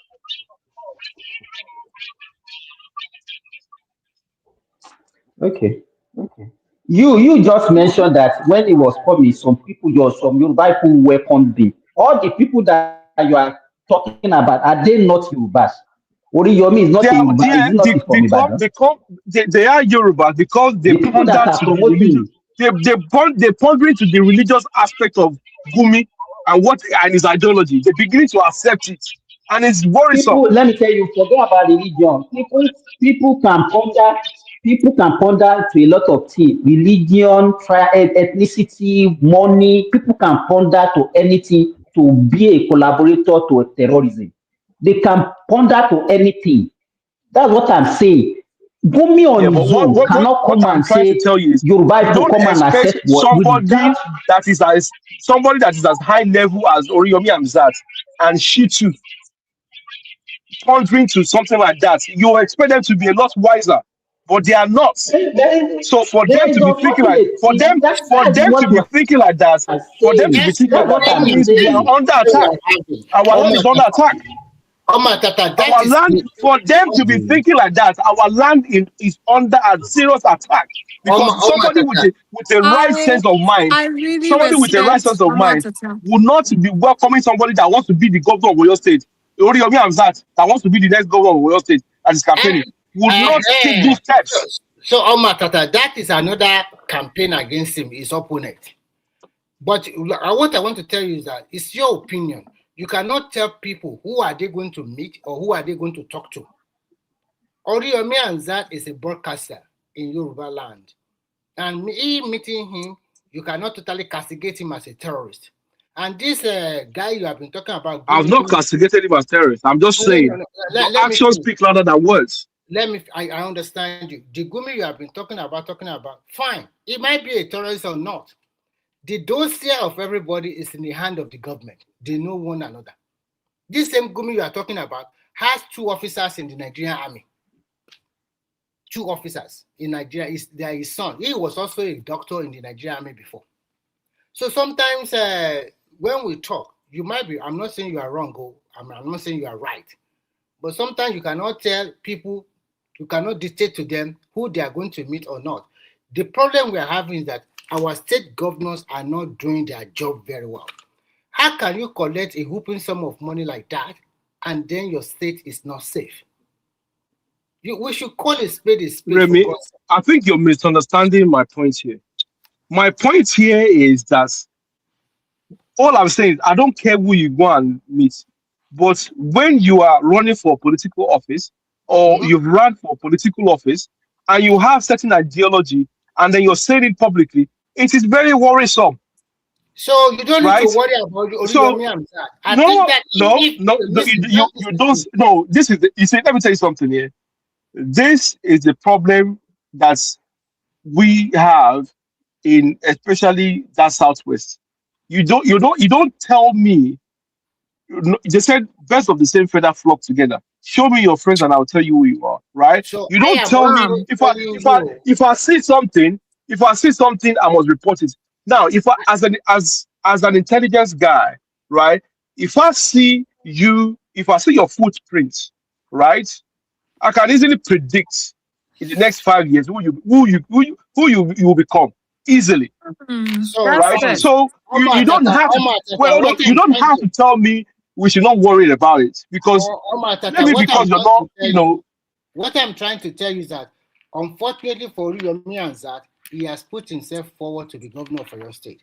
It's a very good way for his opponent to come. The person you want to vote for, Mr. Yeah, but you can't be playing politics like people's life with politics. What I am trying to tell you is this: when you go to politics, and then people use what has happened to you in the past against you, but you cannot tell him not to meet anybody he likes. I'm not saying that you don't meet anybody. I'm not saying. I'm just calling out the faction that we should be. That it has got deep into the cloth of our society, and it's very worrisome for a minister to come out and say we should have Sharia law, that we are so intolerant. We're so desensitized. I mean, it's very worrisome. Okay, So, when that Shitu guy says something like that, where his political career is zero.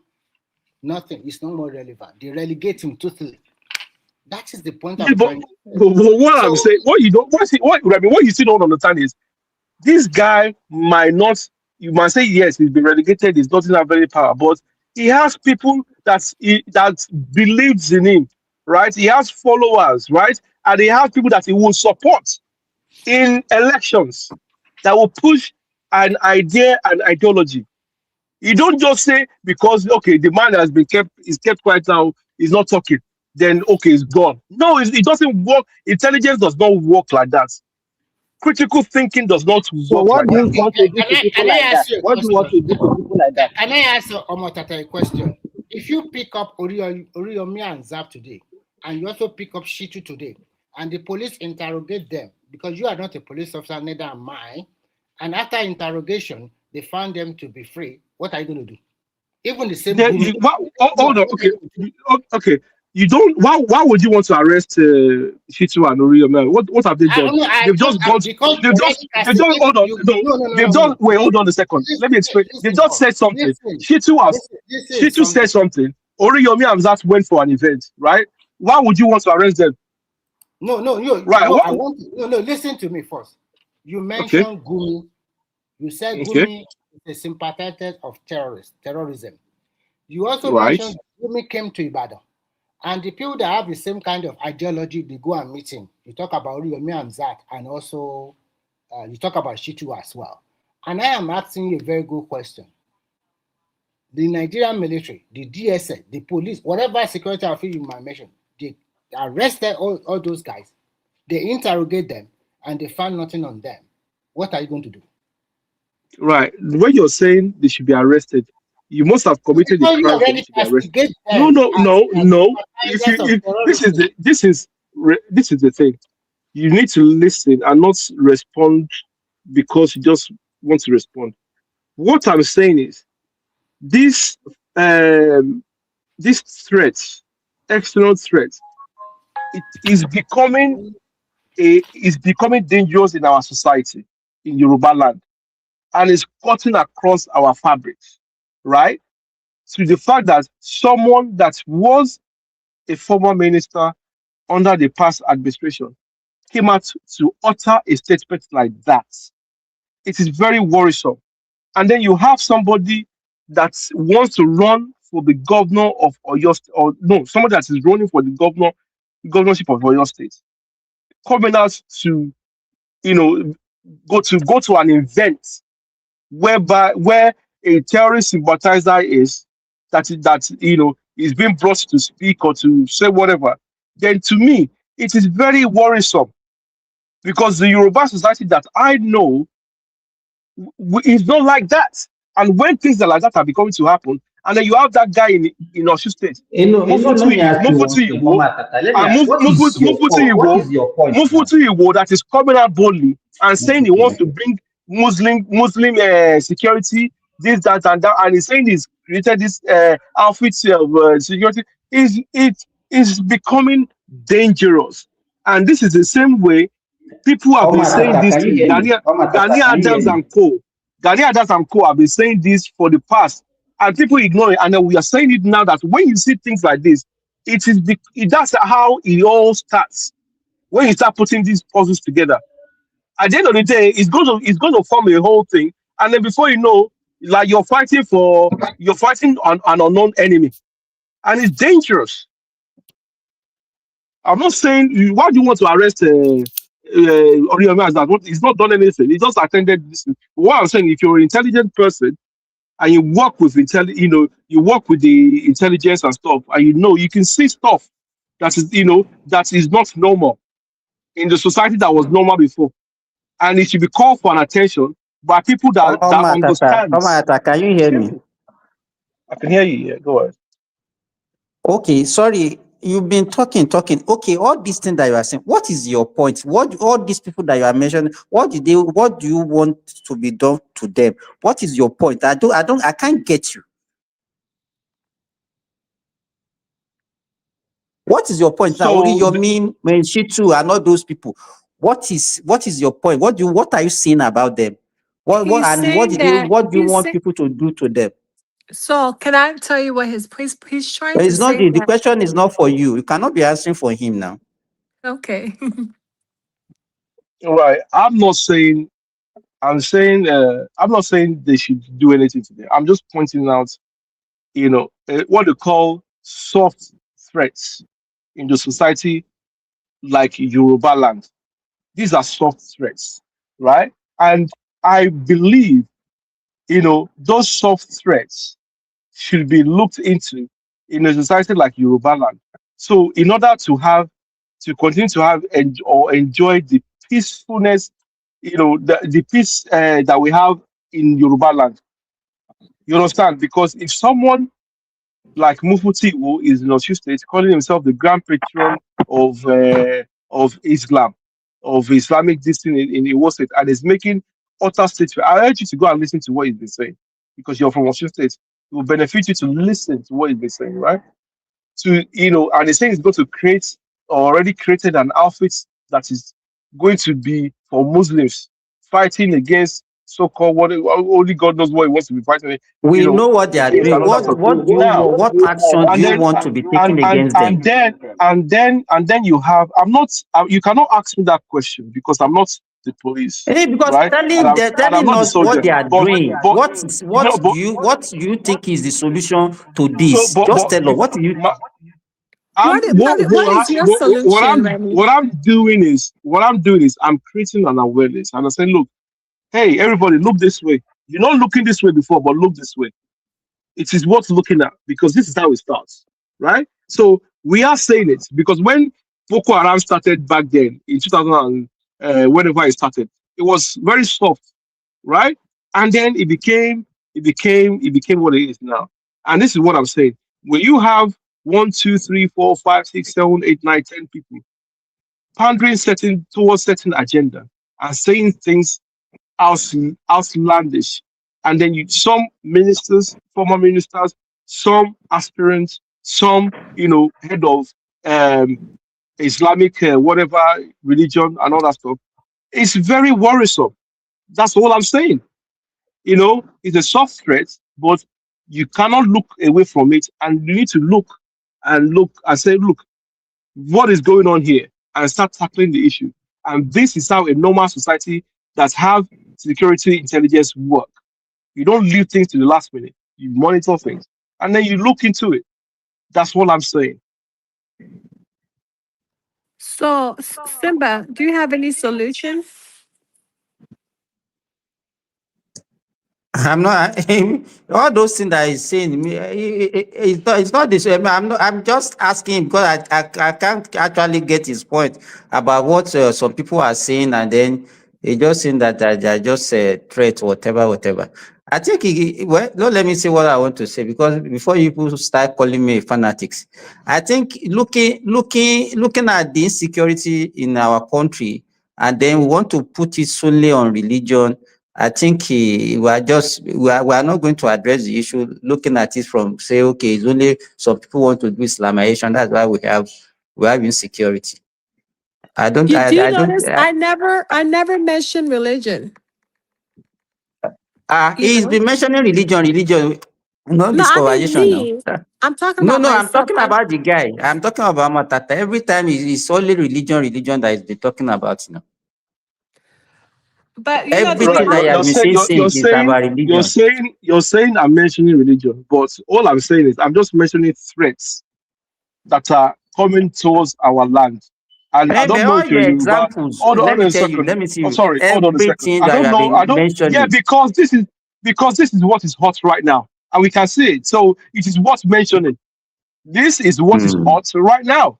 Hot off the press, I right? Really so tried, what I'm telling you is, I don't know if you're Yoruba or not, but what I'm saying is, if you are, number one, if you are a Yoruba person or come from that region, you will understand that something that wasn't part of us and is now raising its ugly head and is being spoken outlandishly by people that have been in government or aspiring to go into governments, and they claim they are the head of one religion organization or the other. It becomes worrisome. That's all I'm saying, because these are the issues we are having right now. Maybe tomorrow, if you're having another issue, we will speak on that. But the issue at hand right now, hot off the press, is this topic that we are talking about, whereby people have an agenda, whether it's a religious agenda or whatever. This is what is going on right now. And we're going to talk about it. So if it looks like we're talking about religion or Islam, whatever, then I'm sorry, I can't help you, because if you've been in the news, you will see what is clearly going on. So if you say we should not speak about it because you're a certain part of an organization or religious organization, then you're not being fair at all. So, Dr. Simba, are you Yoruba? Chuma, what kind of question is that? I just want to know. Oh, I'm really? Fulani. That's nice. No wonder. But I really cried, honestly, when I saw the video. And these are babies. And then the worst part, I saw another clip of children, girls just running into traffic because of a threat in their school. These little kids were running. I mean, anyone that has children would understand. Can you imagine sending your child to school and then having to hear? I mean, this thing can give someone a heart attack. And I sympathize with these mothers and these fathers. It's painful that the children are the collateral damage to our politicians' shenanigans. It's heartbreaking. I was just reading the chat, and it someone was saying, to cry. I was just reading the chat, and someone was saying the person that was on the phone with Ibikunle Amosun is our vice president now. So, there you go. There you go. That's what we're talking about. It wasn't an issue back then because it was just a phone call. But when they caught the one big terrorist guy, it was in the house of this so-called person, allegedly, right? So there you go. You know, oh, don't worry, it's just this, it's nothing. There you go. You know, that's what we're talking about. It just is so, it's just sickening that children are the ones that are going to suffer the, the collateral damage. It's really sad. These children are innocent. They don't deserve this Chioma, type of. that thing, it has become a business. People are making a lot of money from it. Because when I you are don't saying that, know. because okay, why are they claiming? Are Why they are they requesting are for they ransom? doing it? Are they doing it to get their organs or what? Like, I don't understand why they're using No, they are taking children. it. Okay, do you know how much they are requesting to release them? It's a Ah, multi-billion dollar. It's a multi-billion dollar business. and It has that's become why. a business. And it's only in Nigeria that this thing is happening, and we're okay with it. It's disgusting. That's why I don't know who I was yelling at. That I was so frustrated because honestly, I've been to Ghana, and I've been to other countries in Africa. We don't hear these things, and then there You, were you people you who know, come you here and say know, we're you know, demarketing our Chioma, country. Chioma, Chioma. Let me Mhm. tell you one thing. When I was speaking about it earlier, and I say we should take responsibility. Do you know that whenever we have any issue in that country, you understand? Instead of us to come together and say this is a collective problem, let us tackle it. We start bringing ethnicity, religion, politics into it, and it's not helping us. It's not. If I tell you that what happened in the Southwest, some people are happy, saying, hey, now it's the Yoruba people now that the thing is affecting. In fact, they are happy, oh, you have been surrounded, you have been doing. When it comes, everybody will get their own share of the problem. You understand? Do you know I So, have Muslims in my family? And that's what people think, oh, I'm such a religious fanatic or whatever. I have Muslims in my family, and I'm not against like religion like that, but I don't like anything that has to do with killing and shedding blood in the name of even Jesus or in the name of Allah. I don't like stuff like that. It doesn't make sense. It's demonic. And even if it's Christians that are doing it, I will condemn it loudly. Yes, I'm very outspoken.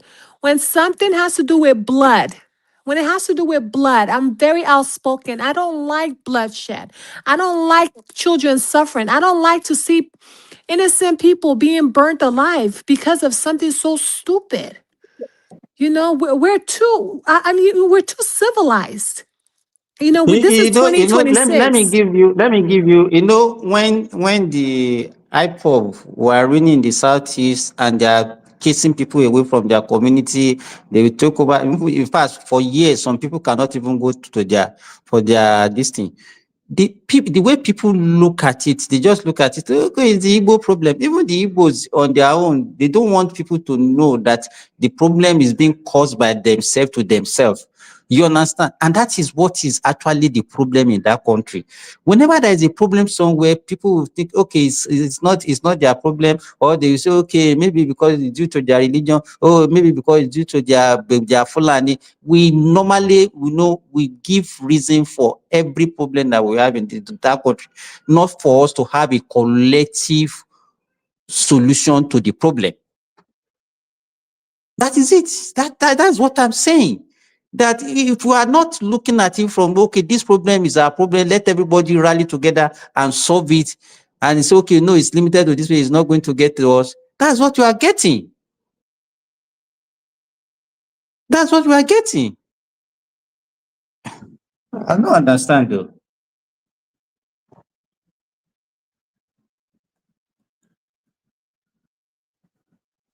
Well, I'm happy I understand where you're coming from right now, and I'm happy that you sympathize, with me in the terms of what's happening in Nigeria. It's brutally wrong.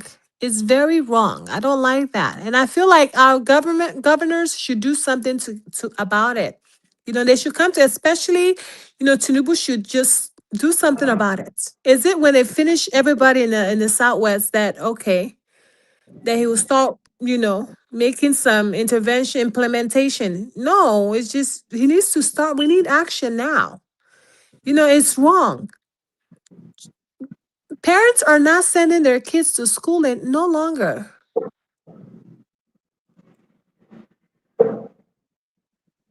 Does anyone else has anything to say? I just think the governments, they have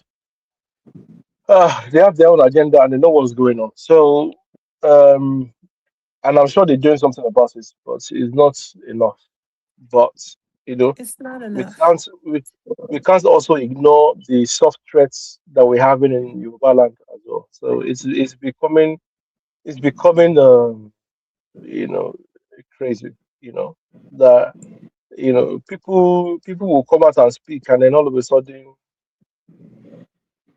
you But know, who would have thought the, this would happen in Oyo State, of all no, places? you can. The thing is, it can happen anywhere. Oyo is close to Kwara now, and you know that there's a lot of threats, open threats in Kwara State. So, you know, No, no, no. and Even before then, I've been hearing about these people living in the old Oyo Park Reserve in Oyo State. All those Oyo Wegbomosho area now. They've been talking about it before now. It's like, I don't know well, why sometimes when we see a threat and then everybody will just hold their hand and be watching. that's what you told us to do now. You know what they're doing. So that's what they happened. They saw the trend, but they fold their hand and they were watching. And this is the same thing we are saying. So I was saying earlier about this soft threats that we have. That a minister is saying this, a governor aspirant is doing this, and this one in the Osun State is saying this. And then you want us to fold our arms? We're not. And you've exactly made my points. you know, because if those people are that saw those people in those your park and all these areas have raised the alarm, I'm sure something will have been done. But because they didn't raise the alarm and they just folded their arms and saying it's nothing that it's just an Ottoman down and no local one day, these people that just do cow that just Do do you do you pastoral do you cow know? all the Let me time. tell Just do. you, Omar Tata. This thing that you are in my farm. I have to spend millions of naira to fence that place for those Fulani not to be encroaching on my farm with their cows. Has it stopped the So it's an threats? additional cost. You understand? Which other And area did I'm this not did, supposed to incur? Eh? did that solve the problem? They cannot come in now. They can't come in again because it's But fenced. okay, but you have a gate, so they've not tried to go force the gate through, right? How can no, it's not as bad as that. No, how can they force the gates to come and enter to come and do what? I mean, you never can tell. It's not as bad as that. No. So these are the things. If you're having problems as well and all those things, and it's affecting your business, then it's a problem. It's a problem for us because whatever you're farming, people that wants to buy cannot buy. And then you're losing money, so it doesn't make sense. So they should be totally condemned. If you were living in Nigeria, I'm sure you will have done something about it. But because you're not living there, you have other options and stuff. So it's like okay, Done but about what? huh? Done about what? I said if you were living in Nigeria and that was the Hmm. only source of income, you would have done something about it. But because obviously you have other this thing. If you see So my farm is still in operation, I'm still operating it. no, I'm saying because you did mention earlier that you were scared to go on the farm at one point and stuff like that. I said I was scared to go. That does not mean that I closed it down. I didn't close it down. I did not even, in fact, I'm even expanding it. So it's not as if I abandoned it. Yeah. It Well, just you need to be careful. to me, I just think people should walk freely in the lands, and people that you trust your neighborhood, your The neighborhood. question I'm asking, why are we doing this thing to ourselves? That is the question. Why? Who is we? Because I'm talking about Nigerians. That's what I'm saying. I'm not talking about me Yeah, and you like but that. Now. you see, let me tell you something, Simba. The Are you sure problem most these people are even Nigerians? no, the They are problem. Nigerians. Forget about I'll it. tell you what. The problem that some people make, some Nigerians make, is the fact that you think we are one. We are not patriotic. There's nothing like patriotic in Nigeria. So it has never been, and we are just forcing it to be, and it will never be. You understand? Because the differences is just too much. And I think I've said at one point here that I don't see, I don't see the way I see the people from the north or the south or the east, or is different from. Is not. I don't see everybody as a country. I see them as another country. The same way I see Ghanaian people, or Togolese people, because we are so different, But if we've been brought together to live in a contraption, then we should all respect each other. I know that, okay, what you can do in your core north or your east or your south or whatever, you cannot do it in west, because if we're saying we are Muslim, we are Christian, we are traditionalists, you have to respect that, because more than 50% has one of these people in their family of Yoruba people. So I have a You understand? question though. So Do the Northerners, do they eat fufu? Like, do they eat gari and egusi soup? Like, amala. Do they eat the things that we eat? I don't know, to be honest, because I don't have another friend. I don't really, I've not seen any of them eating swallow, honestly. I I've mean, I not. think they do. I think they do, but to be honest, I can't really say, because they must do, because they move around, so they must. Someone was mentioning earlier that someone was ordering, was it fufu or 400,000 naira worth of food or something like that. I don't know. So they must obviously do it. But my own is, we're not the same. We are very much different, because you will not see a Yoruba man going to Kano or Kaduna or Borno and saying, no, we must do this. So this is how we do it in Yoruba land, and bring out Oru or our masquerade and start terrorizing people in Borno Oh no, they or will never Kaduna. do that. We're not gonna do. So they're not. That's not gonna happen. We don't do that. But it's okay for people to say, okay, to come and be saying no. Even in Ilorin that is there, ordinary Ilorin, they are They still won't even, fighting. yeah. Ordinary Ilorin that they claim, oh, it's Yoruba people, this and that. They are still fighting the Traditionalists. fanatics, the Muslim fanatics that are there, are still fighting the Yoruba traditional people and saying you cannot do sacrifices here.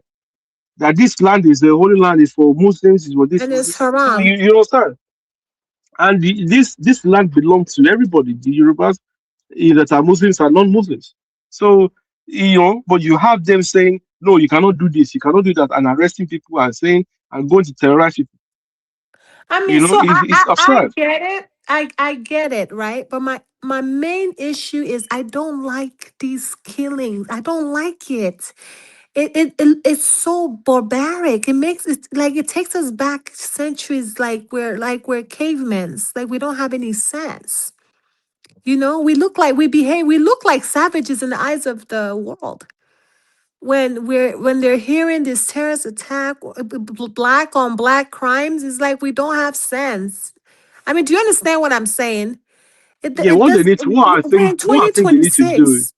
what I think they need to do is, they need to obviously look at prison reforms and build more prisons. So we We can, need or to be centers more where we can, civilized. where we can put these terrorist people. You know, and you just put them there after prosecution, right?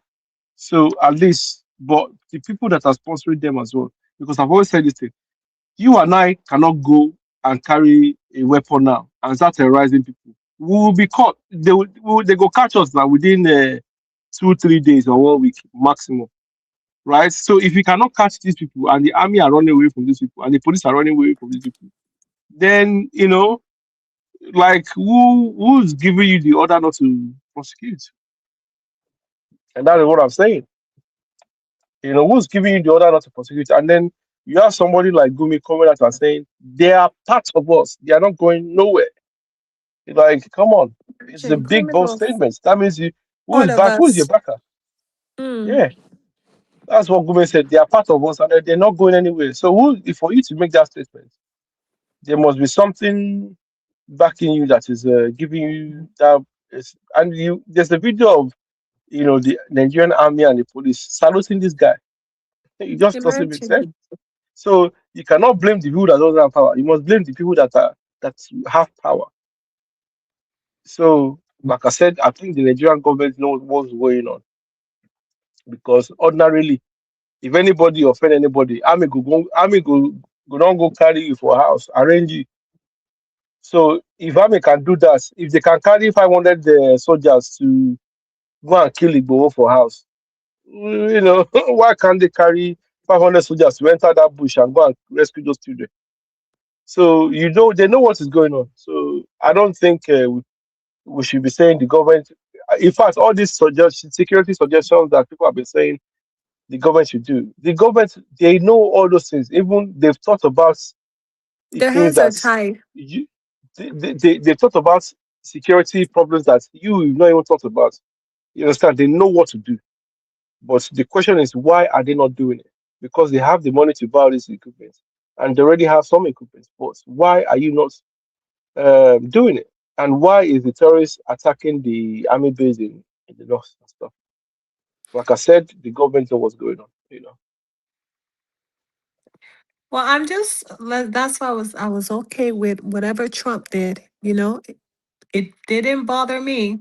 I Yeah, was but even with okay. the even what Trump did, yeah, like it still doesn't make sense, because it's like you're playing the devil advocate, right? Because you're saying you fight one terrorist second in command, but in ISIS. But if from my understanding, there are some videos that are popped up, and Hillary Clinton has agreed to the fact that America created ISIS, right? So if America created ISIS and Al Qaeda and all these other militias, why are you killing the people that you created? Because I don't understand. So if you killed one of your members in Nigeria, that's second in command, and they claim that is ISIS. You created ISIS, so why are you killing? What's the purpose of that? That's another question mark. You understand? So, I don't know. I don't know if people should celebrate or not, but I'm just saying, make it make sense. If you created an organization and then you're killing this person that joined the organization, what is the? It doesn't make sense to me. Always in Nigeria. That's the problem. Always Nigeria. You don't hear this in South Africa. You don't hear this in Ghana, our neighbor. No, they have. You see, the thing is, Chema, they have these problems in these Fulani problems and stuff. They have it in Ghana, but it's still very soft. You understand? It's still very So soft. They have it.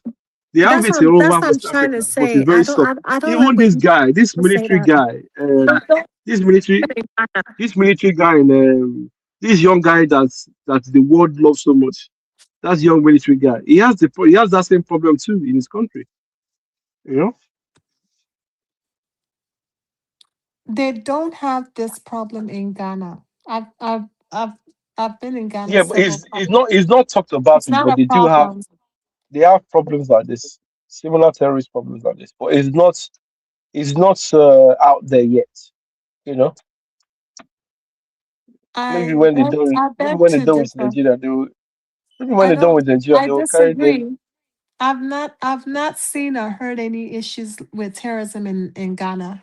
It's only Nigeria, honestly. I'm sorry, but it's only Nigeria. You don't even hear this in Cameroon. We really have a problem and we need to No, fix it. they have it You too, because when these people run away, they will enter different borders now. So they're out there and they're perpetrating evil. I've spoken to Ghanaians as well. I have some Ghanaian friends that I've spoken to, and they told me the Fulani people, yes, they have them in their country, in the northern part of Ghana, and they do this, they do that, they do similar things, that carrying their cows everywhere. And then they do say they have like back and forth with them, but it's not as it is in Nigeria. You understand? So, like I said, it might just be a soft threat in Ghana. but nothing for people to be worried about as of yet. Until maybe the Western world or whatever, whoever has an agenda, then they will perpetrate that agenda, and before you know, Ghana too is having that problem. Because it's not that hard. Everything is always so extreme with Nigeria. It's just crazy. It doesn't make sense, you know. I think it's because we are not structured and we do not organize, we do not plan for so many years. And almost you are right. There is international dimension to it. Because all these people, where are they getting the AK-47? Where are they getting the bullet? Who is selling it to them? So sometimes this what we are experiencing is even more than religion. To be frank, they are fighting for resources. If you look at all this Western world, it's just about name. When you sit down and look at, I've lived in 2 continents already. I've seen it just by the glory of what they have done in the past. They are also surviving. To be frank, You know so many. You know when they say. You know when they say Third World War. This is my own idea of the Third World War, right? You know, we have the first. We've had the Second World War, First World War, Second World War. In my opinion, the Third World War that is what we are having right now, because people think until America start fighting Iran, Third World War. In my opinion, look at what is happening in that Third World War. In that place. Look at what is happening in Iran and the rest. They thought that's about just religion, but at the end of the day, it's about oil. Of course. So to me, the Third World War means wars are happening in third world countries, right? So third world countries having wars, and how would they have these wars? By using militias, terrorist militias, right? Apart from using the terrorist militia, I'm sorry to say this. I'm also a black man. I think black are mumu in this world. Because you cannot use white people to start killing themselves like that within the same country. They won't do that. Why is black nation, especially, oh God, we are so mumu that they said somebody just give you $10,000, go and be buying your people and you will do it. It's the same way. Remy, Remy, now you see what I'm saying, that we're as if we're so uncivilized, very barbaric, black on black crimes. It's the same way, and it's the same way a black person in America would collect money, whether it's a hip hop artist or a basketballer or NFL player. It's the same way they will collect money and go and buy gold chain. So is to some people is like, what the hell? How would you be buying gold chain and buying diamond and be stunting on people and thinking I'm shining on my haters? Like, it doesn't make sense. So it's just whatever it is. But we don't, as black people, we don't have the economic power, and then because we don't have the economic power, people will keep trampling over us, and it's unfortunate, but because black people in Africa controls nothing, in my opinion. They don't control anything. Look at Dangote, for example. See the humility, see the simplicity. Look at Otedola. See the simplicity they are dressing. But when you now go to an average black man, the way we put a lot of gold, ritual all over his body, they are not creating enough wealth for their people. How? So many billionaires in Nigeria. Why are they not creating wealth? That's why a lot of people, and they'll be listen. An average Nigerian, they will now be talking about monopoly.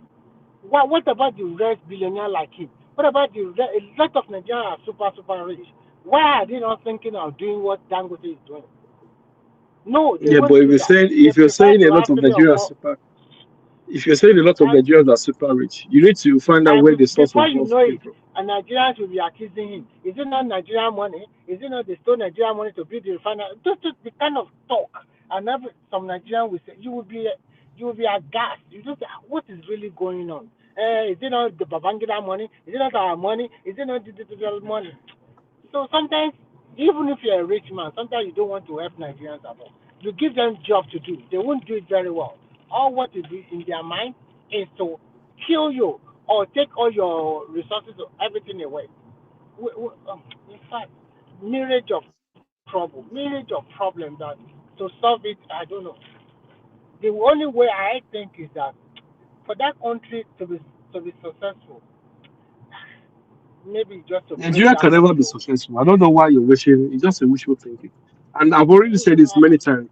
No I matter will not whoever they say brought as I cannot say they, it cannot be no successful. I matter can't whoever they answer brought that. as no matter who they brought as presidents will never do any good in Nigeria because the smallest thing in the society you're not even tackling, which is health. Your hospitals is tattered. It's like my pigs cannot even live in that hospital. They cannot even take treatment in that hospital environment. Those are my pigs, right? So, and not to not talk about human being. Look at when that religion had that accident, right? And then his friends were taken to the nearby hospital in Shagam or something in Ogun State. Look at how the hospital looks like. So the common thing that if you want to be great, these are the common things that you do in So society you that see, you will know that you're great. that is why I always converse that our people are too docile. They won't talk. You have problem. The first thing that comes to your mouth is your president. The local government chairman, you leave them. The councillor, you leave them. The state governor, you leave them. These are the people that are your leader. You freely choose them. You voted for them, but you won't hold them responsible. And these people are smiling with their billions of naira every month, okay? And you will leave them. And it's like most shape of that they cost them. Why can't you just fight for your right? It's your local government. Why don't you come together? Go and meet the local government chairman. By fire, by force, you must do this road for us. Why don't you go and protest against your governor that you want good health, you want good road, you want everything, that you have collected money? They won't say that. At the end of the day, everybody just reseated in Abuja. So that is why I can vouch for resource control. If we can do that, at least we leave Abuja alone. What's concerned with Abuja? It's funny how Then I somebody face made my the state. statement. It's funny how somebody made the statement and saying you guys are supporting Tinubu. Why would they support Tinubu? I'm a Yoruba man, but I don't support Tinubu, and I don't support Nigeria. Because I've No, always known Nigeria will never work. you have your choice to anybody you like. You can support. Everybody have No, their no, I choice. don't. It's just a comment that somebody made that you guys are always I am supporting. supporting Tinubu because I think I look at the achievement. I look at the scorecard. He has done wonderfully well. But in terms of insecurity, he has a mammoth work to do. Yeah, That I is don't the truth. support any candidates. So just to Yeah, be of clear course. out there, I don't Because support. I don't see Nigerian. I don't see. I don't see Nigeria getting better, but Nigerian patching up. The patching up Nigeria. One thing I know about in life is this: we are all here in this world to make our contribution, and when we are old enough, God will take us again. So do your little part you can do. That is because no matter what you do, you cannot. That is government. They cannot find solution to all the problem at once. Even the so-called country I am living here, they have their corruption too, and still they still have a lot of myriad of problems too. So, but at least you can sleep with your eyes closed very well without no wahala.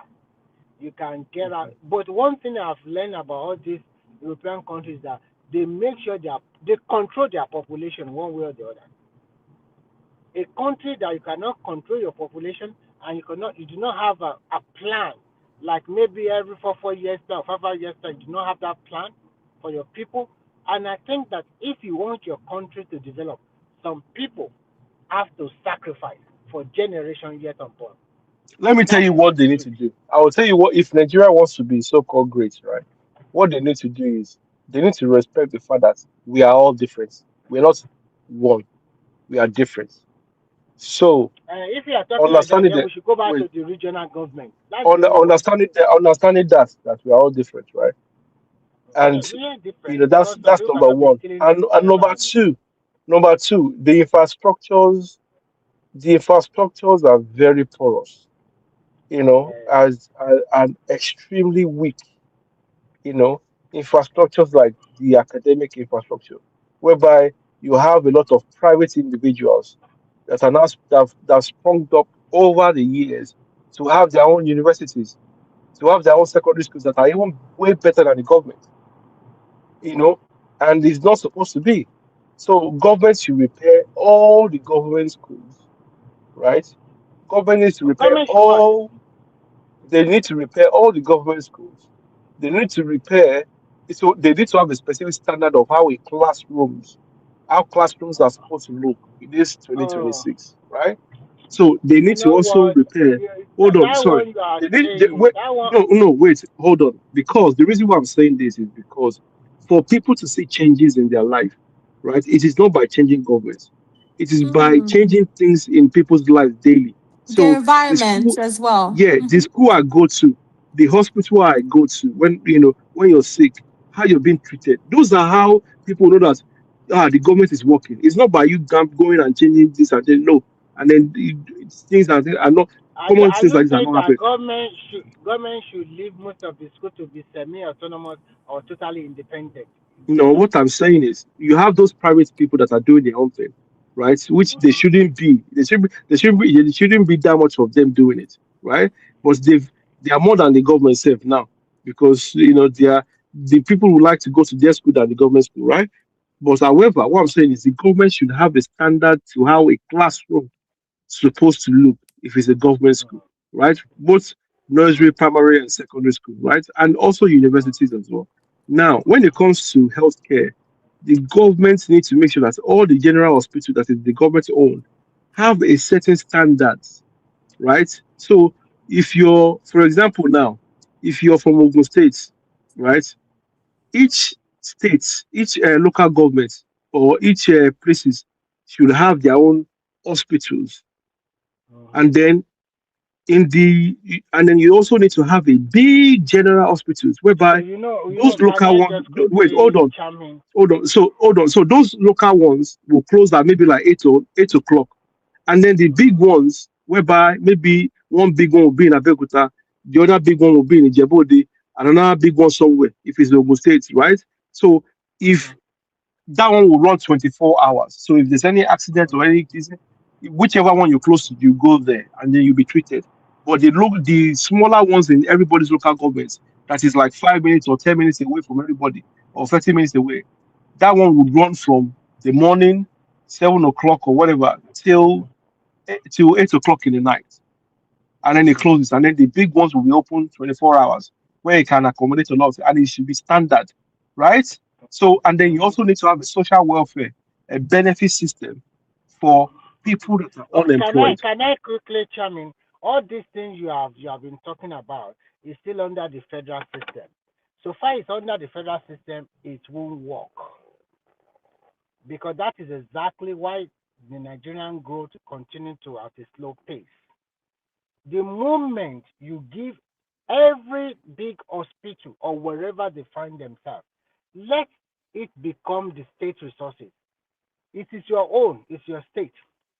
Now, I am the one, the state governor. I am the one who have to equip the state. I'm the one who have to tax my people, or even if the true federal system, then they give me my own share of the tax or whatever.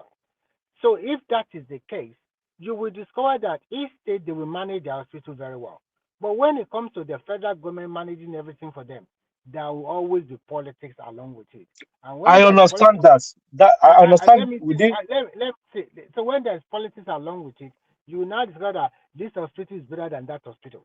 Look, so if the kind of democracy we are practicing, the way we copy from the America, I don't think a state hospital in Chicago, then if you're not residing in that state, you just come from nowhere, maybe from New York, you want to get their health service free of charge. No, you won't get it because you're not a tax-paying member of that city. They won't allow it. But the way we just module everything together, no, it won't work. The best thing for that country to do is if you don't want state, let's put it into that 6 regions. Luckily for us, all the 6 regions will have one important teaching hospital, like the UCH in their domain. Let's put it into region. Let each region control their resources by themselves. Control everything. Let us now see Remy, which Fulani will come from all the way from Bono from where want to go and do something in the bush of Enugu or come to down to Oyo to come and do it.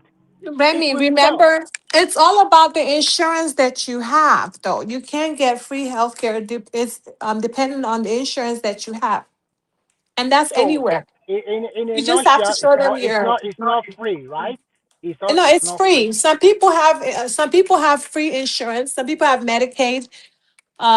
There's Medicare for people 65 years and older. There's Medicaid for the poor, and there's Yeah. people have private insurance. Remember the CEO of the is it United Healthcare that he was that was assassinated because he was not approving people that have cancer their medical costs and all of that. So yeah, we do all share. Most of us share the same insurance company, and a lot of people in the U.S. complain about United Healthcare, and we even have many people in New So York have so, Blue Cross Blue Shield. It's mhm. it's So national. when I tell you about the Nigerian insurance, so they also have Nigerian insurance NSCIF, in which if you are a civil servant, the state will pay some kind of money to this fund. But at the end of the day, there's this stupid guy they call Mena. He's just stole about billions of naira under that fund. Everything is gone. So what Nigeria is lacking also is orientation and the people that we put in charge. They don't. They even though some are I the think we need to start to decentralize more. That no. centralization is I agree not with you about working. decentralizing. That's not the problem. But what I'm saying is, even if it's still decentralized, the people there are they still? Did they are they Yeah, aware enough that? when you Wait, hold on. decentralize, Sorry. Are they They're are not they aware? aware. Hold on. Are they aware enough that these things? This is how life matters to people. Because if you're going No, into a classroom, if you're until you going into a start, classroom, like for example, like I don't. And some men yeah. in Nigeria, they urinate in public and they're not supposed to do that. So even if they know there's laws against that, they don't know. So until you start finding them, even for for littering, if you start finding them for littering, then they will take these type of laws seriously. They'll be more aware if they're having to pay for the fine, right So then and there. that loitering is so terrible that you might be driving behind somebody, and before you know it, they just throw anything out from the window just yeah, like that, without okay. even Let minding. me speak on that one. I will speak Ah, on that one because I it's would. The thing is, look, yeah. our But attitude if is your also not if your good. environment is like shit, I'm sorry, your people will make it look shitter, and that's just what it is. Maybe. So you're not going to go to somebody's house that is well clean and all that stuff in Nigeria, and then you're throwing your biscuit paper on the floor. You will not do that. So On a lighter note, let me tell so you this very funny. I live here in Finland, where we live with nature. Do you know that even if I want to urinate and I'm feeling very, very bad, I have to continue to drive to see where there's a lot of trees. I have to go inside that wood to go and pee inside the Exactly. wood. I cannot pee at the roadside. I can't do that. People, this place is so clean that we are looking yeah, from the window. Everything is so exactly. organized. If your Here environment in is this clean and country, there is no there's no admin. sewage. And There's no. Remy, in Nigeria, your friends will encourage you to pee out there. Like, Of bro, course, they will go encourage you. outside They and will just pee. park for you. They just Why are park. you Pee, pee, pee, pee, pee, pee. exactly? So Pee, pee somewhere. so Now these are the nobody. reasons. So these are the reasons why I think Nigeria will not work because Nigerian school, the government schools are mostly dilapidated. You cannot The say Nigeria Nigerian, will not work. Oh, I look feel at like oh, what. hold on Nigeria a will second. No, work. wait, well, look, you guys are not listening, right? Because if you listen, you actually agree that for society to work, certain things are very important. Now, the school needs to have the same standard as international standards, right? The hospitals need to have the same standard as you go anywhere in the world, right? Now, the welfare system, you need to look after your I can't citizens. hear him. Oh, You, you, is he there? you can't hear me Yeah, it's there. Okay, yeah, I I can can hear. hear you now. now. Now, so you need to have a better school system, a better healthcare system, whereby people have a better hospital and they have a proper bed, not just sleeping on springs and equipment, fully equipped, right? And then you need to also make sure that when it comes to accidents and emergency, people are well taken care of. So your roads needs to be constructed. Every single road needs to be constructed, whether there's houses there or not. Those roads needs to be constructed. And number four, welfare system. Now, there's a lot of people with disabilities in Nigeria, whether blind or one arm, one leg, no leg, or whatever, or children with different disabilities, right? They are there in Nigeria, right? So there needs to be a social welfare system whereby these citizens are looked after. So if you're an older person or a younger person that have disability, whether you're blind or deaf or dumb or whatever, your parents can claim disability allowances for you, right? So, you will have access to some funds, and then things like hospitals, buying medicine, drugs and stuff will be free because you are on that allowances, because of your condition, because you're not like every other people in the society. So that's why you're collecting that benefit. And then there should also be what they call employment benefits. So for you that just graduated and you're looking for a job and stuff and you've not gotten a job, right? You can apply for an employment benefit. You have to bring proof that you're not working, and you have to bring bank statement so we know what your bank statement is, so we know to see that you're not hiding money and all those things, right? So the government will pay some money, maybe like 50,000 naira, whatever thousand naira they want to pay, some token just for you to get by every day as a human being, right? Because you don't have a job. And immediately you have a job, that unemployment benefit stops because you now have a job, right? So we need to have a good welfare system and then a good pension system that look after people. So that's when people get older, they will have been paying into a system whereby whether whether they work for the civil servants, whether they're civil servants or privately, they will have been paying into a post whereby when they retire, there will be money to take care of them, right? So, and also unemployment benefits and disability allowance benefits. These things are what makes society run. So you don't have chaos and all this, and people will feel it. They will genuinely feel that, oh, things are working. They will feel that things are working. But the reason why they can't feel that things are working is because they don't have these things are not there. They're not there. The roads are bad, and it causes a lot of accidents. And people that are using their cars have to repair their cars, and it's costing them arm and a leg because of the bad roads, right? And when they go to a hospital, the hospital don't take care of them, and they don't have enough equipment to treat them, and there's no lights. So these are issues, right? And when it comes to security as well, police should be given a car, so that they can patrol. And every police station should be of a standard. And all And this paperwork, and there all should this be paperwork, accountability too, yeah, all this paperwork stuff especially needs to be with gone. corrupt people. And they need to have a CCTV cameras operation whereby the local government will install their CCTVs all around those local area where they govern to monitor crimes and report it to the police. So the local government and the police will have to work seamlessly when it comes to data and processing information. you know. But our people are not this advanced to this kind of knowledge yet. So it will be very difficult for Nigeria to be great because someone reading from the No, north or no, somebody no, from no, no, Borno no, does no. not So understand if these things. no. So I feel like once we start implementing these changes slowly but surely, right? Nigerians will catch on. They'll get caught up with all the information. Just look at how we all have NIN. When did NIN started? NIN started like yesterday. How about cell phones? All these little kids, they have 2 cell phones. They know how to work a phone. They have social media. They get caught up with what's happening. So once our governors need to start doing stuff. They need to start Thank you. implementing these things. Yes.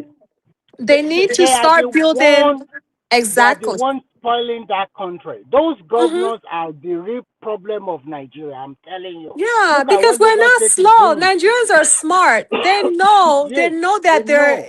they're in a shithole.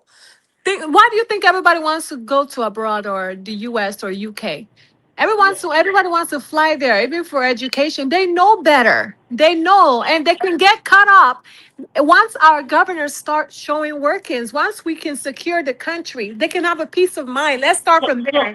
I was reading something some 3 months ago, and I discovered that Lagos State have intelligence room for traffic control in Lagos State. And people know that if you break the traffic rule in Lagos, they will collect their money, 80,000, 50,000. People drive carefully. That is the point. And you can see every 2 kilometers, you will see policemen with their van in Lagos. Now, let's assume Lagos they have their own state police. Who's going to fuck with them? They will arrest you and Nobody. nothing is going to happen. Exactly. So Exactly. that's what we are trying to say. With all this central system, we are waiting for, they are just hiding under it every time. And it's not our fault. No. Look at the NIN number. The NIN number It and the started violation. yesterday. Let us have a better election in 2023. Even people of nobody, Okada rider, he won the election. Go to the House of Representatives before. How can he do that? More than 10 governors, they lost out the election. When we start doing this system, collecting data, and trying to do the right thing, the country will be better. My only concern is just this Northwest and Northeast. They are really dragging that country backward. That is the truth. And the reason why they are dragging that country backwards is because some of the leaders there, they use religion to cover their eyes and then control them left and right to whatever they want. But in the southern part of Nigeria, you can't do that. For just because of this singular case of abduction of people in your state, do you know how many people have raked against Tinubu and against what do you call it, Makinde? They are in trouble. So this to say the way we are doing in the southwest now is the same way the northerners have been doing against Boko Haram direct. Do you think they will have they will have controlled them, fight them like that? No. So I think the country is getting better, and you can see that competition. I was even checking out Enugu State because that's why I did my youth service. Come and see beauty. Come and see governor working. So that is the answer, that the competition will be there. So, but the point of all this federal character system or quota system that will draw you back, we should eliminate it. Give more power to the state governor. Let him know that he's the one generating the money by himself. Let's see whether we not control the state very well. It's quite, and our people too. We need new orientation. We don't want to obey rules and regulations. Everybody just want to feel like Udogu every time. And even if you are not Udogu, so, yeah, yeah, so entitled. When you get to Nigerian airport, immediately you notice that entitlement. Before you even get out of the plane, you see some people carrying something, helping the big man. And when you are in abroad, nobody do like that. So you are equal. Because of 5,000 naira. I'm telling Of course, you. now you are You know, already so entitled. It's interesting, really. It's interesting. Agbado, are you not talking? I think it's there.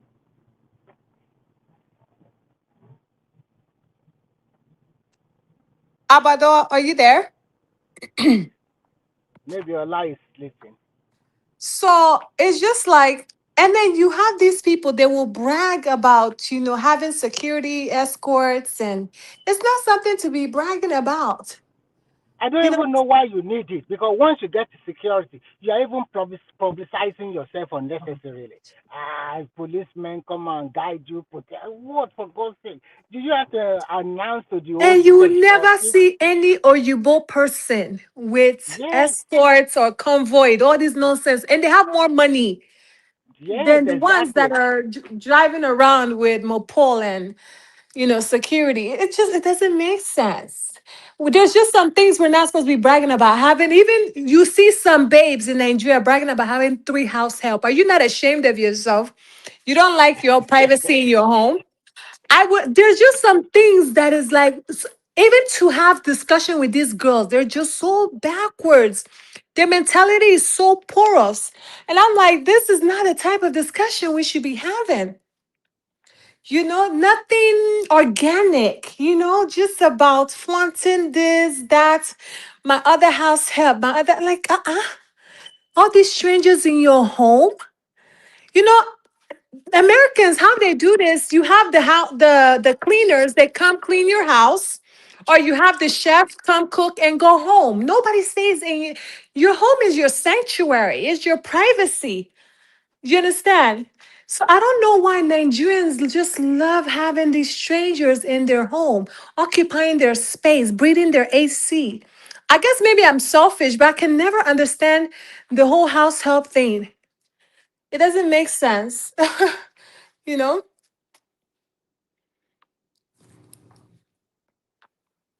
I thought Abado came in and he left.